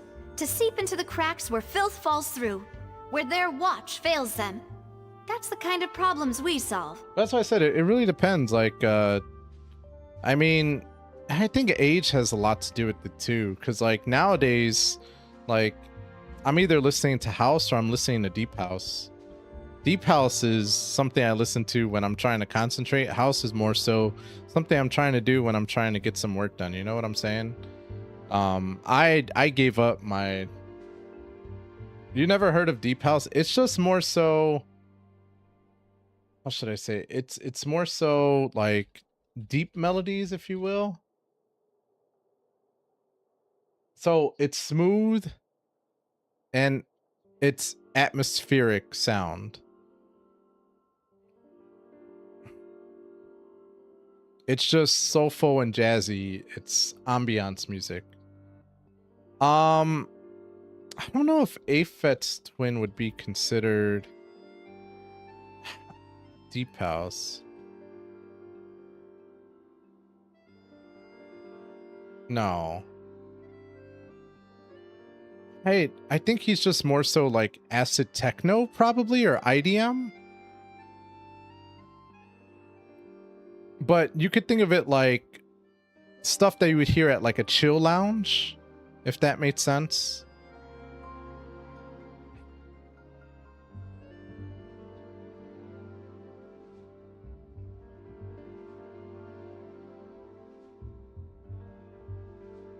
But yeah, deep house actually came from like the late 1980s.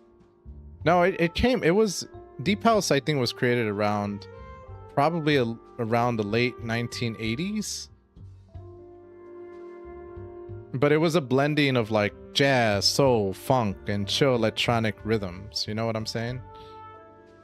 It started becoming more popular, or at least in my opinion, it started really becoming more popular probably around like maybe, or at least when I started listening to it, probably around 2015, 2020s.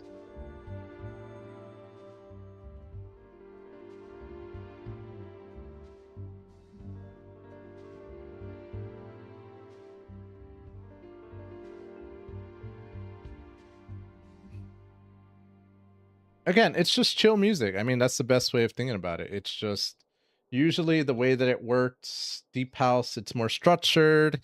There's a steady like 4x4 rhythm. And it's just more groove focused, I guess you could say. It's warm, it's soulful. But again, it's just very chill music. Whereas house music, I feel like it has a faster tempo, and it's, you know, the beat is more so for dancing, if you will.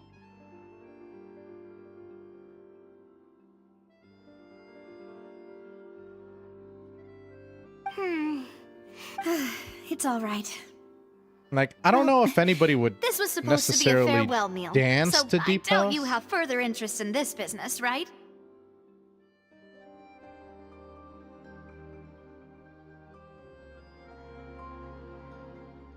Electro swing. Oh, electro swing is actually kind of interesting, Vlad. I have heard some songs from that genre. It's actually pretty cool. The thing about Daft Punk is that every time I listen to a song, I can find something new about it that's so rare and unique, and that's my reason for listening to music as a whole. I mean, hey, I'm not gonna argue with you there, bro. Like, I would never argue that Daft Punk is not original and that they're not extremely creative. No. I mean, have you seen their videos? Like, Very creative. Let's talk about something else. Like, what are your future plans?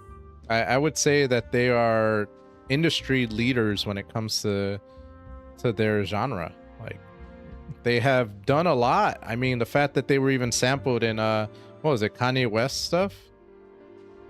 They were sampled by a lot of different artists, etc. Like, they definitely have had a large influence in the merging of like different genres of music into house, or into, they're not considered, oh yeah, into like French house, etc. I cried watching the Around the World and Human After All videos just because I found meaning from it. Again, would never say anything about that whatsoever. That's why I said I'm not talking shit about Daft Punk. Like, they're great. Why would I say anything different? But as far as listening is concerned, like what's pleasing to my ear, I cannot say that I enjoy necessarily listening to that type of music. I don't think it's silly, man. I've cried to movies, same difference. I've cried to music too, come to think of it. Sometimes it just speaks to people, you know? That's true. We didn't have a chance to speak to her after the... I see. So, your primary objective, which has been foiled so far, was to have a... I've heard that there's a long... Yeah, we've heard that she's super popular here in Fontaine, and that it'll be tough getting any of her time. But that's why I said I feel like music is extremely personal to the person who is listening to it. And there is not necessarily a best, if you will. Like, ultimately, that's just a matter of perspective / a person's perception. But their perception is defined by their experiences. So, you know, whereas you might listen to Daft Punk and you find a deeper meaning behind it than I do, I would say that your experiences probably shaped that perception and allow you to hear that. Whereas for me, you know, especially as I, you know, age, right? I'm 37 now. Like, right now, what resonates with me and my experiences is something that's more chill and, you know, melodious, etc., so forth. Like, speaks to who I am today. Whereas back when I was 16 or 17, you know, I was listening to like Eminem, or I was listening to Linkin Park or Rage Against the Machine, and stuff that was very angsty and angry because that resonated with my experience as a teenager, you know. That's why I said I don't think there's necessarily a best, right? It all depends on what, you know, what resonates with you in the moment. Well, I think that's the beauty of music. Some more unique ways, perhaps even methods of, let's say, questionable legality.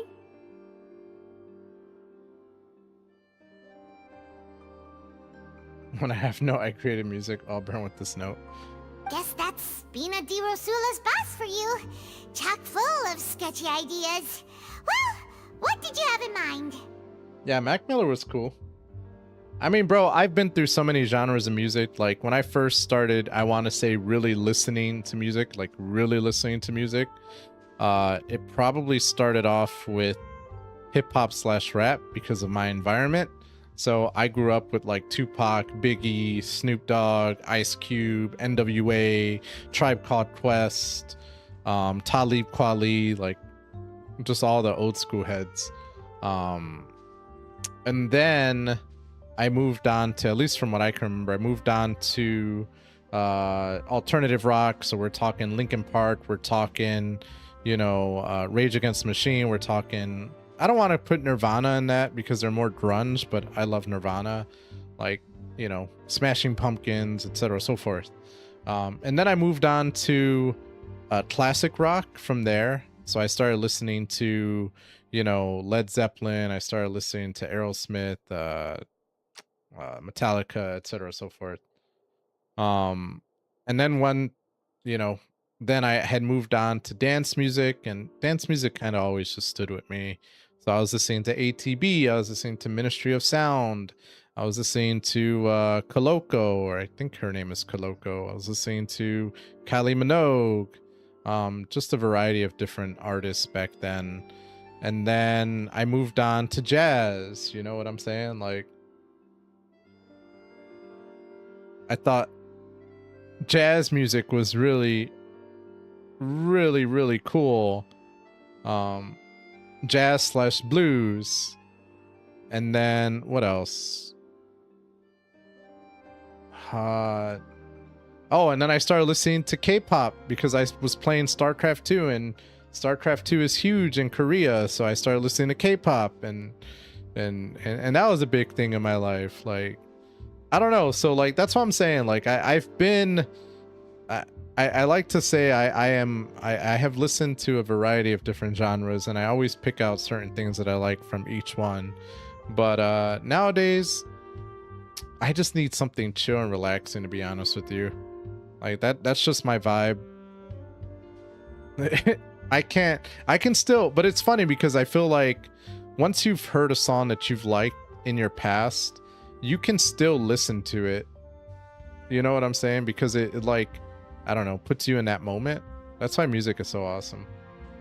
In the video for Human After All, they are just trying to be accepted into this town that knows them and looks down on them, but realize faking it is not worth it, and they'd rather be ghosts than be known. That's interesting that that resonated with you. Why do you feel like that resonated with you in particular?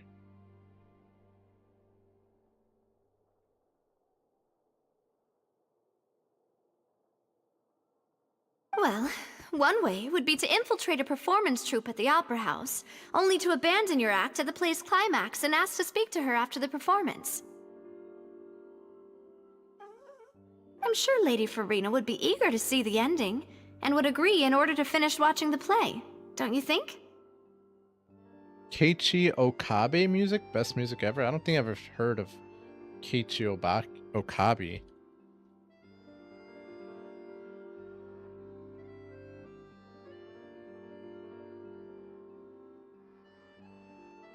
Oh, wait. Keiichi Okabe. Didn't they make music for Nier Automata and Tekken?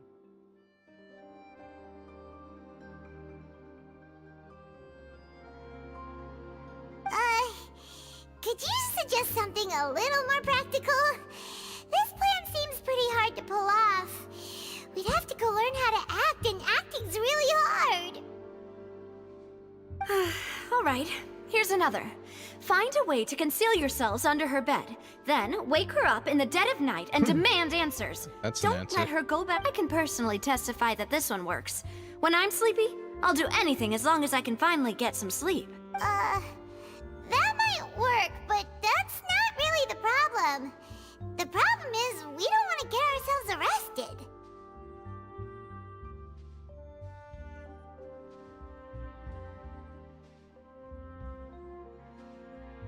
I'm from a super small town and was viewed as a delinquent when I had never harmed anyone but myself.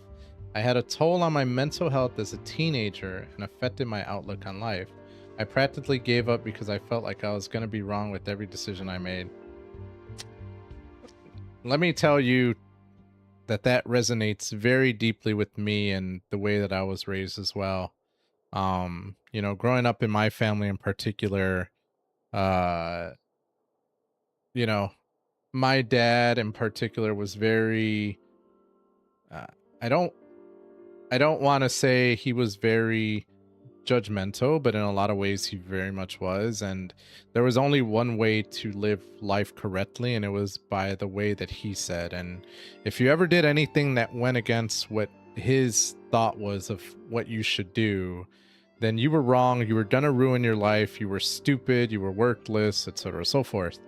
And me growing up with 3 siblings who are much older than me, you know, one of the things he used to always tell me was learn from your brothers and sisters' mistakes and don't do what they did. Be better, right? So, you know, for me, it was always like a constant fear of failing and knowing that no matter what I did, I was always going to not be good enough. You know what I'm saying? So, yeah.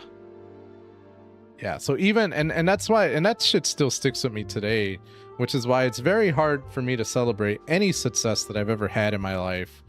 And because I always, you know, blame it on other people and the influence that they've had on me and stuff like that.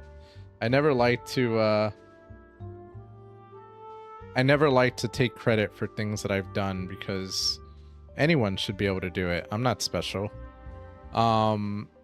But that's my own personal hardship, if you will, you know. But you know, I will say that I've come a long way, in particular, in knowing that no matter what I do, it's not going to be perfect, and that's okay.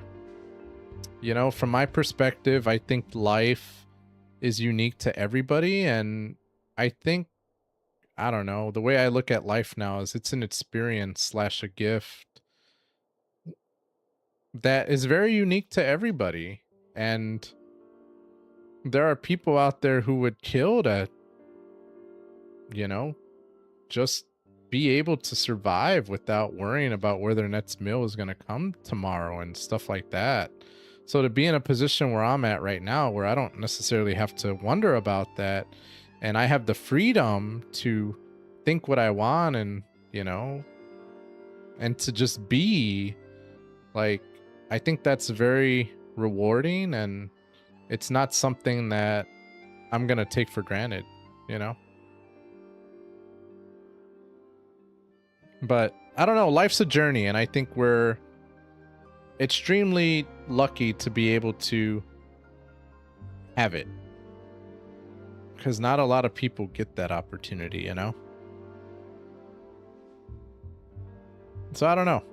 And what I mean by life as a journey is, you know, people are going to make mistakes, people are going to have successes, but ultimately all of these experiences are gifts, you know, because ultimately they enable us to feel something, and that feeling is what makes us human, you know. It's the beauty. It's what separates us from, I don't know, things that can't feel or have experience. I don't know. Anyway, I guess what I'm trying to say is everyone is unique. Everyone's journey is unique, and it's something worth celebrating. And you are special, just the way you are. And you know, there's nobody quite like you. Point. I overlooked that part. I was just thinking about leveraging a person's desire for sleep. My journey is always a lot darker in winter. Yeah, well, that's coming up, man. All right, no more joking around. Perhaps you could... Oh, I don't know. Cut the line when she's on a break. Master FURINA to give me some water, I'm thirsty. You did defeat her in court, clearing citizens of hers from false accusations. False accusations she had nearly upheld personally. I imagine that she feels quite ashamed about the whole thing. That seasonal depression shit hits me like a drunk semi-driver. Yeah, I would be lying if I didn't say, like, things have been, you know, getting to that point where it's kind of like, bruh, the not having so much sun these days can be rough, but yeah. I also just got a job, so like I've been depressed for the past year and a half. Now I'm actually kind of excited for once. Of course this would happen when winter blues are coming, right? You mean that if we catch her while she's on a break, she might be too embarrassed to refuse? Oh, why don't we give it a try after this meal? Huh? Paimon. Was this... Sorry about that. No, it's fine. Alright. Honestly, Paimon wouldn't recommend Fonta anyway. It tastes kind of salty and icky. But at least you've been, I mean, it seems like you've been playing...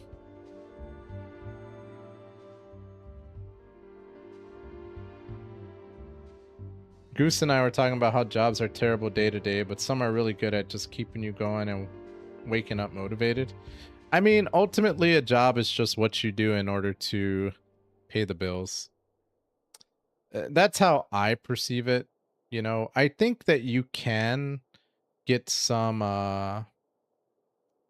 fulfillment out of them as well. Like as an example, like, you know, being in IT in particular, I do love helping people.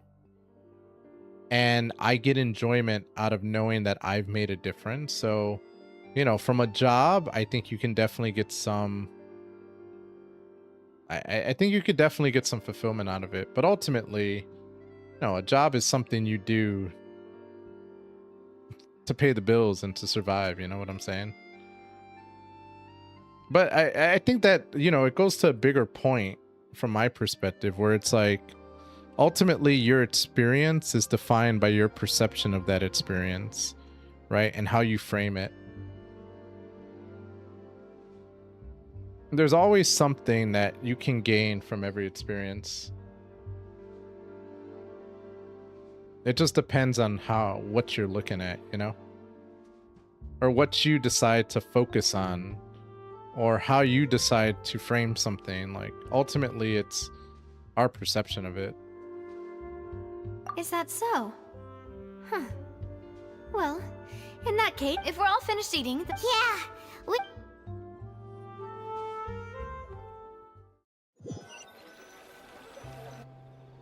Oh, so full. Paimon can barely float anymore. Go away, Paimon. You could try walking, you know? That would be so... Hey, Navia, what are you... Oh, nothing. It was just a meal, you know? Nothing the Spina di Rosula can't cover. Seems that was pretty tough for her. Let's get ready to try to... So this is goodbye, huh?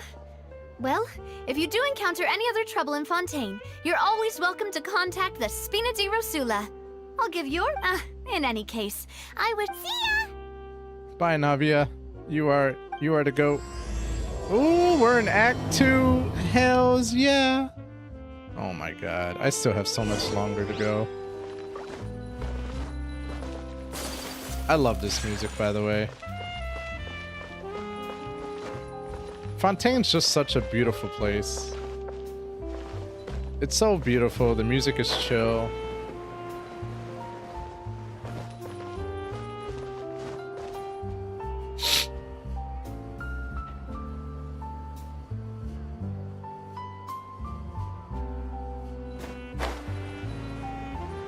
I wonder if there's recipes here. I think I already bought all the recipes. Yeah, I think I already did this. That would make sense. Yeah, I did. Tana, Fanta, Hanamana. I don't want to do more of the story because I have to be going. I have to be heading out soon. Maybe I'll fight one more boss and just farm it. Wait, what am I gonna need to upgrade my Furina? That's probably where I should head right now. Furina. What do you need, Furina? What particles do I need for Furina? I'm going to need to farm this. Ah, I gotta go that way. Well, then I should probably start heading over there now, huh? Yep. So I'm gonna unlock that and then I'll probably head out after that. I should probably spend this 40... Incinerate! Ayaka top 1 girl, Noelle top 1 bean.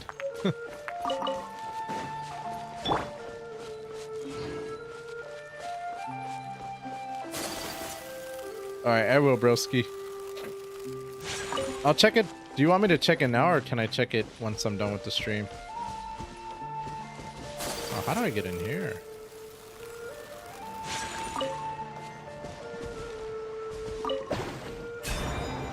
No! Okay, 1 second. Oh, God! Take What flight. in the flying world is this? Uh-oh. Nope, I didn't want to do that. I didn't want to do that. I'm pressing the wrong buttons. Let's dance. Sakura swirl.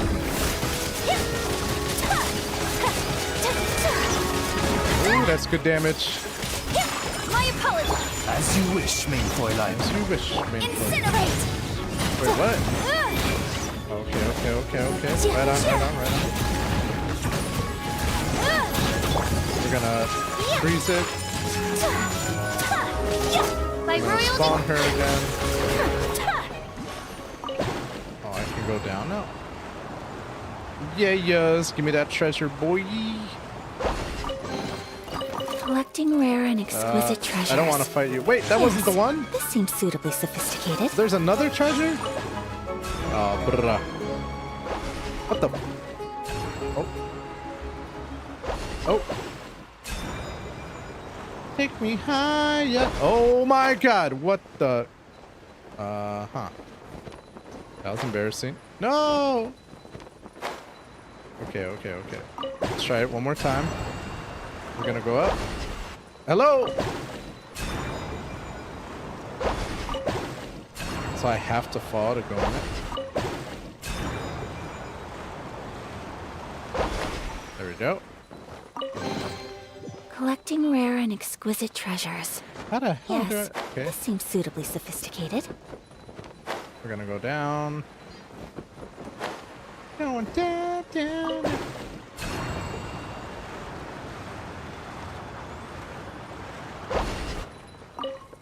Whoa, what? How am I supposed to... No! I don't understand.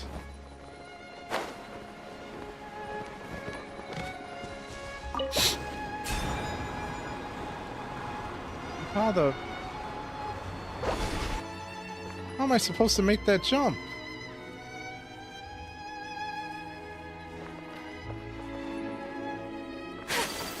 No, that doesn't work. Oh god, no! Okay, never mind. How am I supposed to make that jump? It's not moving though. This platform's not moving. This is moving. Oh. Let's go.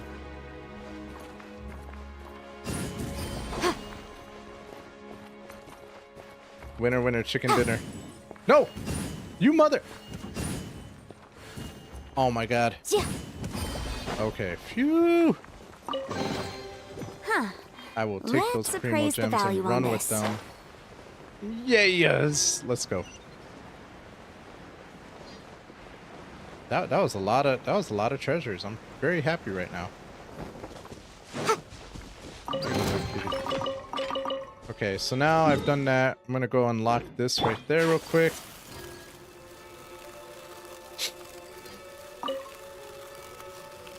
Get that checkpoint, and then I'll probably go to the west, see if I can get that checkpoint real quick. Alright, we're gonna heal up. Heal up. There we go. Collect some butterflies, because you can never go wrong getting butterflies. Give me them primos.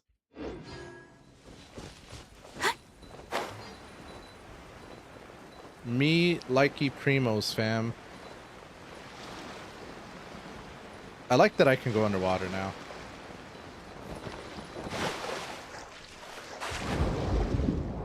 It's just so pretty down here. No, I'm not gonna forget it, dude. I'm just gonna check it once I get off in a little bit. I need to finish these few things before I head out.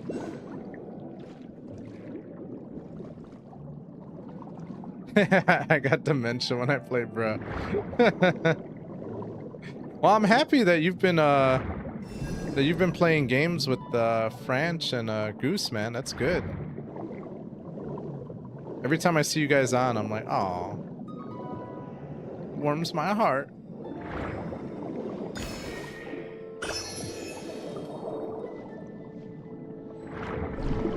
Oh my god.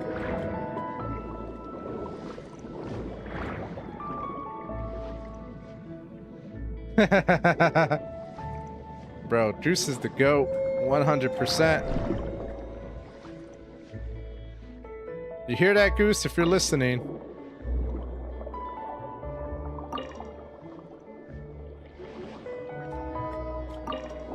So wait, if Goose is a gift to your mental health, what is franchise? You don't have to answer that one. A burden. Fair enough. I said you didn't have to answer that one, but you know. You do you, fam. So you know what? I cannot find this stupid thing. I'm wondering if it's all the way down, maybe?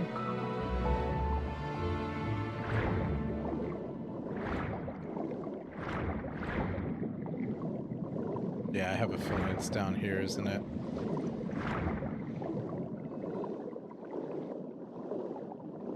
He's less toxic than I was at his age.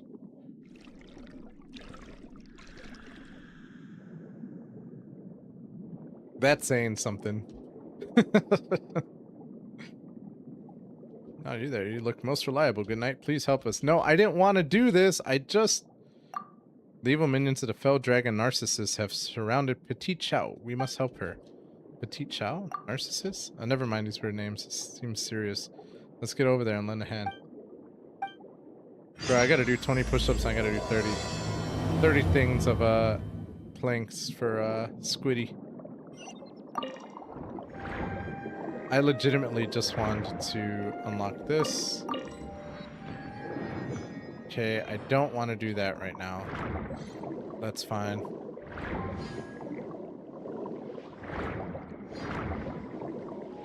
You know that's just gonna delay me from watching the clip now, right?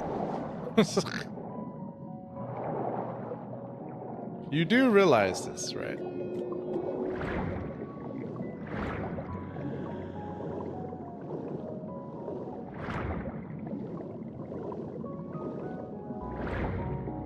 Yeah, I'm not trying to do that. I can watch it while I'm planking. Oh, okay, I think I did what I wanted to do. I'm not gonna lie. Which would be really good.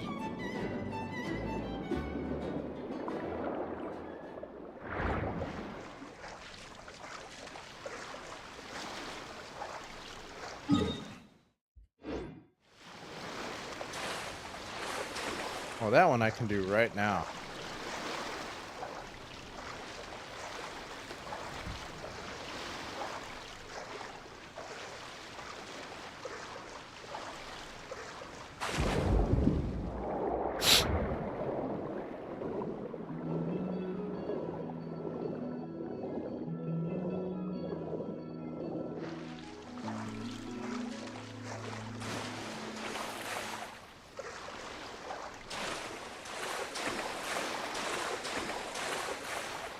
Huh.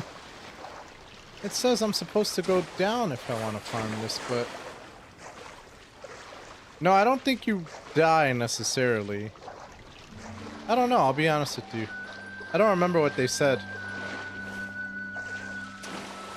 That's weird. I thought the monster that I wanted was going to be right here, but maybe it's down below and I have to... Huh.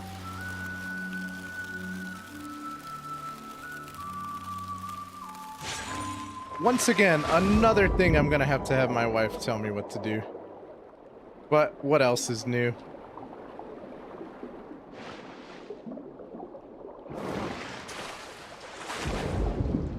Alright. This is a cool song, like...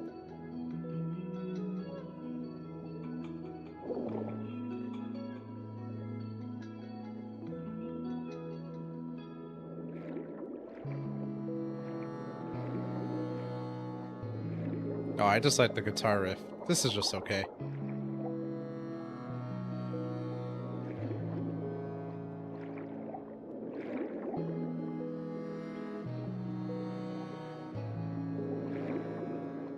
Like the guitar riff was pretty cool.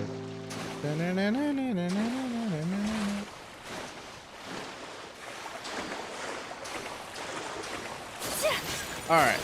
Alright, fam. I'm gonna head out for tonight. And I gotta do push-ups and stuff. But I did exactly what I wanted to do today, so I feel pretty good. Anyway, with that said, folks, thank you guys so much for coming by. I really do appreciate your support. Tomorrow, we will be playing a different game called Madison for spooky season. So again, Madison is a horror game. I have never played it before. I think it's going to be really fun. From what I've heard, it is a very scary game, which is kind of my thing, to be honest with you. So I'm really looking forward to it.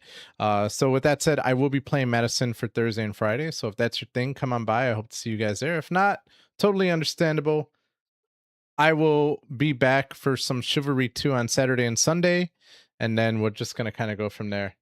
And yeah, folks, thank you guys so much for your support. I love you guys. I appreciate you all. And I hope you have an amazing rest of your Thursday. All right, folks. I'll see y'all later.